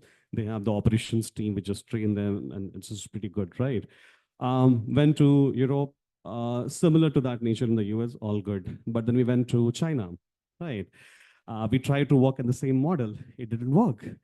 Because in China, it's more about collective decision making, right? They don't like make an individual decision. And I got a reprimand in the first meeting as well, hey, what exactly are you trying to do? Then we got understand the nuances of the culture. Like it's a different way to operate. And then we try to understand that, then we bring in the collective decision, and then it happened at the end, right? We come to Asia as well, like in other countries, like for example, in India as well, there is a little bit of hierarchical still there in Japan as well. So yeah, as I said, the work culture is different. The decision-making process is different. Plus, if you focus on the US market, it's more about the customer data, customer insight. Based on that, the product is driven from. Asia is evolving, right? The first one, they're trying to capture the market share. So that's what they focus on. The early adopters, they don't work on the other deeper detail analysis insights, but they focus on the capturing the market share. Internet, mobile, is the evolving things which they just want to be early adopter, right? Also go to Germany, right? They focus on precision. You require a lot of time to go through the rigorous process of designing, brainstorming and all. It's a long process. There is a both way like downside. Obviously, it's take longer, but after the launch, you don't have more issues. But again, it's more tedious process, more longer process compared to what you see in the US market. So yeah, that's what I'd say like the cultural nuances will come up. Like that's what you have to work around, and that's what you have to deal with it. One question to you with Microsoft's legacy and your background in the AI ML driven solutions. How do you incorporate security and compliance into long-term product strategies, especially in an era where we live, where we see that privacy feels like a myth? How do you ensure that all stakeholders, customers, partners, regulators, they have confidence in the security and compliance measure of the product? Yeah, see, not just Microsoft, I would call for all the big players who are currently into AI and ML segment. They have already laid out their AI principles very black and white, right? Because now you have all those GDPR regulations. If I talk about Microsoft, if you go and search for AI principles, it very clearly talks about that, yes, we have to be security, privacy, we have to be reliable, we have to be transparent, and we have to be accountable for whatever we are working on. Right. So if you're following all of it, right, we cannot today develop anything within in-house or even for prototyping or even for a demo product where we are deviating from these principles. That is not tolerated at all. Right. But there is a higher tolerance level if you are following all those things and then trying to do something, then it has a great support for that kind of culture. I'll give you one example. Long back, I think around 2015, when this hype was not even that much, we were building a product. We had a problem that in sales, we were trying to see that how we can improve the seller productivity, right? Specifically for the smaller segment where the sale is not happening that much. And we thought that probably going through AI and ML route is the best possible way. And that time when we built, our seller didn't have the trust. They thought that, oh man, I don't know what all data we are snooping in, right? And I remember that we had worked a lot with our office team and privacy team, and we got an approval from them that yes, you can read from, to, and subject line of the email, right? They never allowed us to go through the subject, but we said that to understand the seller and customer interaction, we need to have access to and from and the subject, right? And we built one whole ML model on top of it. The moment we released, there was a huge distrust and sellers were thinking, oh, so you are reading my mail? No, we are not, right? And it took us a lot of time before we could establish that, yes, these are all standard practices. Here are the way we have got approval. So it takes time, but when you're following all those ethical practices, then it's not that much of a problem. It might be a problem in the beginning, but over the time, people realize that the value you are getting out of this. Once this product was launched after 3 years, even today, the lead to opportunity conversion is approximately 10 to 11%, right? What we achieved through this application was 42%. Which is much, much more higher than what you can get through all the means, all the tools, what you are trying to do. And what we try to automate is that using this system, what you want to sell, when you want to sell, whom you want to sell.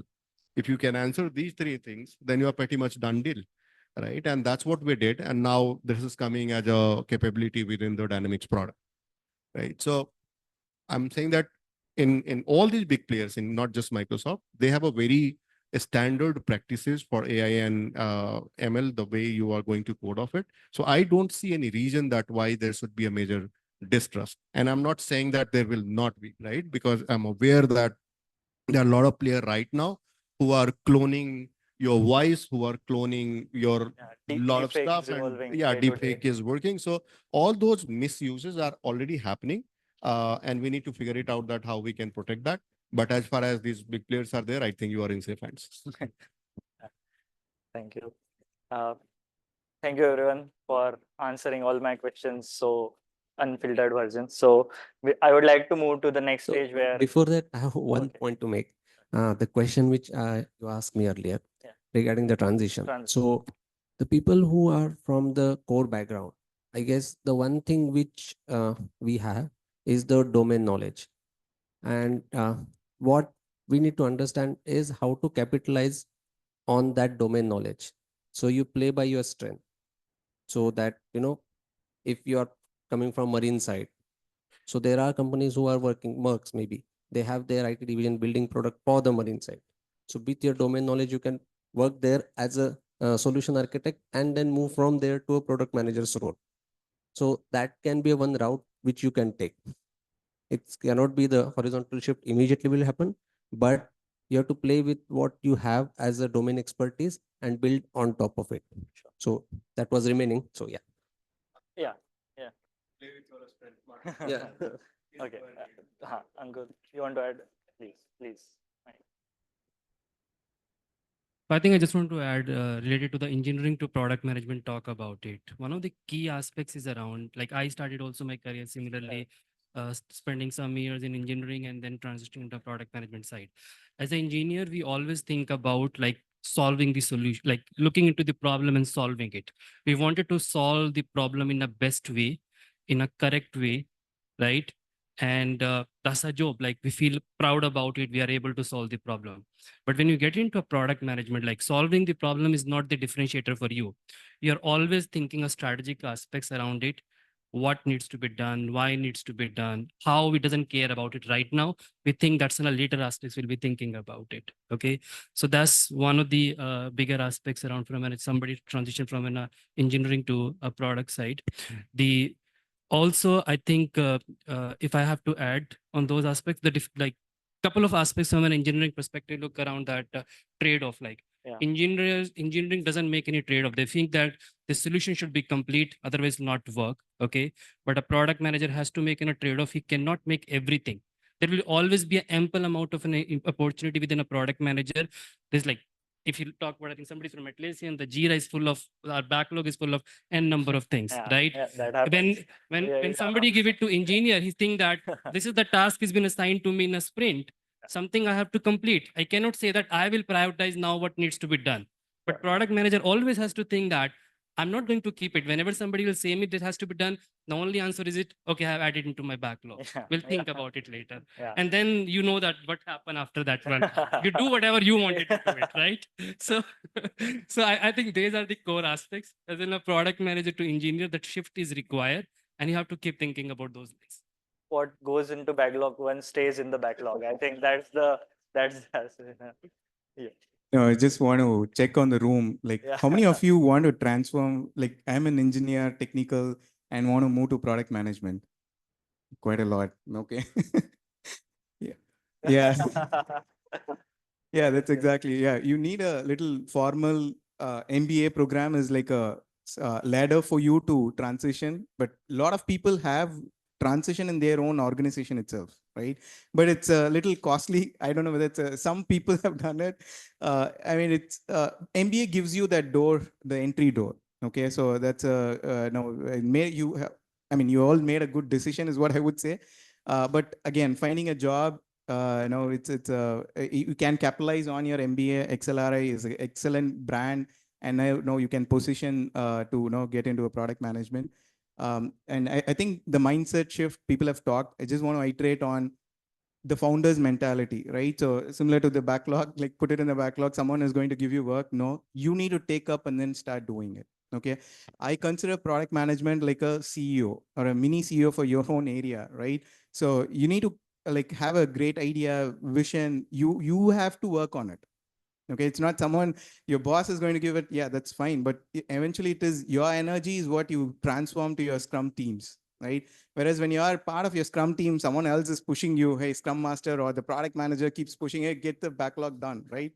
But here it is your energy matters. So you need to be very passionate about while you are now thinking about product management, because not just your career, but your Scrum Master career, your team is also looking out for you because you're driving, hey, where do you want to go, right? So, I mean, I'm all in for you guys and want to all to be successful product managers, but just think about the founder's mentality. Like you want to get, what, why, and all those things cleared and then now execute. Yeah, thank you. I'm sure this might be a question that's coming up again. So that's the reason we want to answer. I think everyone is very excited. So we'll open the floor to questions. Trishna, please.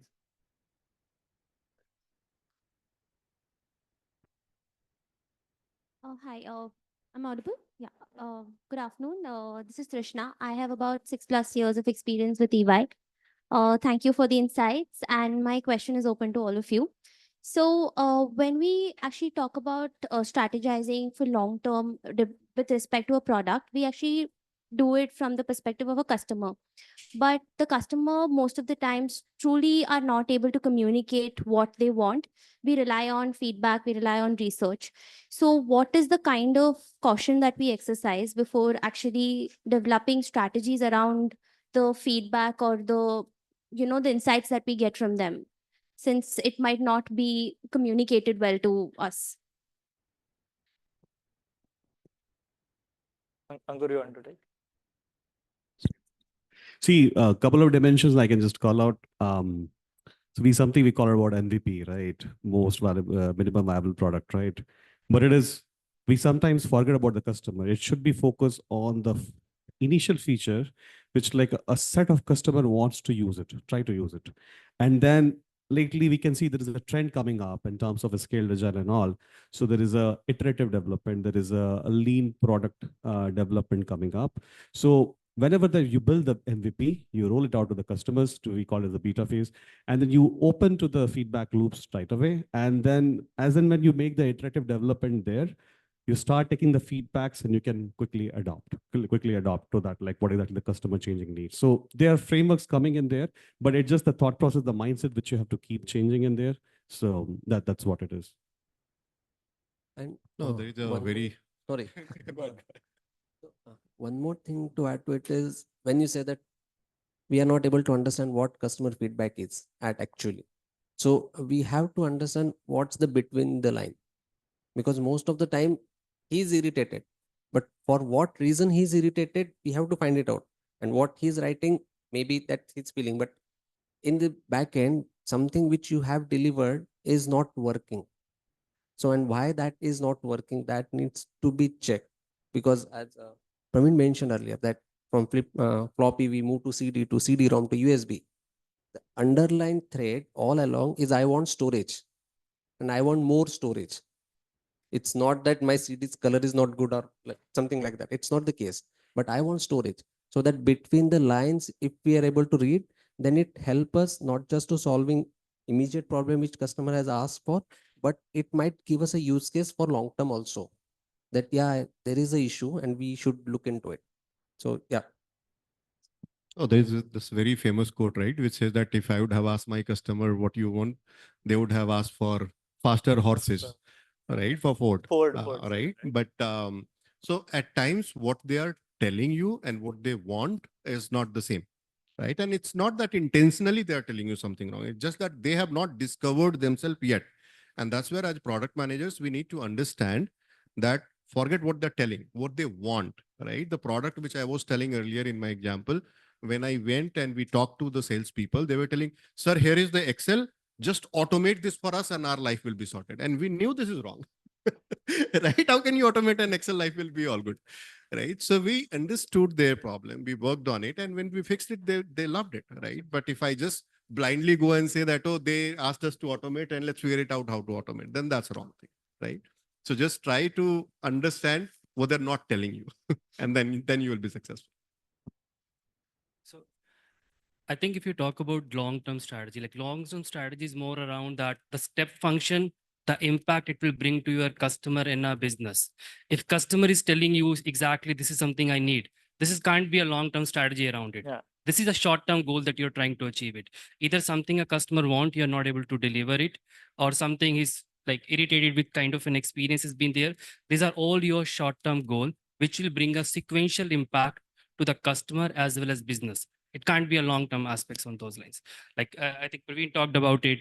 These are the latent needs. Customer haven't discovered it. You have to ask more questions. You have to go look into certain patterns, trends, what eventually has been happening. That will eventually lead into your long-term goal strategy, and that you should be solving. Yeah, just to add, I think the people all covered it. Just on a simple note, 5 whys. Ask to understand what the problem is. Ask 5 times why. Like get the answer, then ask why. and keep asking for 5 times, you'll know the core of the customer problem. Like very simple, that's all.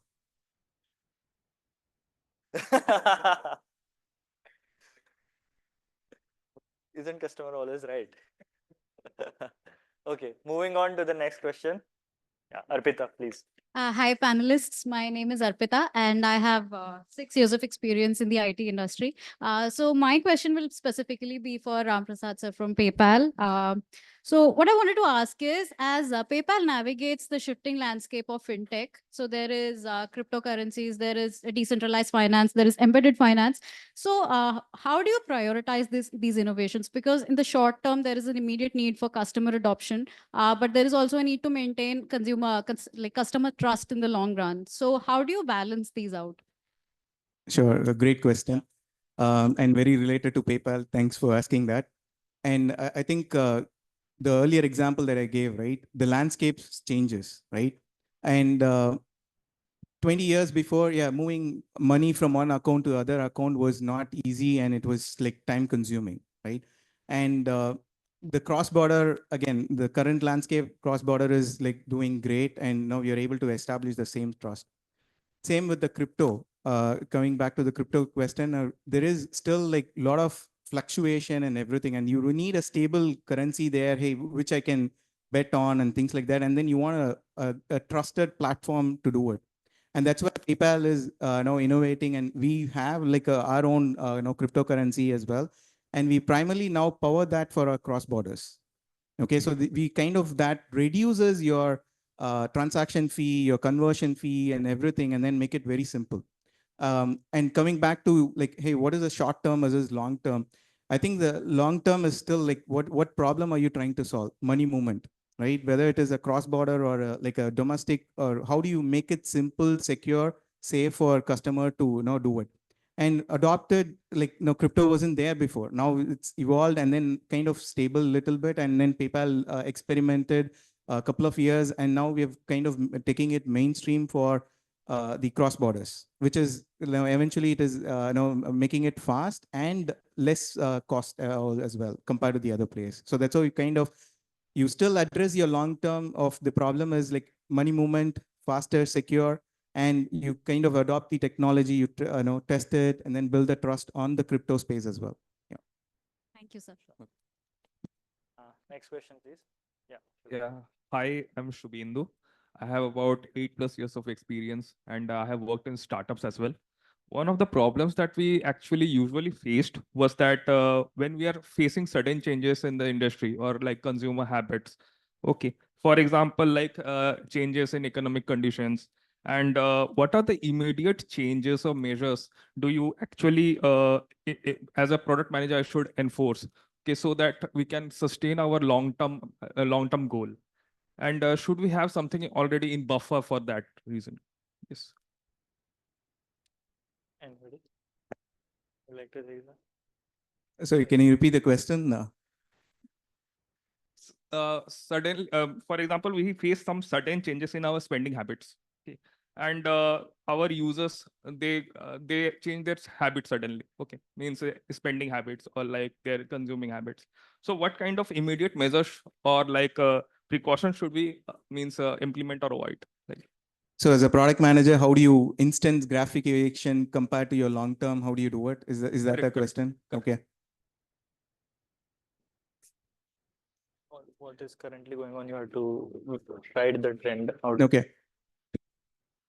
So if you want to answer? Okay, sure. The economic conditions change the market. How does generally market responds to? Who responds in the market? Generally, the product manager responds to the market. How do you? So I'll try to answer. So first of all, there are certain things which are out of your scope and pay grade. Like tomorrow there is a COVID. You can't do anything. Like you have to stick to what organization decision is, where your particular portfolio will fall in.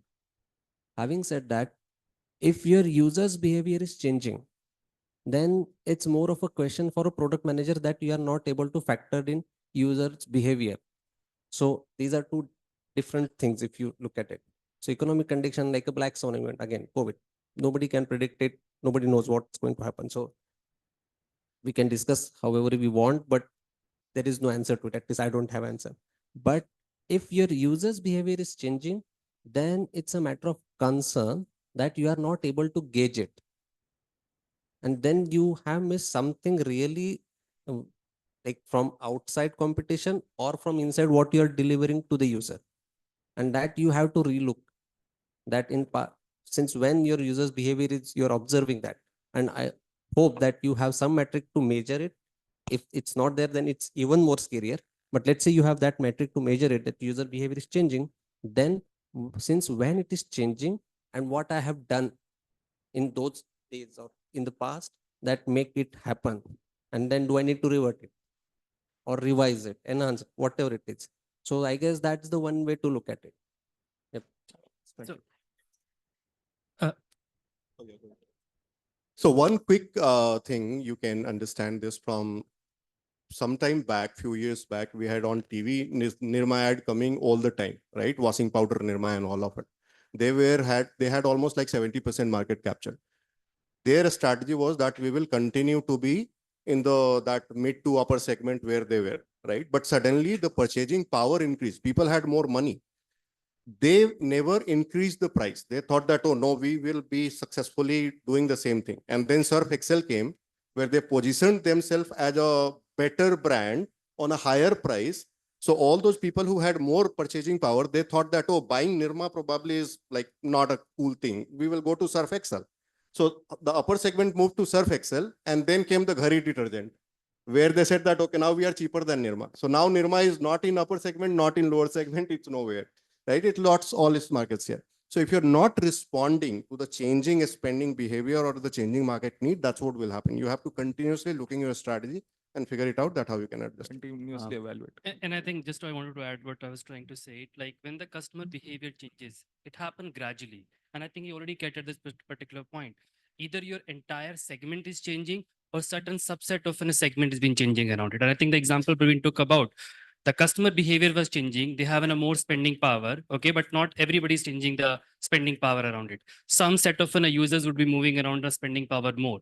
So for catering these things, they had a product like in a Surf Excel, rest, keep catering other aspects. They will gradually move from one bucket to another bucket, but they have a product, I think in a cohort in all the buckets that if you are in this particular bucket, buy this product. If in another product, get into those things. Yes, thank you, sir. I think we will take the last question. Karan? Hello, everyone. My name is Karan. Well,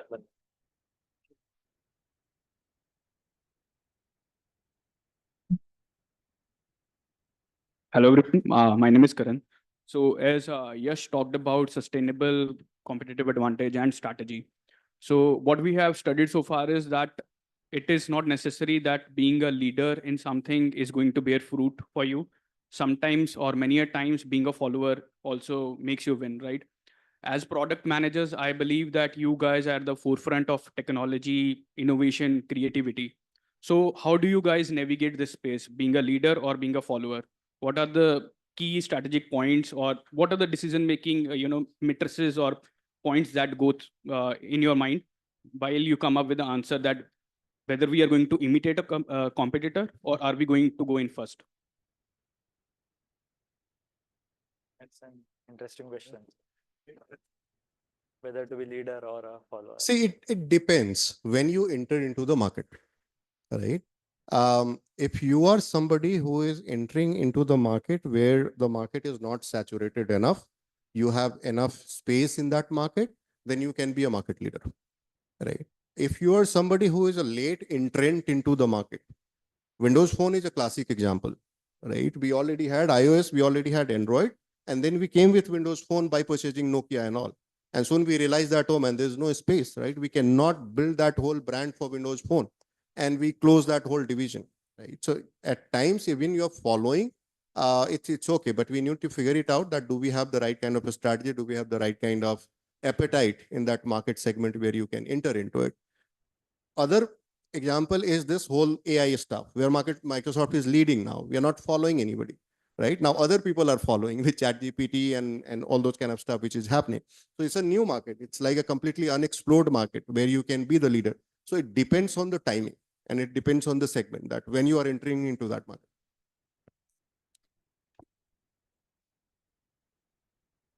Yeah, I guess it's a MB answer. It depends. So like if you go with it depends because there is nothing right or wrong. If you see, you will find some cases where follower is a more successful, and at some time you will say first time mover is a successful. So it is very case to case basis.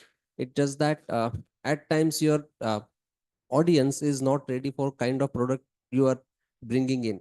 It's like ahead of times, and at times you may be able to make audience ready for the product which you are bringing in. So because for iPhone or audience may not be ready for that, but Apple was able to sell it, make the audience ready, educate audience, and then sell it. So it again, there is no right or wrong answer to it. To be honest, it's like it depends, and you have to go with the couple of metrics which you can think about that. This is my audience. This is the market fit. Product market fit I'm looking for. This is the investment, and based on the current survey or input I have, market research input I have, I should be able to sell it from here to there, and then you have to just work towards it, I guess. So just a small correlation with the second panel that we had, right? So the topic was related to money, monetization and the revenue, right? So like you said, there is no right and wrong strategy. I perfectly agree with it. But at the same time, if you look it from the lens of revenue, right, the whole game changes. If you are a company who has to focus on revenue, you have to take a very safe bet. Of course, but if you see Kodak's use case, they took the safe bet, right? Right. What happened? So it's, went. yeah. So it's a hindsight. We are seeing this, but from their point of view, they were risk averse at that point in time. I want to secure my revenue. Today is my quarter. I have to make sure my quarter is correct. But it cost them entire company in the next 10 years. So that's another case. Right. So you have to invest. So you have to invest in innovation and you have to take the risk bet, and not necessarily every time it will be successful, because even Microsoft in cloud, they were second. They are not the first one. They're the second one, but they are still successful. They're eating AWS pie. But at the same time, AI and Office 365, they are the first one to moving that entire ecosystem onto cloud. So they are doing it well. So it depends again. So that's the only answer I can think of. So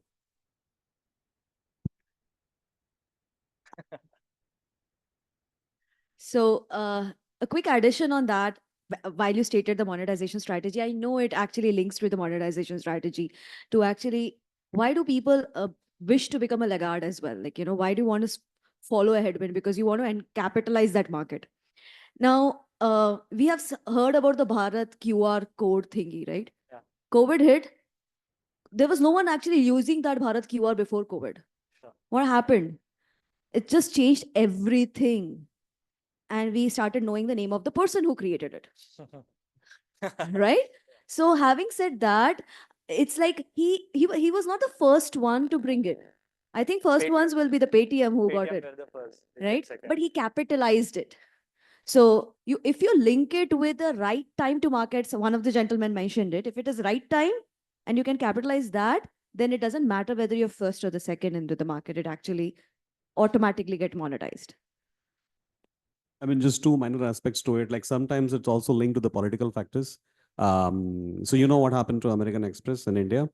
Overnight, they have to shut down the operations because Indian government mandated it. Like, you have to have the hosting space of data inside India, right? But again, it's the company strategy. They don't want to explore it in the market. So they just moved out. It's up to them, right? So that's one of the aspects which I can see, like, it's also rooted in the company strategy, how they want to position it and down the line. So that's one of the options. Yeah. I want to thank all the batchmates for those wonderful questions which brought in the discussion, which was very lively. Now I would like to hand over the baton to Ujjwal and Himanshi. Yeah. Thank you, Yash.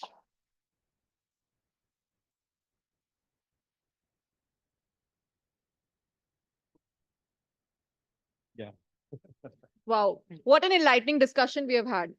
Isn't it, Ujjwal? Indeed, Himanshi. Our panelists have deepened our understanding with their expertise, covering everything from crafting forward-thinking product strategies to steering long-term success in a dynamic market.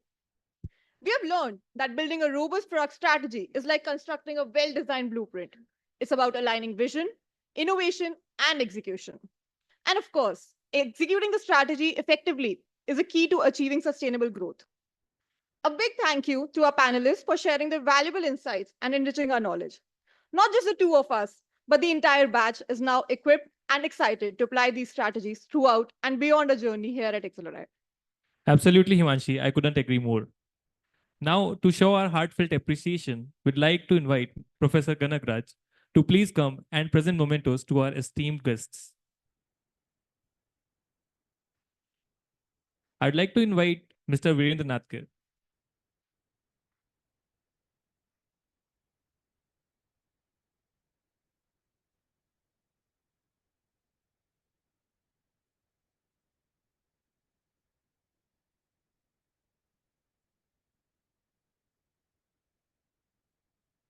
I would like to invite Mr. Ram Prasad Suburaman.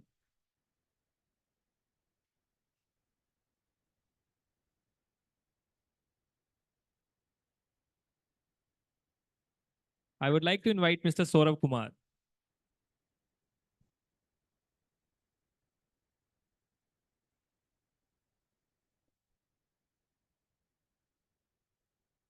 Now I would like to invite Mr. Praveen Kumar.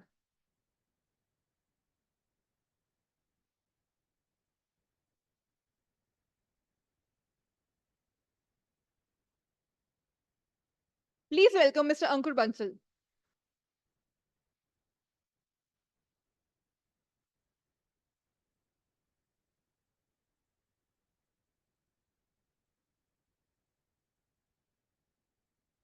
Thank you, Professor.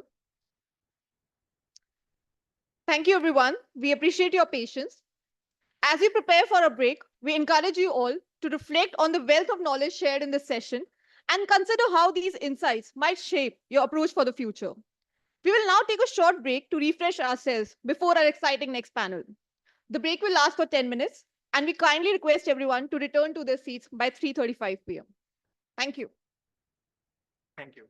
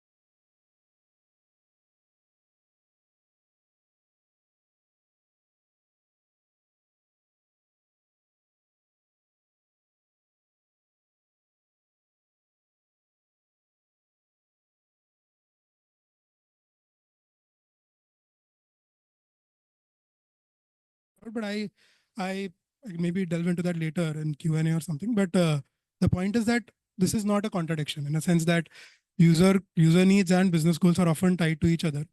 Where I often find a conflict with business is essentially just in terms of when you on timelines. I'm sure many of my product managers here would agree. In a sense, why doesn't this get launched faster? Why are we not solving this problem faster? That's where you'll often find conflicts, but not primarily in terms of aligning on user needs and whether they actually solve business goals. So, yeah. Hi, everyone. Thanks for having me here. So I think picking up from what he actually said, right? So, I mean, for me, both are actually not contradictory again, right? I mean, if you actually think that your business goals does not actually align with your customer needs, you actually need to kind of go back and start looking at your business goals, right? I mean, what are you actually doing if you're not creating value for your customers, right? The main premise basically and essentially should start with the fact that you're actually creating value for your customers, and that value is a pie of that particular value is what you would actually want to derive from it, right? That's the best business model out there, right? In a short term, maybe you might be actually thinking that let me actually do something that my customer does not need. I'm not saying demand, but what he does not need. That business is not going to be sustainable, right? Customer is also going to be smart enough that he'll see once, twice, then he'll kind of look for options, right? So at a meta level, it has to be aligned on a day-to-day basis, like the example you used on, say, timelines, or you are under certain monetization pressure, right? Those are the opportunities that you'll have, but at that time, again, it depends on the kind of relationship and the partnership that you have with the client. So I come from a more of a B2B background, right? So B2B2C rather, right? There are businesses that we actually make good money from a certain set of customers, but there are the same customers give us projects which does not make any money, but it's important for the customer, right? It might not exactly align with the customer needs on a everyday basis, right? It's about, again, it's a balance that you need to kind of find, right? There's no, I would say, a set definition, but meta level, you need to understand that you're creating value and hence your business exists, right? That's the premise that you need to gotta start with. I hope everyone is awake. Okay, so I take this from a different angle. So when you call up, or rather, when you say that the company vision and the goals, right? There are two aspects to it. One, in the domain or in any of the use cases or services that you're providing to the customer, whether you want to scale that further or you want to do something else or something new for the different set of customer or the same set of customer. So you reach, of course, to your customers first, see what the needs are. You analyze the markets first. And what we also see that nowadays, specifically for last, say, 5 years or so, the shift in devising these strategies have changed. So the leadership is not working in silos. Rather, they invite, say, product managers, technical leaders, customer success management team, and then try to see what kind of needs customers have, right? That's the first point of it. Second, there is a simple model called DHM. And what does that mean? That if you are gonna do something, whether that will delight the customer or not, then it is, say, simple to use or easy to understand for the customers. And then it's hard to copy or not by the competition. I'll come to that slightly later. And the last one is margin enhancement. If you're gonna do something, whether that will enhance your margin, meaning you will get some business out of it, because if you do not have business, you can't serve the customers further, right? And in the same thing, like if you're not innovating faster, this margin enhancing as well as hard to copy, you do not get an advantage at all. The way changes are happening in the industry, so within 3 months, 4 months, new things come up. So your margin enhancement and hard to copy is not sustainable beyond a certain small period of time. So understand your customer, involve all your right stakeholders at the policy or, say, vision creation time itself. Then once you have that, of course, you meet customers by way of doing three things. One, you do a lot of primary research. Second, you have a lot of customer data on your own. Third, you do a lot of benchmarking, like what competition is doing, what the market is demanding. Once you marry these three things together, be ruthless in terms of your vision, because that you have already set. Prioritize, build fast, fail fast, learn, keep going to the market and scale. That's what I would basically take it. Okay, same shift left problem, I guess. Hi, everyone. Thanks for having me here. So I just wanted to sort of resonate with whatever the other panelists have said. Of course, if if your business goals as well as your customer needs are drastically mismatched, then you're obviously doing something that's wrong. And this could be either your product strategy is wrong or your GTM strategy is wrong, right? Or you do not know your customers. When I say know your customers, essentially know who they are, right? What is the customer problem that we're trying to solve, where they are, right? So you need to know all of this to be able to, if you do not know any of these, you're probably going to see that there's a drastic mismatch. But practically, I've also seen certain instances, right, where the customer, sometimes you are ahead of the customer, right? You as a company may be ahead of the customer because you are paying attention to the market trends, right? You're paying attention to the shifts that's happening, and the customer might not be ready to uptake those capabilities at this point in time, right? So again, that's the case when you end up doing vigorous prioritization.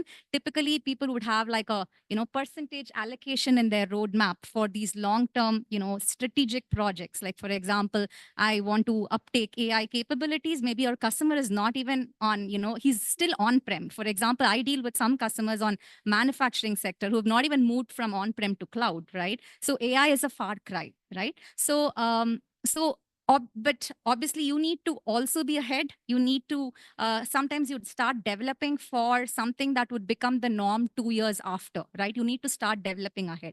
So it's important to park some bandwidth in your roadmap to work on these capabilities. And again, I've also seen instances, and I think all of us have seen instances, right? Like where, let's take the example of Slack, right? Slack started as a gaming platform, and then it moved on to become a collaboration tool, right? Twitter started out as a podcast platform, right? Later on became a tool where people can communicate. So it's also important, if your customer base is shifting, you need to pivot soon, right? You need to pivot soon, reassess if your business goals and if your strategy is all aligned to your new customer segment that you've identified, right? So I think these are key. I guess the rest of it is covered by the other members. Thank you. Hi, am I audible? Yeah. So I'll pick up from where Janani left in terms of pivot, I guess. There are 2 points that I want to make here. One is around vision and the other is around agility, right? So, and Yulu is that one of the companies that actually helps probably understand this question to a very deep level, right? So I'll give the story that we've been through. So the vision for Yulu was to actually solve for traffic congestion across cities, because we realized that cities, the rate at which cities were growing, the town planning, etc., could not keep up with the rate at which cities were growing, leading to a lot of vehicles, lot of mobility problems, and people getting stuck in traffic. And I, coming from Bangalore, I mean, I know best, right? So that is one, right? When COVID happened, right around the time at which COVID, or just prior to COVID, we had a bunch of bikes, and we had those cute little blue bikes that were there. People were having a gala time, actually taking them out, putting them on Instagram, sharing their stories of what their night rides and all were, right? But when COVID hit us, we came to zero, right? We were at standstill of zero revenue. Like chance would have it, and we were discussing yesterday, Prabhat and I, we call it serendipity. What really happened is that a lot of people pivoted towards these food commerce and quick commerce to serve all of the public that existed, right? And they started picking up our bikes because all you needed was 200 rupees of security deposit and probably 200 rupees every day to make a living of around 700, 800 every day, right? So what helped us at that time is probably the agility. It took us around 4 or 5 months to create a very special service on the digital side to understand all of the needs and come up with a dedicated service. And that actually grew us to a humongous, you have a humongous user base right now. we're sitting, yeah, we've grown significantly on that journey, and that's become almost like our core business. So that's the pivot and the agility that really helped us. Thank you. Thank you for your insights. I think I completely align with your thoughts. I do agree that you need to pivot faster and quicker. You need to be agile. Definitely, there have been times that I've personally seen as well that business goals and your customer requirements, sometimes they are in a conflicting place. So thank you so much. Siddhant sir, if I may start with you, we'd like to know if, like, considering fintech is like a very, very competitive market space. Have you ever experienced that you're already in a product or a feature enhancement process and suddenly you see a competitor has already launched a similar feature or a product? How did you pivot in such a situation if you've ever come across?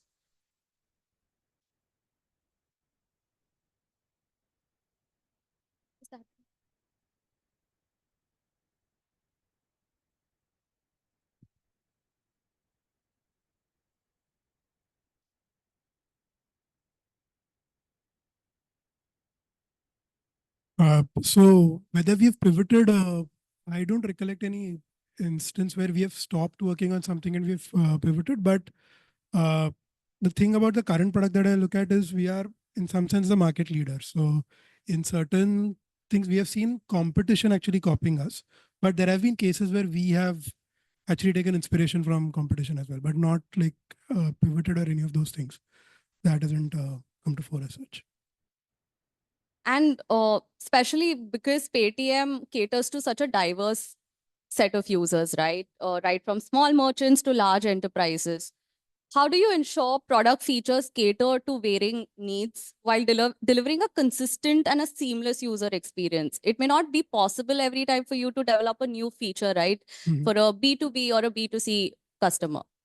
Fair enough. So yeah, you're right in a sense that the size of the market is very huge. We have retail merchants who simply say, as I mentioned earlier, that when will my 5,000 rupees come or hit my bank account?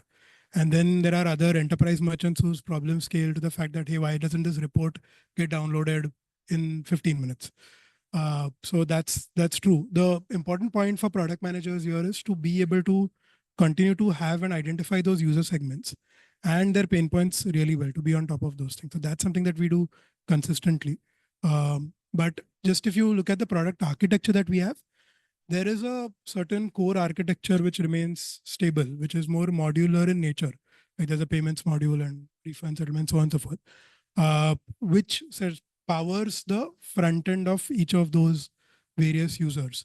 And that front end essentially is sort of driven by something what I called what I would call profile-based preferences, where we know based on when we onboard certain merchants, we know how they are, or based on how they behave on the platform, we know how to categorize them and how to segmentize them. And that's how their experience changes. The other advantage that we have is also in terms of the form factor. Even though the core architecture remains the same, the retail merchants typically use mobile app, while the larger merchants prefer a web-based experience. So there is a desktop version. And I can talk about my experience today at the airport. I got on at Ranchi in the morning. And that's where there was one coffee shop there. I wanted to buy a bottle of water, and he had a Paytm card machine. So the card machine also has a version of the Paytm for Business app for those sort of users who's not the owner, who's running a shop, and the owner is somewhere else. So these are the three form factors in which they manifest, but the core architecture remains the same, which powers all of these. Thank you. I think that pretty much sums up the answer. Thank you so much. Shravan sir, given Creditas is extensively into AI and machine learning, just wanted to know, since AI and automation is getting more and more integrated into fintech, how do you ensure technologies like Gen AI, bot systems remain and maintain the human element in customer interaction?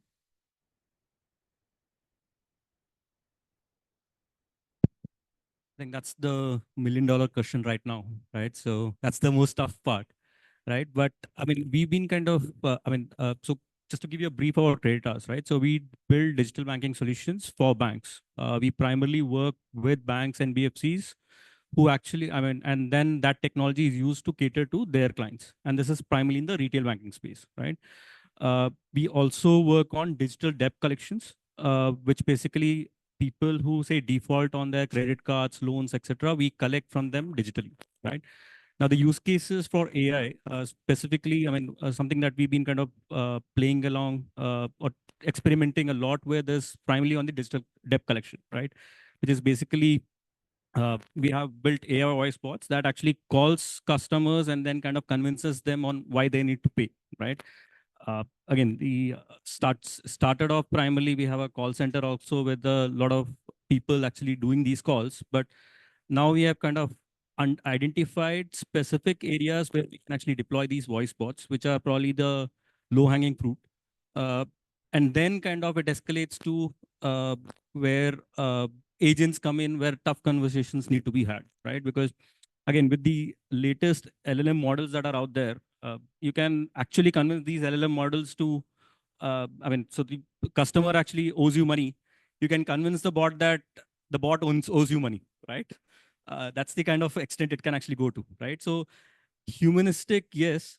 We've been doing a lot of work on the voice aspect, more Indian based, more vernacular, talking in, say, English rather than the colloquial languages, rather than actually kind of maintaining a pure English. Again, all these models, it's coming more from the West. So it's very well trained in, say, English, right?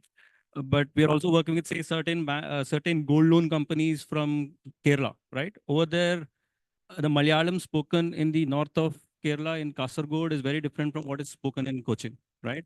So there again, it matters on that humanistic part, wherein the bot be able to understand that, okay, this guy is actually from this part and so on and so forth, right? So it's an evolving thing. I mean, that's what I would say, right?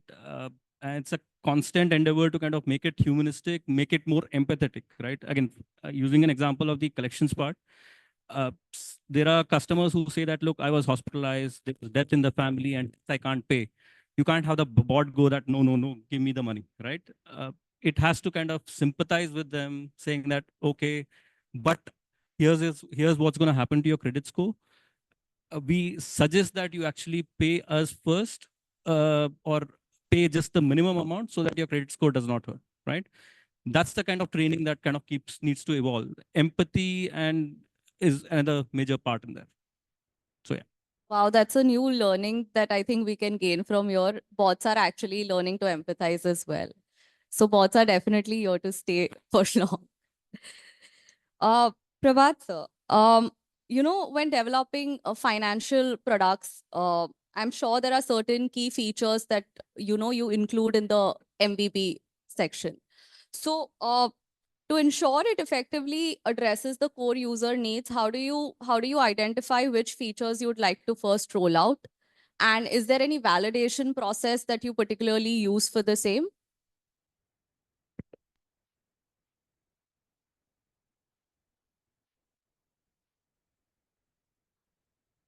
Yeah. So that's the crux of product management, right? So you need to first learn about your customer in and out. And we keep saying that you should live by your customer. And anything and everything that the customer needs, you should have, some gentleman was saying about the backlog, right? So you should have your backlog in such a way that should differentiate you from good product managers and make you a great product manager. So basically keep your eyes and ears open.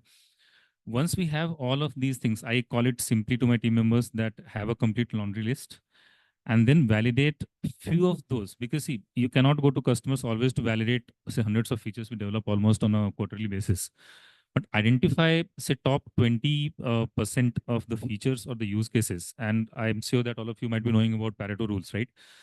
And it is true that even in, not just in theories in your MBA books, Pareto works.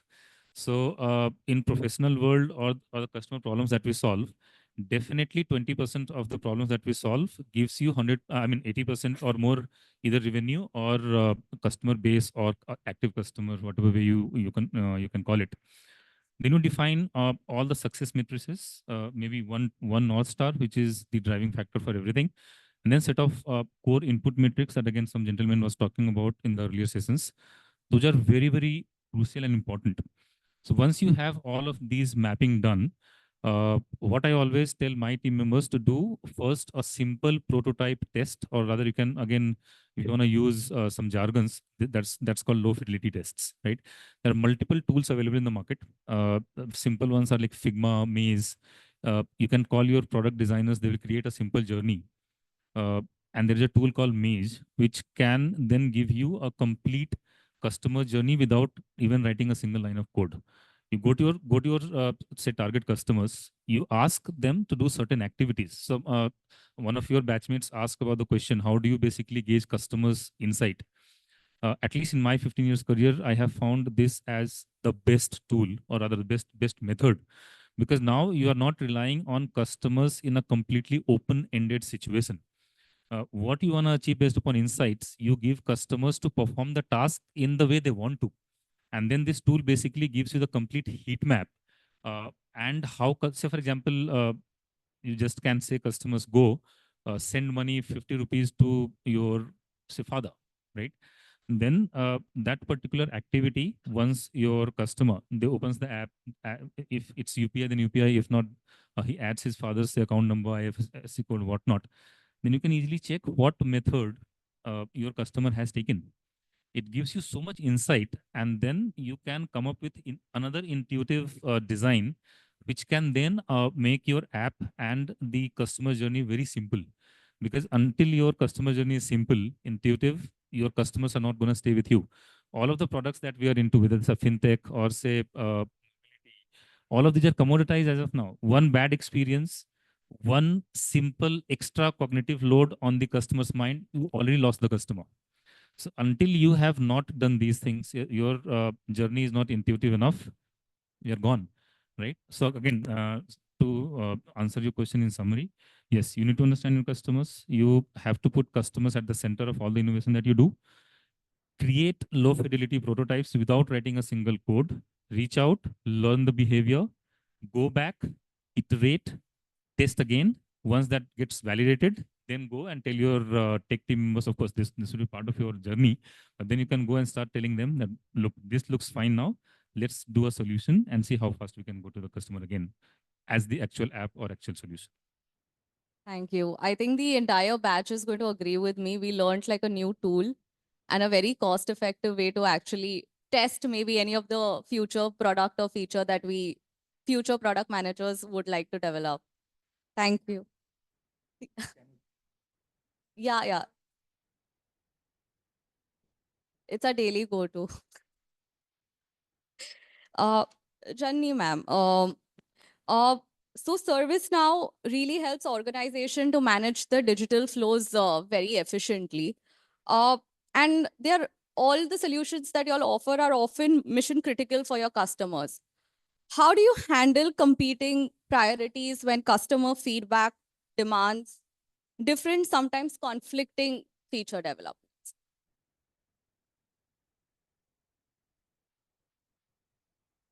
Hello. Yes. So that's a great question. So in ServiceNow, I haven't encountered that problem as much yet, but I want to talk about my previous organization where so I work in the customer relationship management software. So essentially build sales CRM capabilities for sales users, right? Like sales leaders, sales managers, sales administrators, and sales agent to enable them to sell better, right?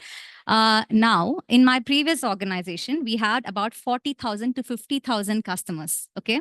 And we were serving different markets, SMB, small, medium businesses, mid-market, and enterprises.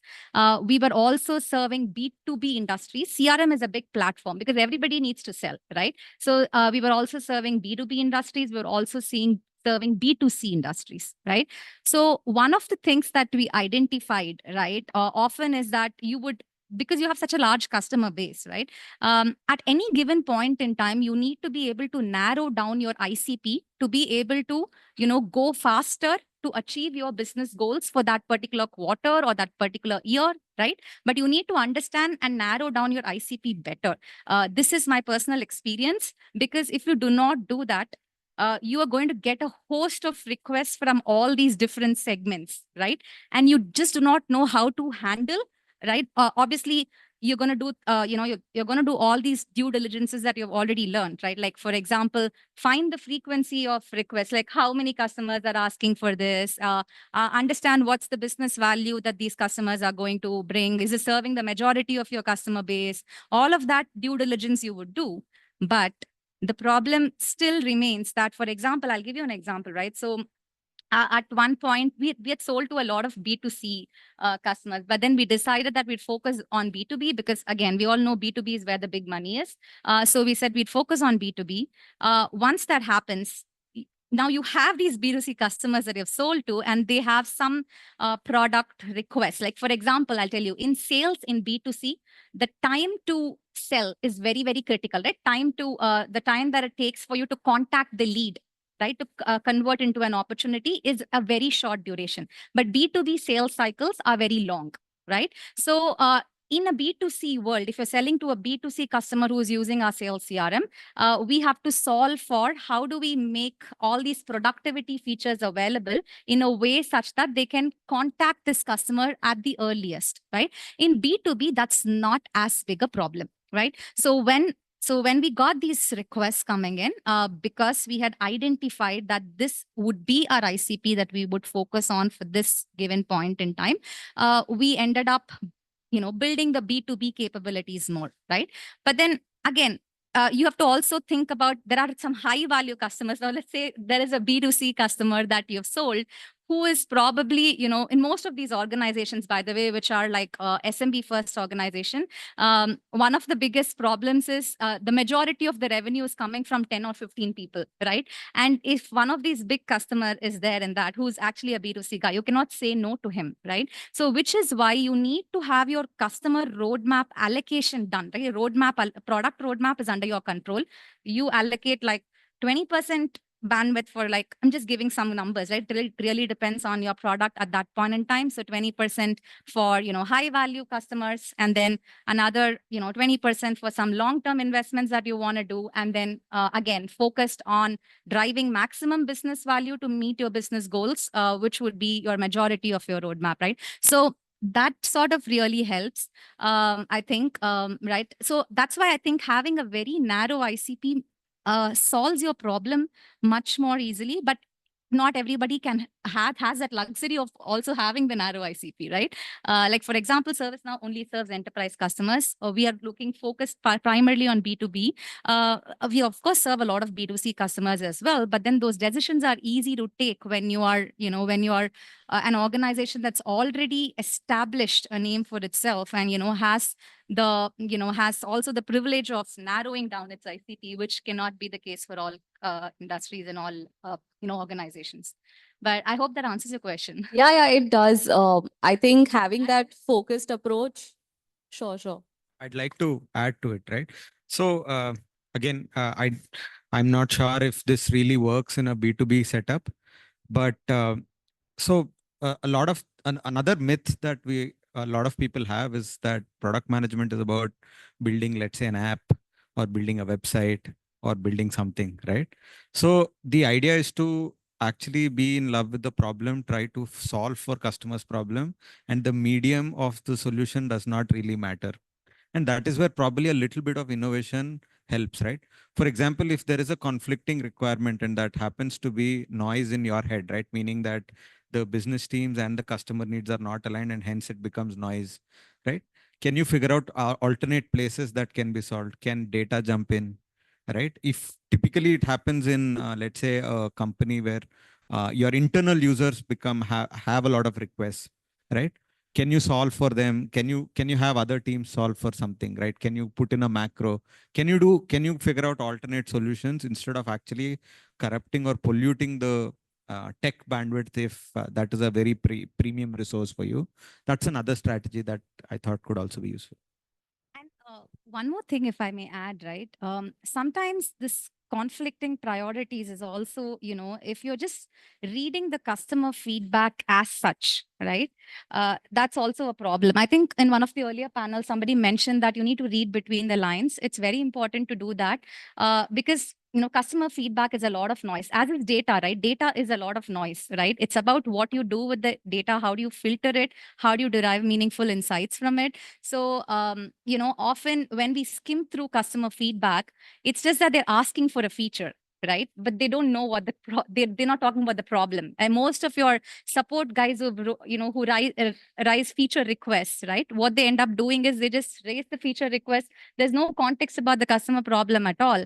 And sometimes you end up seeing that there are majority of these customers who have a similar problem, right? The problem is what is more important. The solution is for you to decide, right? You as a product manager decide what the solution would be ideal for them, because sometimes they ask for a feature. So one of the other things that I often tell even people that I mentor is that, customer empathy is like, again, a very, very abused term, but it's not about just doing whatever the customer wants. It's basically understanding the customer needs and being able to translate that into requirements for your product and doing the right thing for the customer from your end, right, to solve that problem, right? So it's just understanding the customer needs. It's not just taking his input as such and then translating that into a product feature. So I mean, these things I've learned along the go, and it's helped me. So sharing my gyan. Thank you. Thank you. Thank you so much for giving us a detailed explanation. It reminds me of a very interesting example. I was with Amazon and I was leading the deals product. So me and one of my counterparts, my peer rather, of course, the aim was to sell more, as simple as this. And the deals revenues would come more, deals units would go up. I was looking into personalization and he was looking into search optimization. And we were fighting for the same ML scientist pool, right?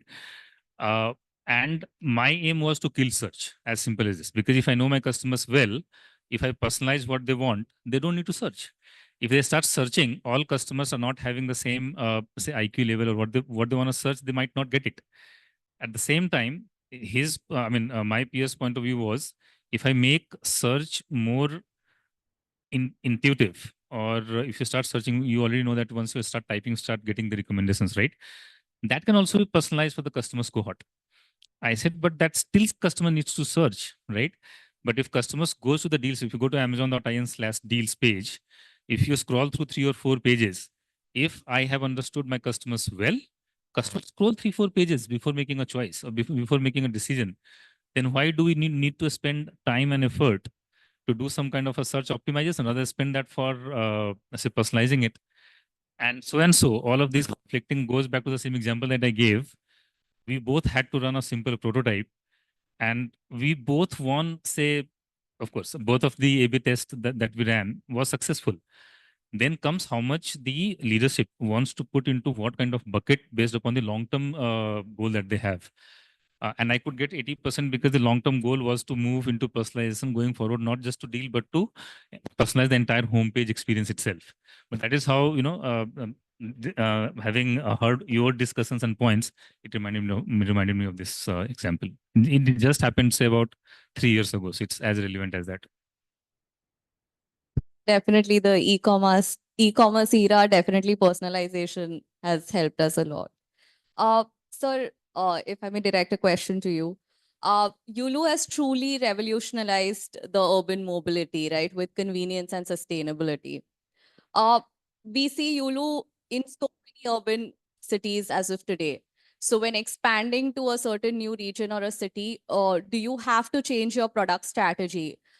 Basically, there are a lot of regulations also out there. So how do you change your product strategy, include localization, and ensure that the product strategy and the launch is still very much in place? Yeah, so I think I'd like to break this into 2 dimensions.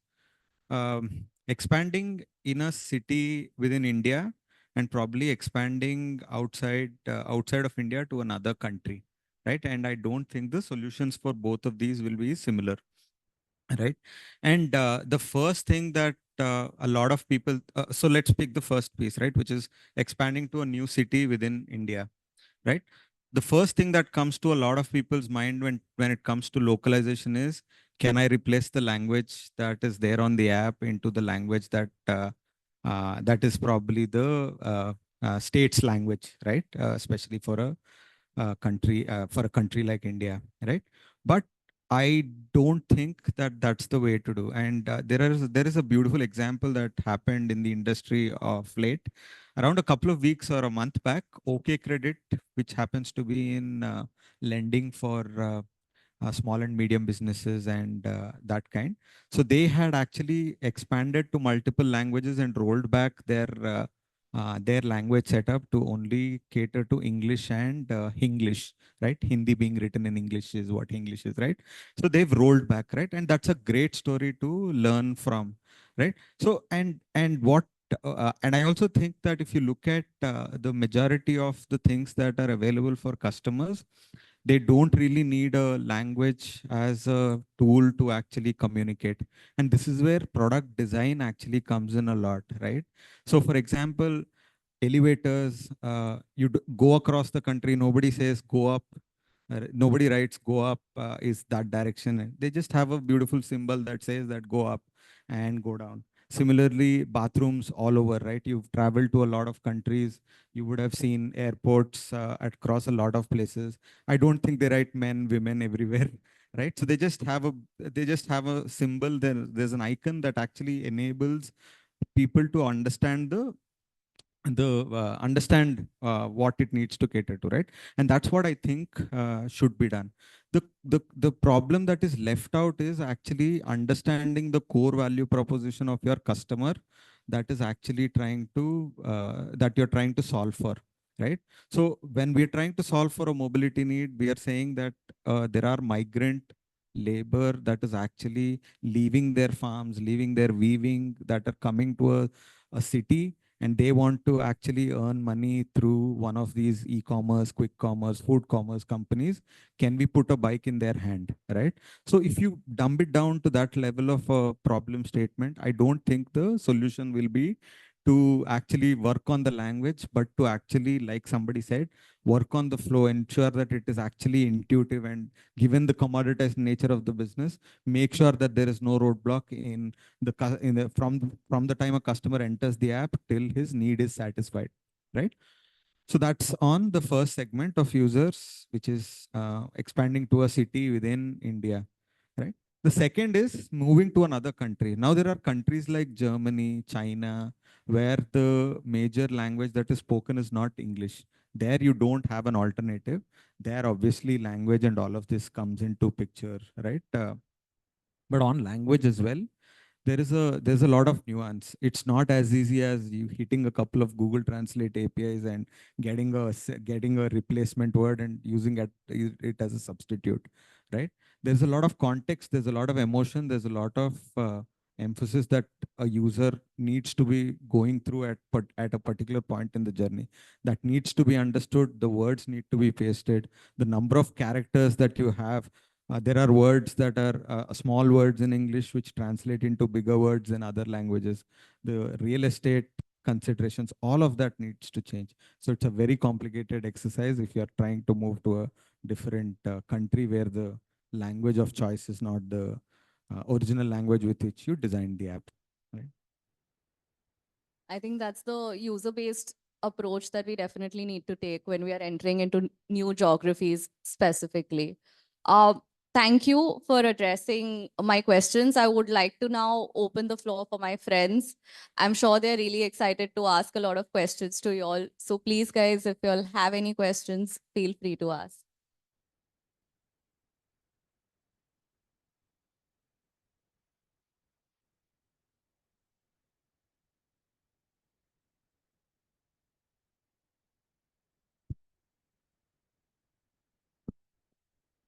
Good afternoon, everyone.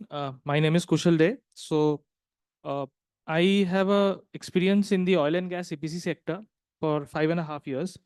So my question is primarily in the oil and gas paradigm.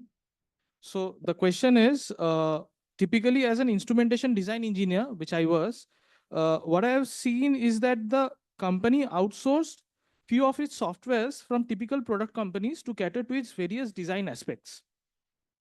At the same time, my organization also had its own set of softwares developed out of need-based experiences.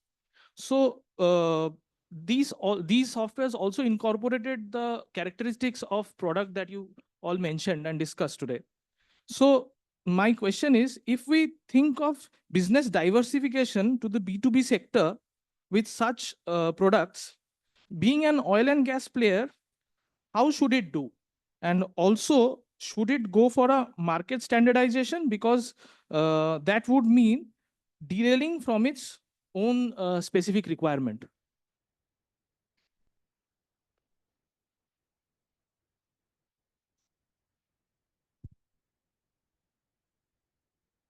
Is your question more about whether these oil and gas companies should be investing on the business software in-house, or should we be? No, they want to cater, since they are making products within the company for themselves. Now they want to diversify to the entire sector and want to provide the software for other EPC oil and gas companies as well for Okay. designing aspects. Okay. So Yeah. that is Okay, why got it. what my All question right. is. So couple of things, right? First of all, they are playing out of their comfort zone, right? That's not their business, right? So most people who develop software in-house are developing software in-house because of multiple reasons. Either they cannot afford software from outside, or they have a very specific process which is not available or not yet customized available in other organizations, or they're very, very large, right? Like really large players who again have a separate engineering or a product team to develop products in-house, right? So now you're talking about this oil and gas company whose main business is oil and gas, right? It's not to sell software. If they start making software, which was supposed to be only for their internal use, they start selling it to customers outside, they're obviously pivoting their entire product portfolio, right? Like what that product is supposed to be doing or what their business is, it's entirely changing. So I don't know of any companies which really do that, right? Like they don't sell such products outside. Maybe they sell marketplaces like that. They start having a marketplace, which probably they open up because they've developed something in-house. But I hope that answers the question. So again, I think this is for example, maybe Janani, AWS is an example that comes to our head, right? Yeah, so Amazon mastered the art of actually cloud computing, and they said, okay, this looks like a brilliant thing that we can extend to the entire world, and now they're leaders, and it's the biggest profit guzzling machine that Amazon owns, right? So yeah, so it happens, but again, the clear choice that needs to be understood is probably around two dimensions. One is, like Janani said, is it their core competency? Definitely, if you are an oil and gas company, the product that you are selling is not software. It's actually oil. Despite you being a product manager, the core product that you're selling is probably oil and gas, probably refined oil, whatever. I mean, refined petroleum or whatever, right? So that's the core product that you're selling. The second thing is that do you have the potential for it to become a game-changing business? Like example again, the AWS, right? So yeah, is it so is it such a need that it is actually humongous and it is prevalent across all countries? Do you visualize that everybody is going to move to cloud, and thereby all of this is going to happen? If both of these are there, if you understand both of these and then make a choice, probably it makes sense. I further have a clarification. So let me name my ex company. It is Samsung Engineering. So Samsung is into diverse fields. So oil and gas for Samsung, when they make something for the modeling and design of the entire plant refinery, as you mentioned rightly, they have their own model review and own designing softwares. In spite of the fact that there are app modeling softwares available in the market, and now that they have developed it successfully and it is running successfully, they want to diversify it into the global market. And they are competing against like product companies. Samsung Engineering is a oil and gas EPC company, refinery company. But they want to compete against the product companies. And that is where my question lies. Since the product companies have their expertise in product design, and this is a very different domain for Samsung Engineering. So that was where my actually question. Yeah. So they.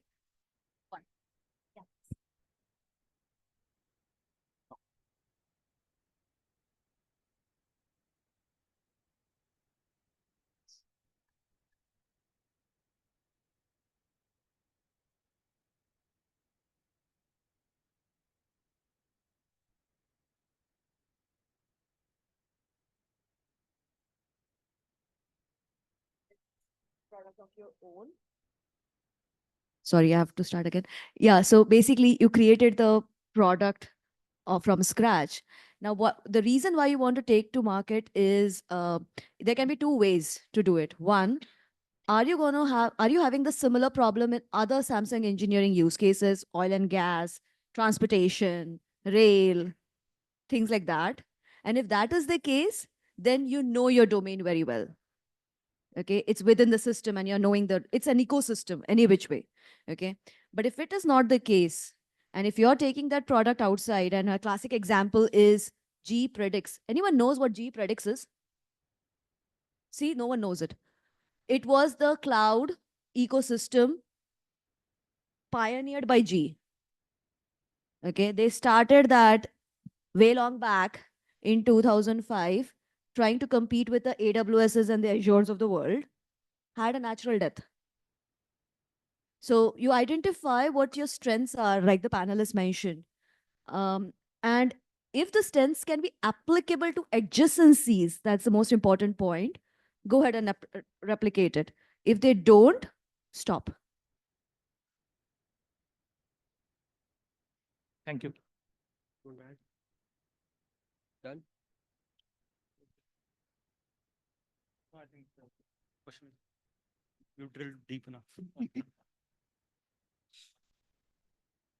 Hello. Yes, hi everyone. My name is Shrideep. I have worked in the consulting industry for 6 years. As we were discussing about the importance of empathy and understanding the customer needs while developing products, what I've seen is like there are some products from marquee companies who have been known for making very good design, but still not being able to have a good product in terms of understanding the customer. Like I was just thinking about the Apple like mouse. Like all other Apple products are very good, but that Apple mouse is something which was not designed very well. And we were also discussing about, we had a case competition of TVS in which all products are very good, but then there is one product which hasn't been designed very well. So what is the, where is the lag coming from over there?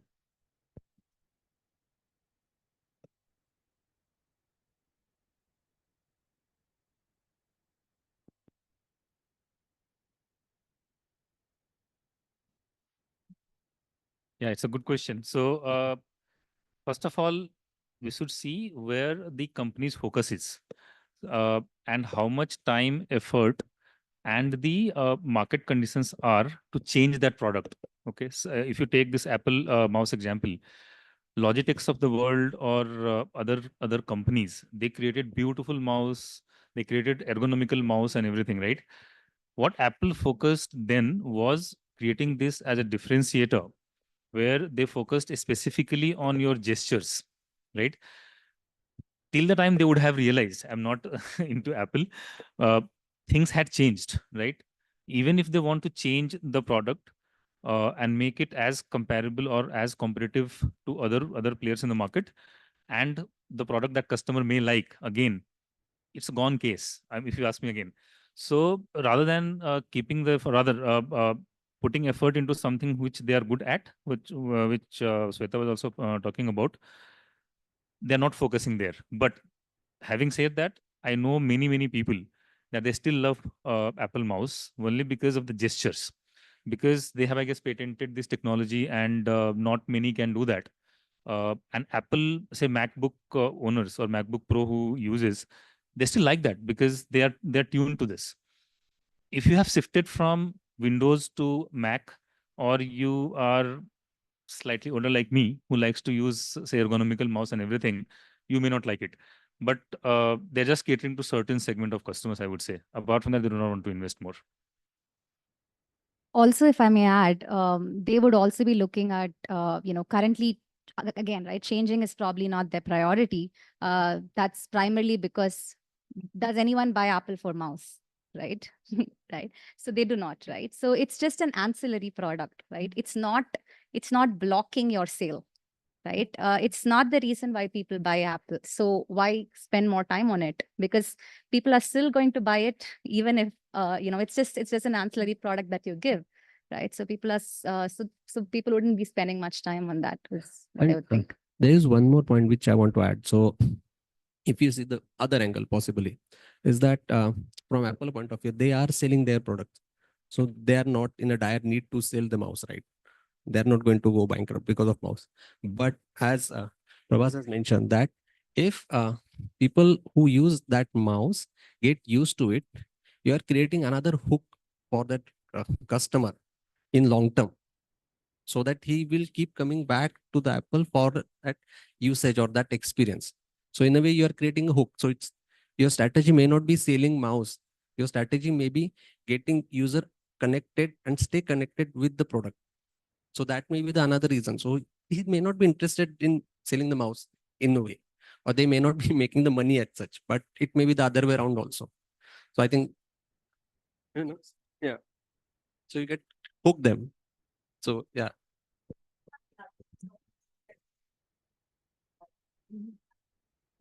It's something we want to innovate, but then we can't innovate on some of the mainstream products because there's also a behavior that then we're trying to change the user behavior.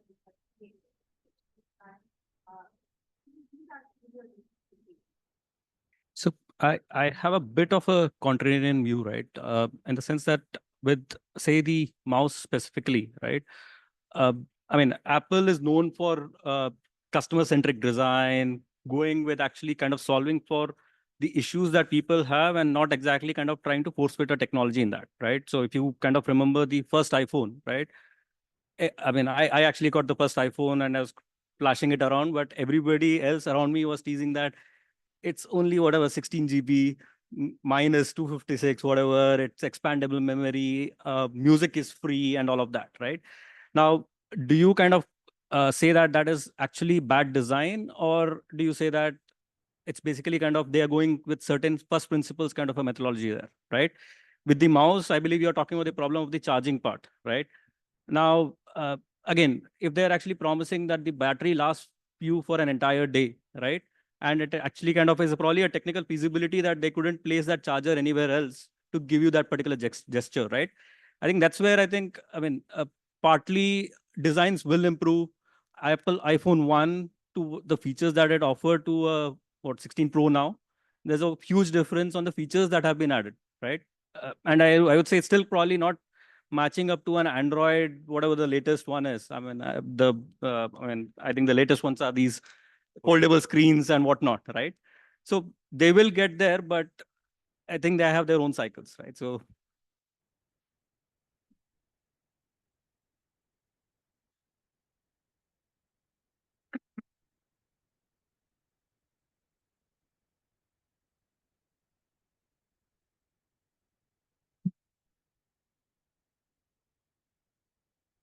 Hello, everyone. My name is Kala. I have about 6 years of experience in consulting. And as every consultant does, I'm going to ask very simple, basic questions. So very curious, when you deal with two contrasting customer segments, B2B and B2C, what would probably be the top three kind of things that you look out for to maintain user centricity? Where I'm coming from is B2B, you have a variety of customers probably using your products. So how do you account for that? Because B2C probably you roughly have an idea, or this is how I might be wrong. You have a rough idea that this is a segment I'm targeting, like a Gen Z, and this is the typical way they approach products, and fine. But when you come to B2B, there's one top management making the decision, but there are different people using it. So how are you accounting for it? I hope that was.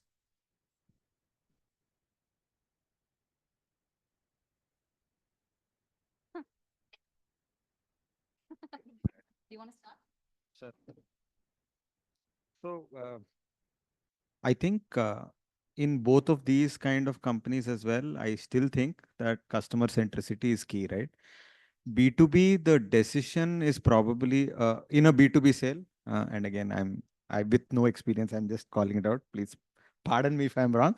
The most of the decisions are made by the CIO or the CTO of the company that you're trying to sell to, right?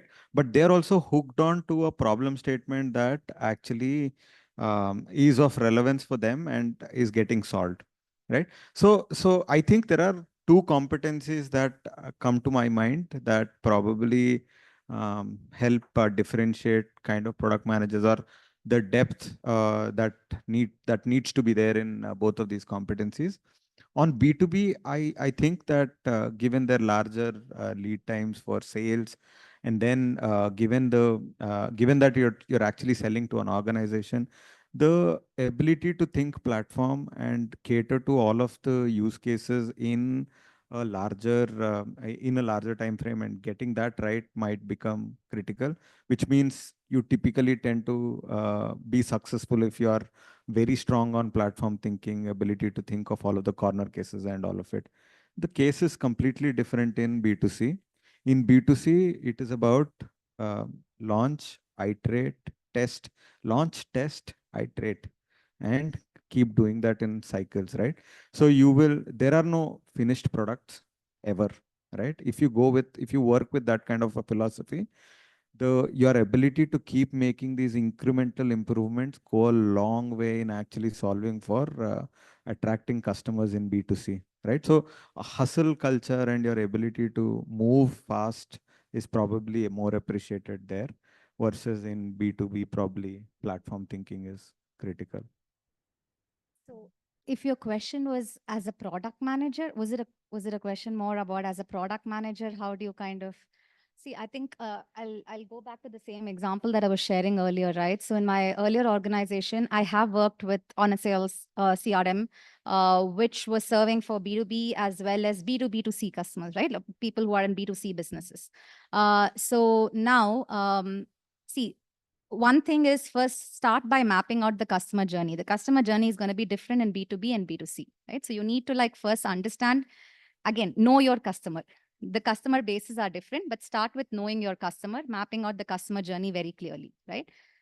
Second is the product needs to speak the customer language, right? Now, especially in in a freemium sort of a model, right? Like, again, I come from a SaaS world. I worked on SaaS products for the longest amount of time, spent 15 plus years building only SaaS products. So I can say that, and especially again, in my previous organization, this was a freemium sign up, right? So it's a product-led growth product, right? So now inbound signups, you will have B2B customers coming, B2B2C customers coming, right?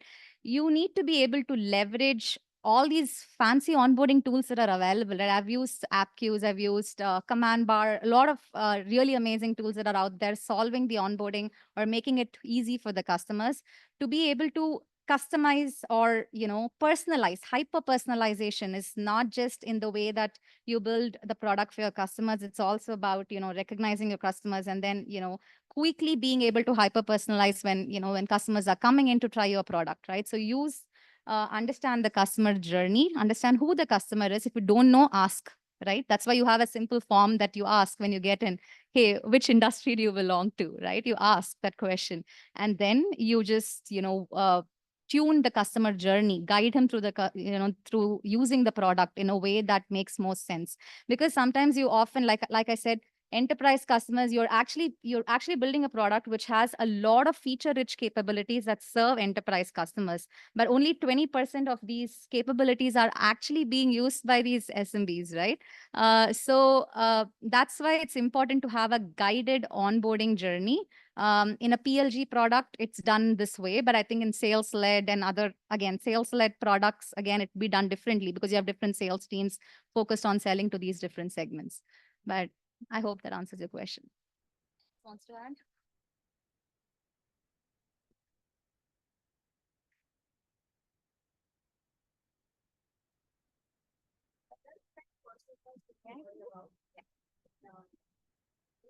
Start with the persona, please. I know it is basic product management, which I am trying to speak out aloud, but then In a B2B sector, the buyer persona is equally important as the user persona. And the appetite for the buyer persona to change is very less. So if you're building, you build for a long-term approach. Because in a B2B sector, platform enabled building, they will be able to extend it. So they don't use all your features as is. They customize it. There is a white labeling. There are too many other things which they do with your piece of software. They don't use it as is. So give them that capability to customize and ensure that their engineers are happy. That's the B2B world. In B2C world, like the gentleman mentioned, it's actually very gratifying in the B2C world. You know, you enjoy, you get feedbacks. B2B, you are not going to get feedback. Even if you ask, you're not going to get feedback. The desired feedback you wish to hear. So customer journeys like we are mapping for B2B and B2C are way different. But in terms of B2B, you need to go an extra leg ahead. So you have to do more research upfront and use your user experience team members. You are going to be a product manager, you will have content team, you will have user experience team along with your engineering teams. So use them as much as you can. Don't take up all on yourself.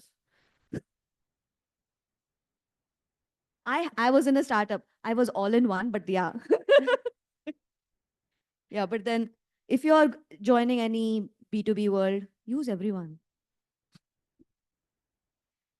Thank you so much, everyone, and our panelists, especially for their thought-provoking insights and practical experiences.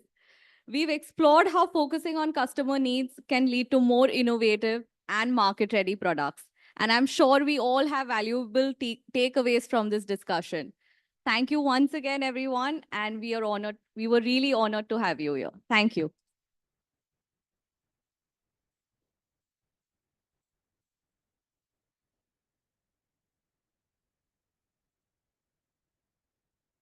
Wow, what an incredible discussion we have had today, Ujjwal. Our panelists have truly deepened our understanding in this session on the customer's compass and how to navigate product development with user-centric insights. They've highlighted the importance of placing the customer at the center of innovation, guiding us through the evolving landscape of product development. A big thank you to all our panelists for sharing their expertise and igniting a passion for customer-driven strategies. The entire batch, including us, is eager to apply these insights during our journey at Xlri and beyond. Let's continue to use these user-centric insights as a compass in shaping the future of product development. Indeed, Himanshi, I completely agree with you. Now, to show our heartfelt appreciation, we'd like to invite Father Kuruvilla Pandikutu to come forward and present memento to our esteemed guests.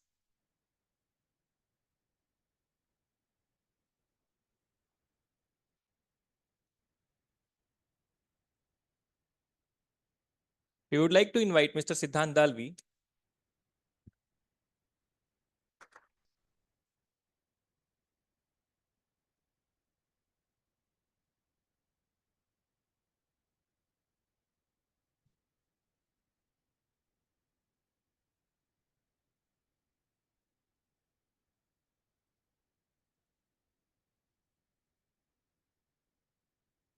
We would like to invite Mr. Shravan Ganguly.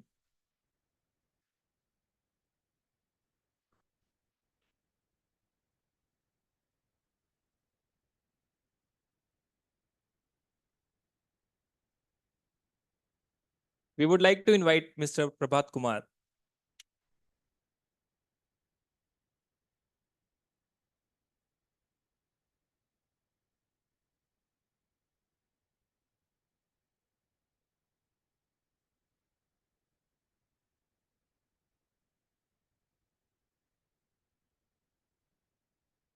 Now, we would like to invite Ms. Janni Jayaraman.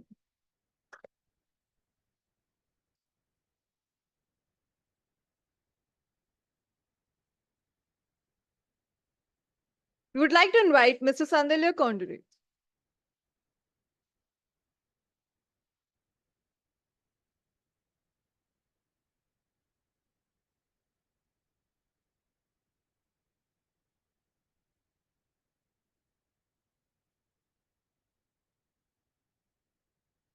Thank you, Father.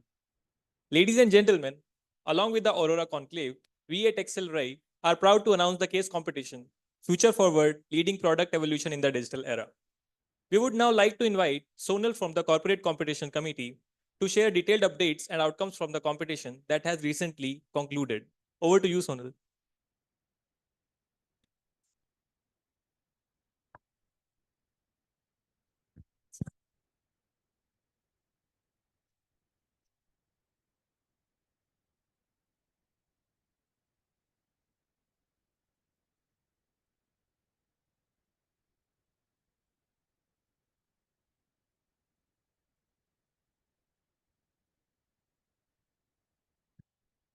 Good evening, everyone.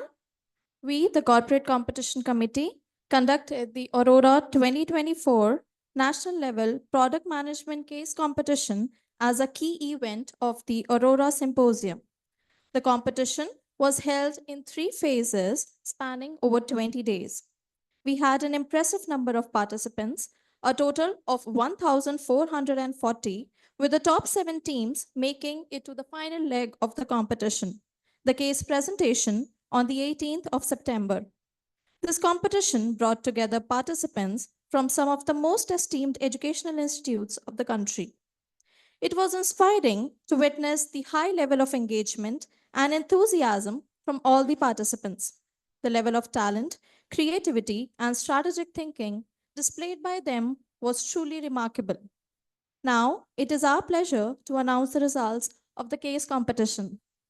In the 3rd place, we have Team Excel Vanguards from Xlri. Heartiest congratulations to you, Team Excel Vanguards.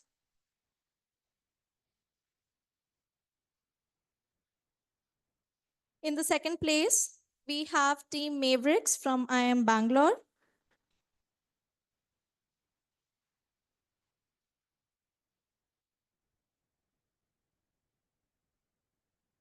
And the winner of the competition is Team MV Peeps from Masters Union.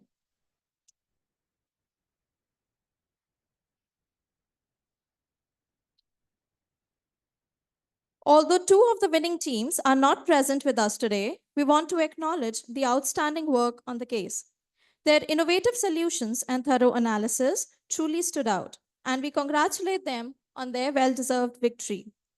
We were incredibly fortunate to have Professor Giridhar Ramachandran and Professor Atanu Ghosh as our esteemed judges for this competition.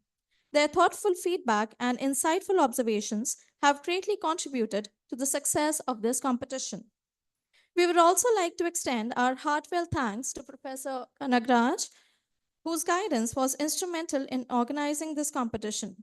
Your support and advice has been invaluable in ensuring the smooth execution of this competition. Thank you, sir, for your invaluable contribution.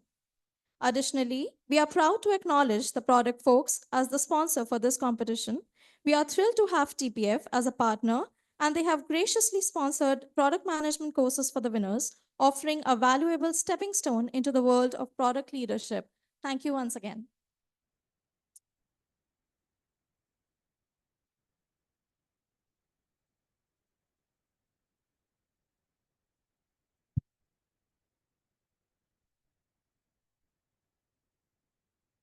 Thank you, team, and congratulations to all the winners.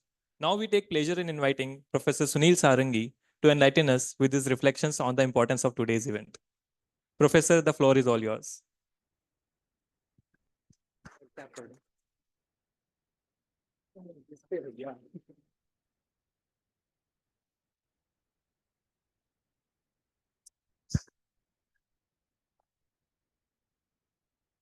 Good evening. Product manager is supposed to be the hero, should I say the heroine, behind the scene, doing everything right from giving birth to the product, ensuring the product is perfected, and also ensuring the product is sold and perfected in the eyes of the user. To that extent, I was drawn into my favorite, arguably the biblical document called Transpired by Marty Kagan. I got drawn into it when I was taking my baby steps into the world of product management. And one of the things that was really striking my heart and was creating quite a stir in my heart when I was listening to all the the beautiful minds today was his emphasis on output, not on outcome. And you know what, all of you, the esteemed guests, I'm getting really goosebumps when probably I was thinking of my own feeling as I was sharing with one of the valued guests today. The not quite known, suppressed, mutual, loving disrespect that academics have towards corporate executives and corporate executives have towards academics. And that was, believe you me, that is an exercise in product management. When you coming over to Xlri, ensuring to deliver the beautiful nuggets from your heart and mind is really bridging this gap. And that's exactly an exercise in design thinking, because I believe a product manager has to be a great design thinker, has to be a great designer, has to be a great engineer, has to be a great business executive, has to be a great seller, and most importantly, has to be a great emotionally, intelligently communicator. And that's exactly what you were ratifying. So I was, frankly speaking, was congratulating myself, not to the extent of being a narcissist, but ensuring that, yes, I'm on the right path.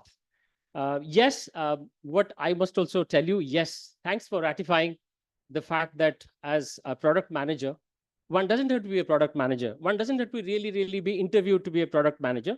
But the journey of trying to be a product manager would have multiple benefits. And this is what I'm telling to my beloved students here, if I can really say that for them without expecting any reciprocity from them. Yes, I say as a product manager, when they try to be a product manager, they have not to be emotionally intelligent. They have not to be great communicators, which I believe they have to be. They not only will have to be great principal designers of user-centric principles. They don't have to be only data interpreter. They don't have to be only great negotiators. They don't have to be only conflict resolution experts, but also they have to be great servant leaders. And as I teach servant leadership, and much to the, should I say, the celebration of my heart, when I was listening to each one of you having this beautiful conversation, I was saying this is a great exercise, probably in servant leadership, because Robert Gradeliff's servant leadership is all about uplifting, elevating your own self to the extent that you put the importance and the necessity of others first. And in the process, you become more than a leader and you become a servant leader. So that's a great exercise. And thank you all. Last but not least, I would really be committing a sin, not quoting my favorite Roman philosopher, Cicero, who says, the greatest of all human virtues is gratitude. And I express my gratitude on behalf of all my students, on behalf of this wonderful academy that I proudly have been serving as a teacher professor. So a huge sense of gratitude to all the beautiful minds that we had over here, with the expectation that we look forward to meeting you one more time. Thank you. Have a lovely evening. Thank you.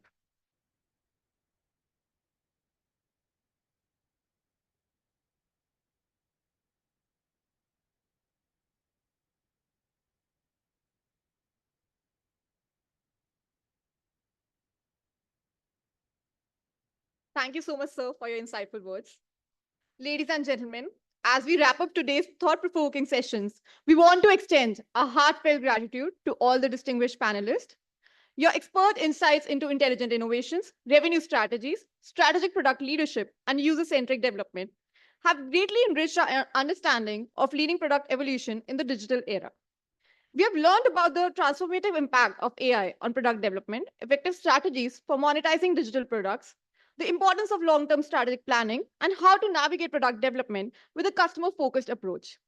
We would also like to express our sincere appreciation to Father George, Father Donald, Professor Sanjay Patro, our esteemed faculty members, the Corporate Relations Office, the supporting staff, and the entire Xlri family. Your invaluable guidance and unwavering support have been crucial in making this event a resounding success. Thank you all for your dedication and commitment. To all our attendees, we extend our sincere thanks for your active participation, enthusiasm, and engagement. Your presence today highlights the importance of forward-thinking product strategies and the critical role they play in navigating the digital era. On behalf of the entire batch, we would also like to express our gratitude to the Prodzion committee for organizing such an insightful event.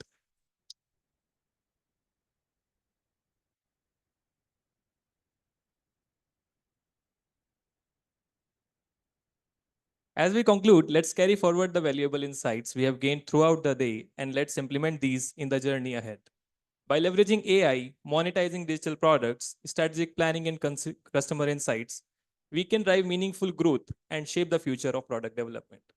Thank you once again for your participation. And now, we as a cohort will pass our baton to the upcoming GMP batch for a successful Aurora 3.0. Now, we would request all our guests to get together for a high tea at the Directors Lounge in the International Center. And here, I, Ujjwal, And I, Himanshi, would like to sign off from Aurora 2.0. Thank you.